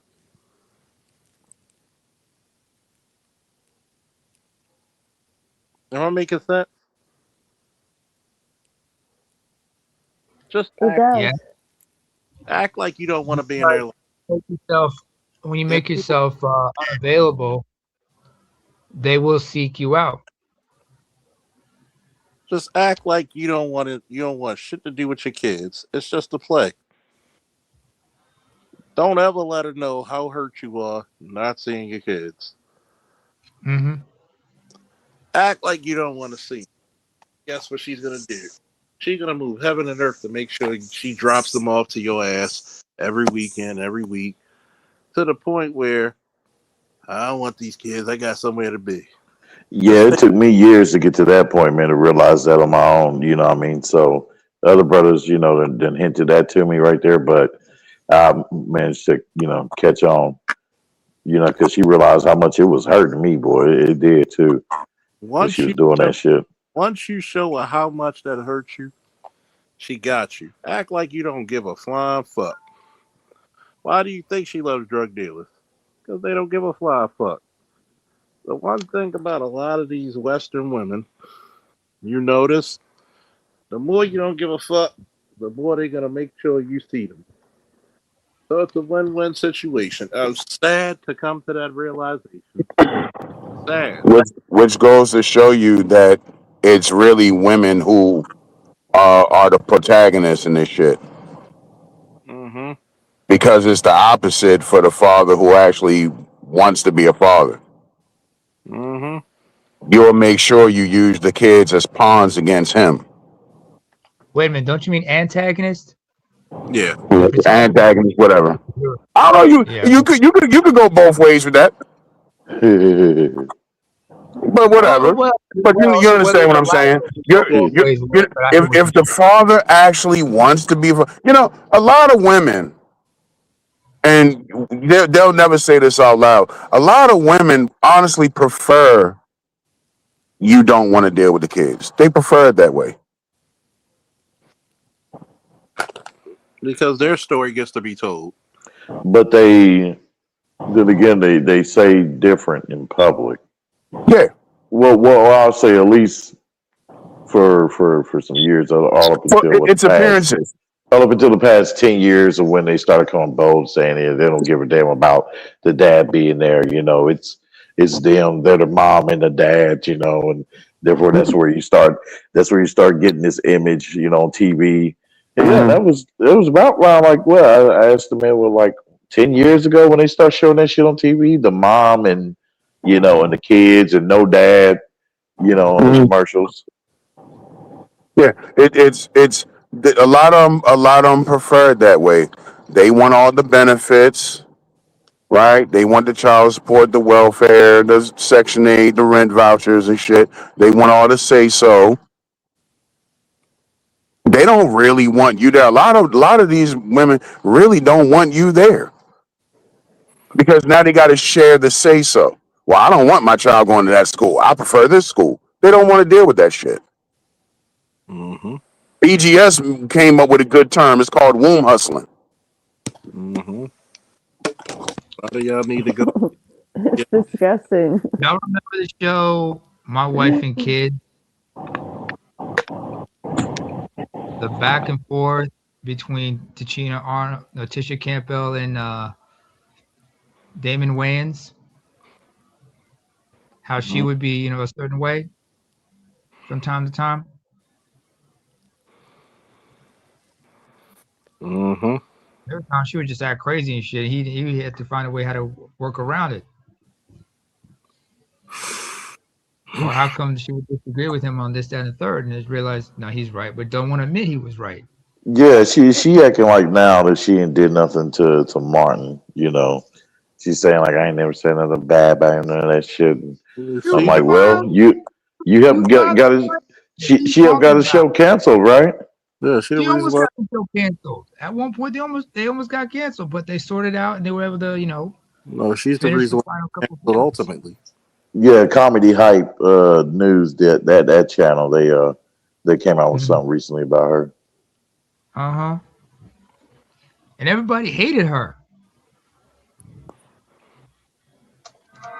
So, but it's it just shows you how much, moms want to be praised, but they don't like to share the praise with the dads. Well, they don't want Like to share. y'all remember when Steph Curry got his MVP award and his parents were in the front?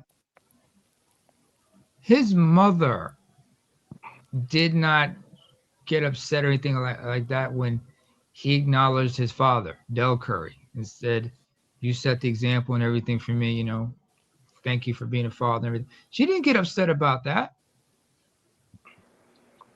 because he did give his props to her as well.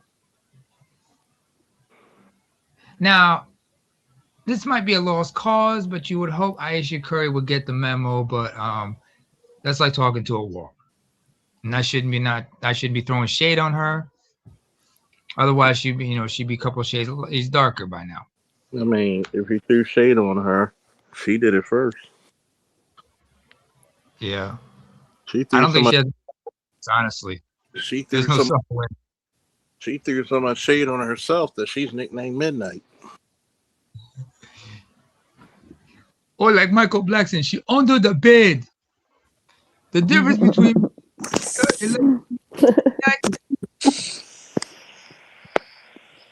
there's the dark kid joke. Like when these chicks, man, like the more evil and vile shit that they do, like to themselves and others, and they've been blessed by God to make it to a certain age. Like your Lisa Ray's and them, that, and then they get to that age, but you look at them, you're like they're shell their former selves, but now in this form that they are in this darker form. It just seems dark. I just see the darkness of these motherfuckers. Just Lisa Ray is an example of a black woman who nobody was good enough for her. I mean, my nigga, you can put these damn bitches, boy, in a witch movie, boy. They'll fit right perfect with it. They look just like a witch, evil as hell. Nobody, so many women have the arrogance nowadays that nobody is good enough for you. Nobody. Lisa Ray was in the industry. She had her pick of actors, entertainers, athletes. Nobody was good enough for her. I don't want to hear Lisa Ray speak. Period. So, She's old. Her face her mouth starting to get wrinkled. Like, yeah, just go away. you can see it's just their faces look like they didn't dip their face into something sour. They got It's them called getting sour old. faces. Yeah, yeah. Just Most women. Listen. The prettier they are, the worse they are. what I mean. And when the women who are truly pleasant, what I mean, and who worked hard to keep that, that part of that contentness within them, to preserve their femininity as God intended. You see them, man, they still got that peaceful loving glow about them where it's just, they're a joy to be around still, Yeah. Well, that's called healthy. You know who's a prime example of that? Yeah. Amen. Could be wrong, but you know who's a prime example of that? Daphne Maxwell Reed. If you don't know who I'm talking about light skin Aunt Viv. Now compare her to Janet Hubert, the original Aunt Viv from Fresh Prince. What was their demeanor? Yeah.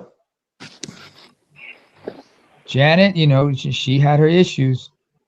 That's why she was let go and then replaced by Daphne Maxwell Reed. And by the way, She's another one. Janet Jackson, another one that nobody was good enough for. Oh. Like, what's her problem? And remember, these are considered ultra pretty women. She's been married like Well, what? Janet is overrated. She's overrated. She's been living off her brother all her goddamn life. She was never really that talented. Jackson.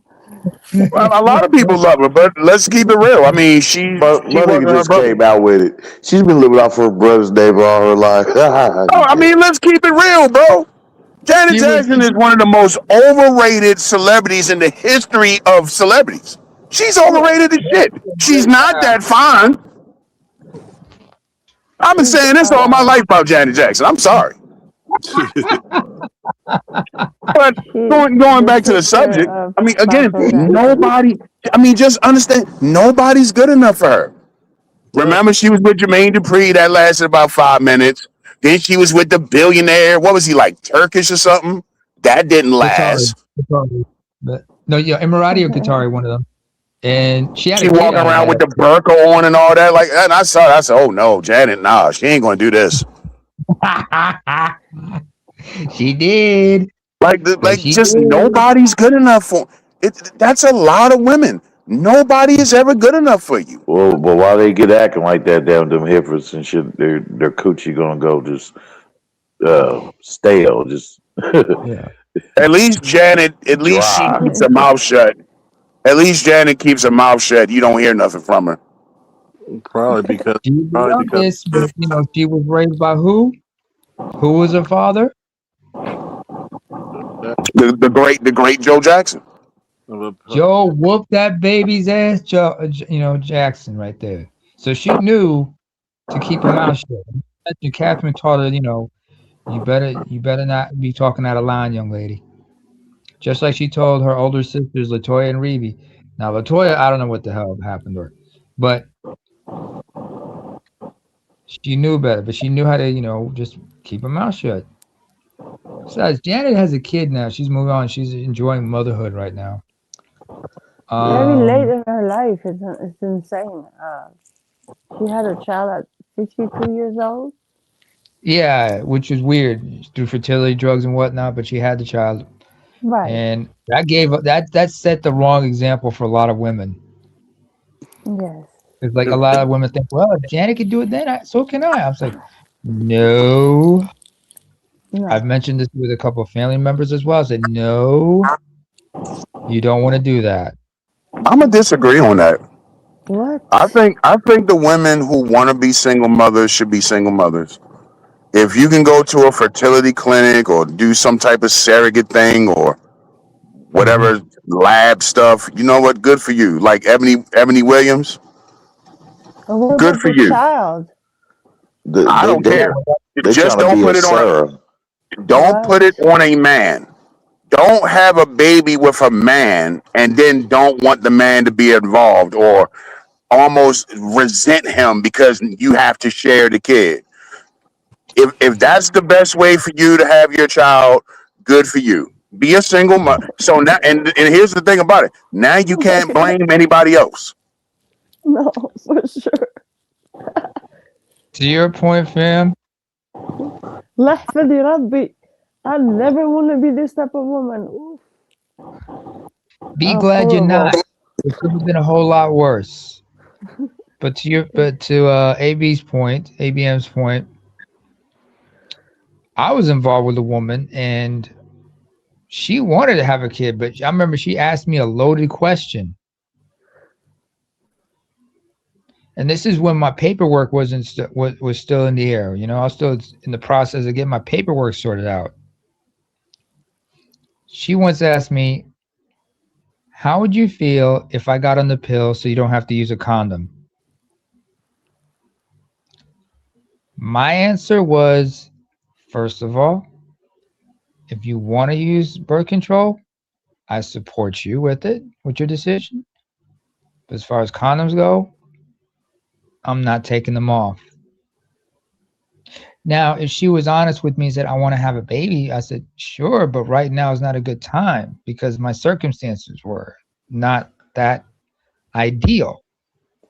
Bitch, I need to see them papers. I need to see them medical papers.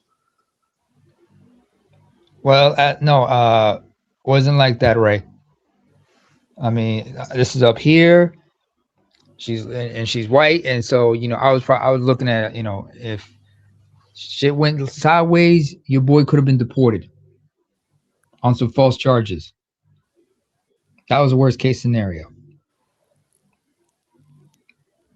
So I understood that, like, no, I cannot have a child with you like that, especially you when you're saying you're going to be on the pill and I can't be sure. I'm like, Boy, these Even though creatures is wicked, boy. Dude, I had a conversation with this woman about the morning after pill, and that was a question that needed to be had. That was a discussion. Like motherfuckers just want to use hand and lotion. Shit, crazy motherfuckers. Hey, what I do on the downtime is none of your damn business, man. What the hell? Nah, I'm saying shit. Your crazy story, along with all these other crazy stories of these damn females and shit, it makes a motherfucker to just want to use hand and lotion. Shit. Yeah, what the fuck? You bullheaded demon. Don't be talking like this now. Shit, hell no, man. Boy. These all these roadkill coochies out here. Hell no. Oh, and we're not just talking about inside the United States, man. This is worldwide. This is why somebody who's on the outside looking in, I could tell passport bros, you know, when you come into to the third world, which I'm from, you better be about your wits. Can't go in there with shit tainted glasses. If you want to go out there, that's what BNT. That's what BNT and his network, Black Man Travels. That's what his shit over there. You know, his atmosphere, like with his apps and in his Facebook group. That's what they do. They warn and give the guys the do's and the don'ts and shit. And I guess Skylar does too in some way, but but I guess he got ran off still. I don't know what the fuck I don't know, man. These light skinned niggas, boy, they spontaneous like a motherfucker. I don't know. But Ray, is there any falsehood to anything I'm saying? Oh no. No. Because hypergamy is still out there. Women are hypergamous, no matter where in the world they're from. And they're only as hypergamous as the society they live in allows them to be. Right. Hypergamous? Yeah, but I'm then again talking about crazy bitches. Yeah. And that sounds like a damn crazy hippo when we talk about not use the damn condom. No, bitch. You try to get you, man, try to get a baby out of you on the slick and give you the boot and give you the boot and sending you the bill. Ain't that a bitch? Oh no, it could have been worse for me, like I said. I could have looked at a lot of women do that. I've had several women try that with me over the years. Well, take the condom off. I don't want to. Yeah. Well, why not? Well, I don't want to get you pregnant. Oh, I can't get pregnant. A lot of women do that. Something else a lot of women don't like to talk about out loud. Most of them don't like to use condoms. I tell them, bitch, please. Bitch, all you hippies out here that been screwing these damn these down low boys, hell no, on that bisexual shit, and no, you screwing women and sometimes men, and then you screwing dudes who gets poked and sometimes do the poking of And other dudes. No, everybody you know what I mean. And so now she got feces in her Well, coochie. I'm cool. she Take probably a does, but condom off, bitch. I would. no, sometimes the best thing to do in a situation like that is just say, "Nah, I'm good," and just go home and just rub one out.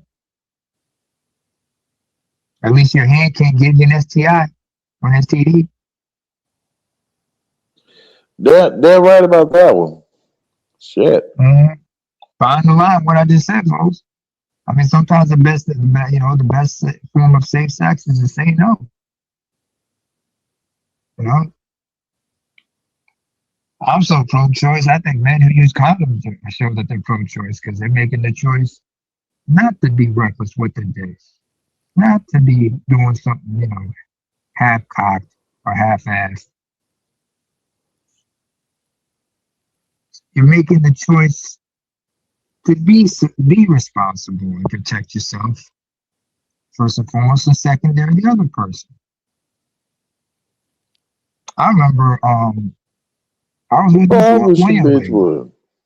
Yeah, I know. I was So with you one can young take the lady, right? condom off. You Huh? don't have to use a condom. Ain't no more talk. Nigga, ain't no more talk. You hear me? I'm walking out. I'm good. Yeah. I I'm mean, I'm there was good. one young lady I knew back in a few years ago. We couldn't do it because she had a latex allergy. But here's the thing: she has no desire to have children, and she's been on the pill religiously. But once I started using, non-latex condoms for her sake, because she's allergic to latex, she has not been involved with anybody without having them wrap their shit up.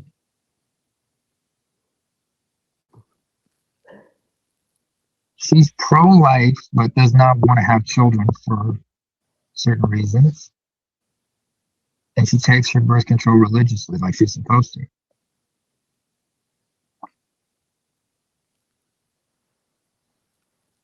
But she still wants to have an intimate relationship with someone, but she's adamant that they have to use protection at all times. What does that say about the woman?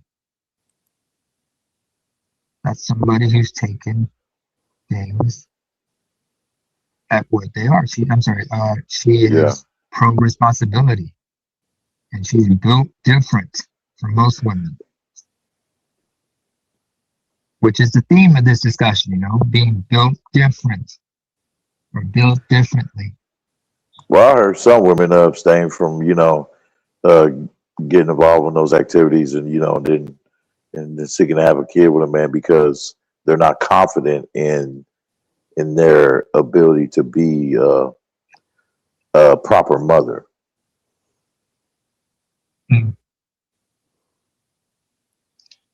I know some women who choose not to have children because of family history of certain health issues, or they may have a certain health issue or something like their personal health issues that affect them from becoming mothers. For example, there are women out here who have type 1 diabetes and they're often discouraged from having children because of it. Well, Given some their of these women out severity here of that need to be in the Arkham Asylum, but they getting on podcasts and shit and talking shit. Well, sometimes you gotta let the crazies come out every once in a while, Let them show their No. asses and show what no, that way you can show to the smart ones, that's what you don't want to be like. Is that what you want to be like? See this nutcase right here? Like what is it? Like one podcast, they got an Asian chick who makes it a point to wear a German World War I helmet, like a damn jackass.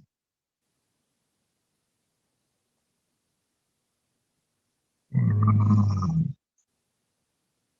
We got other heifers out here just doing things like that. I'm just, being on podcasts, just showing around, saying dumb shit. Yeah. Hey, y'all, all y'all can chime in, man. We don't know what Charles is. I'm gonna listen to y'all for a minute because I got the munchies. I'm about to give me some cereal, damn it. I'm about to shut it down. Close the show. All right. Fast. Thank you. I gotta cuss out lost after this. I'll talk to y'all later. It's been a great show, fellas. Thank you. Yes, indeed. Yeah, thank you for letting me come up, man. Don't be Thank you. Have a good weekend, bro. We are out. Bye, man.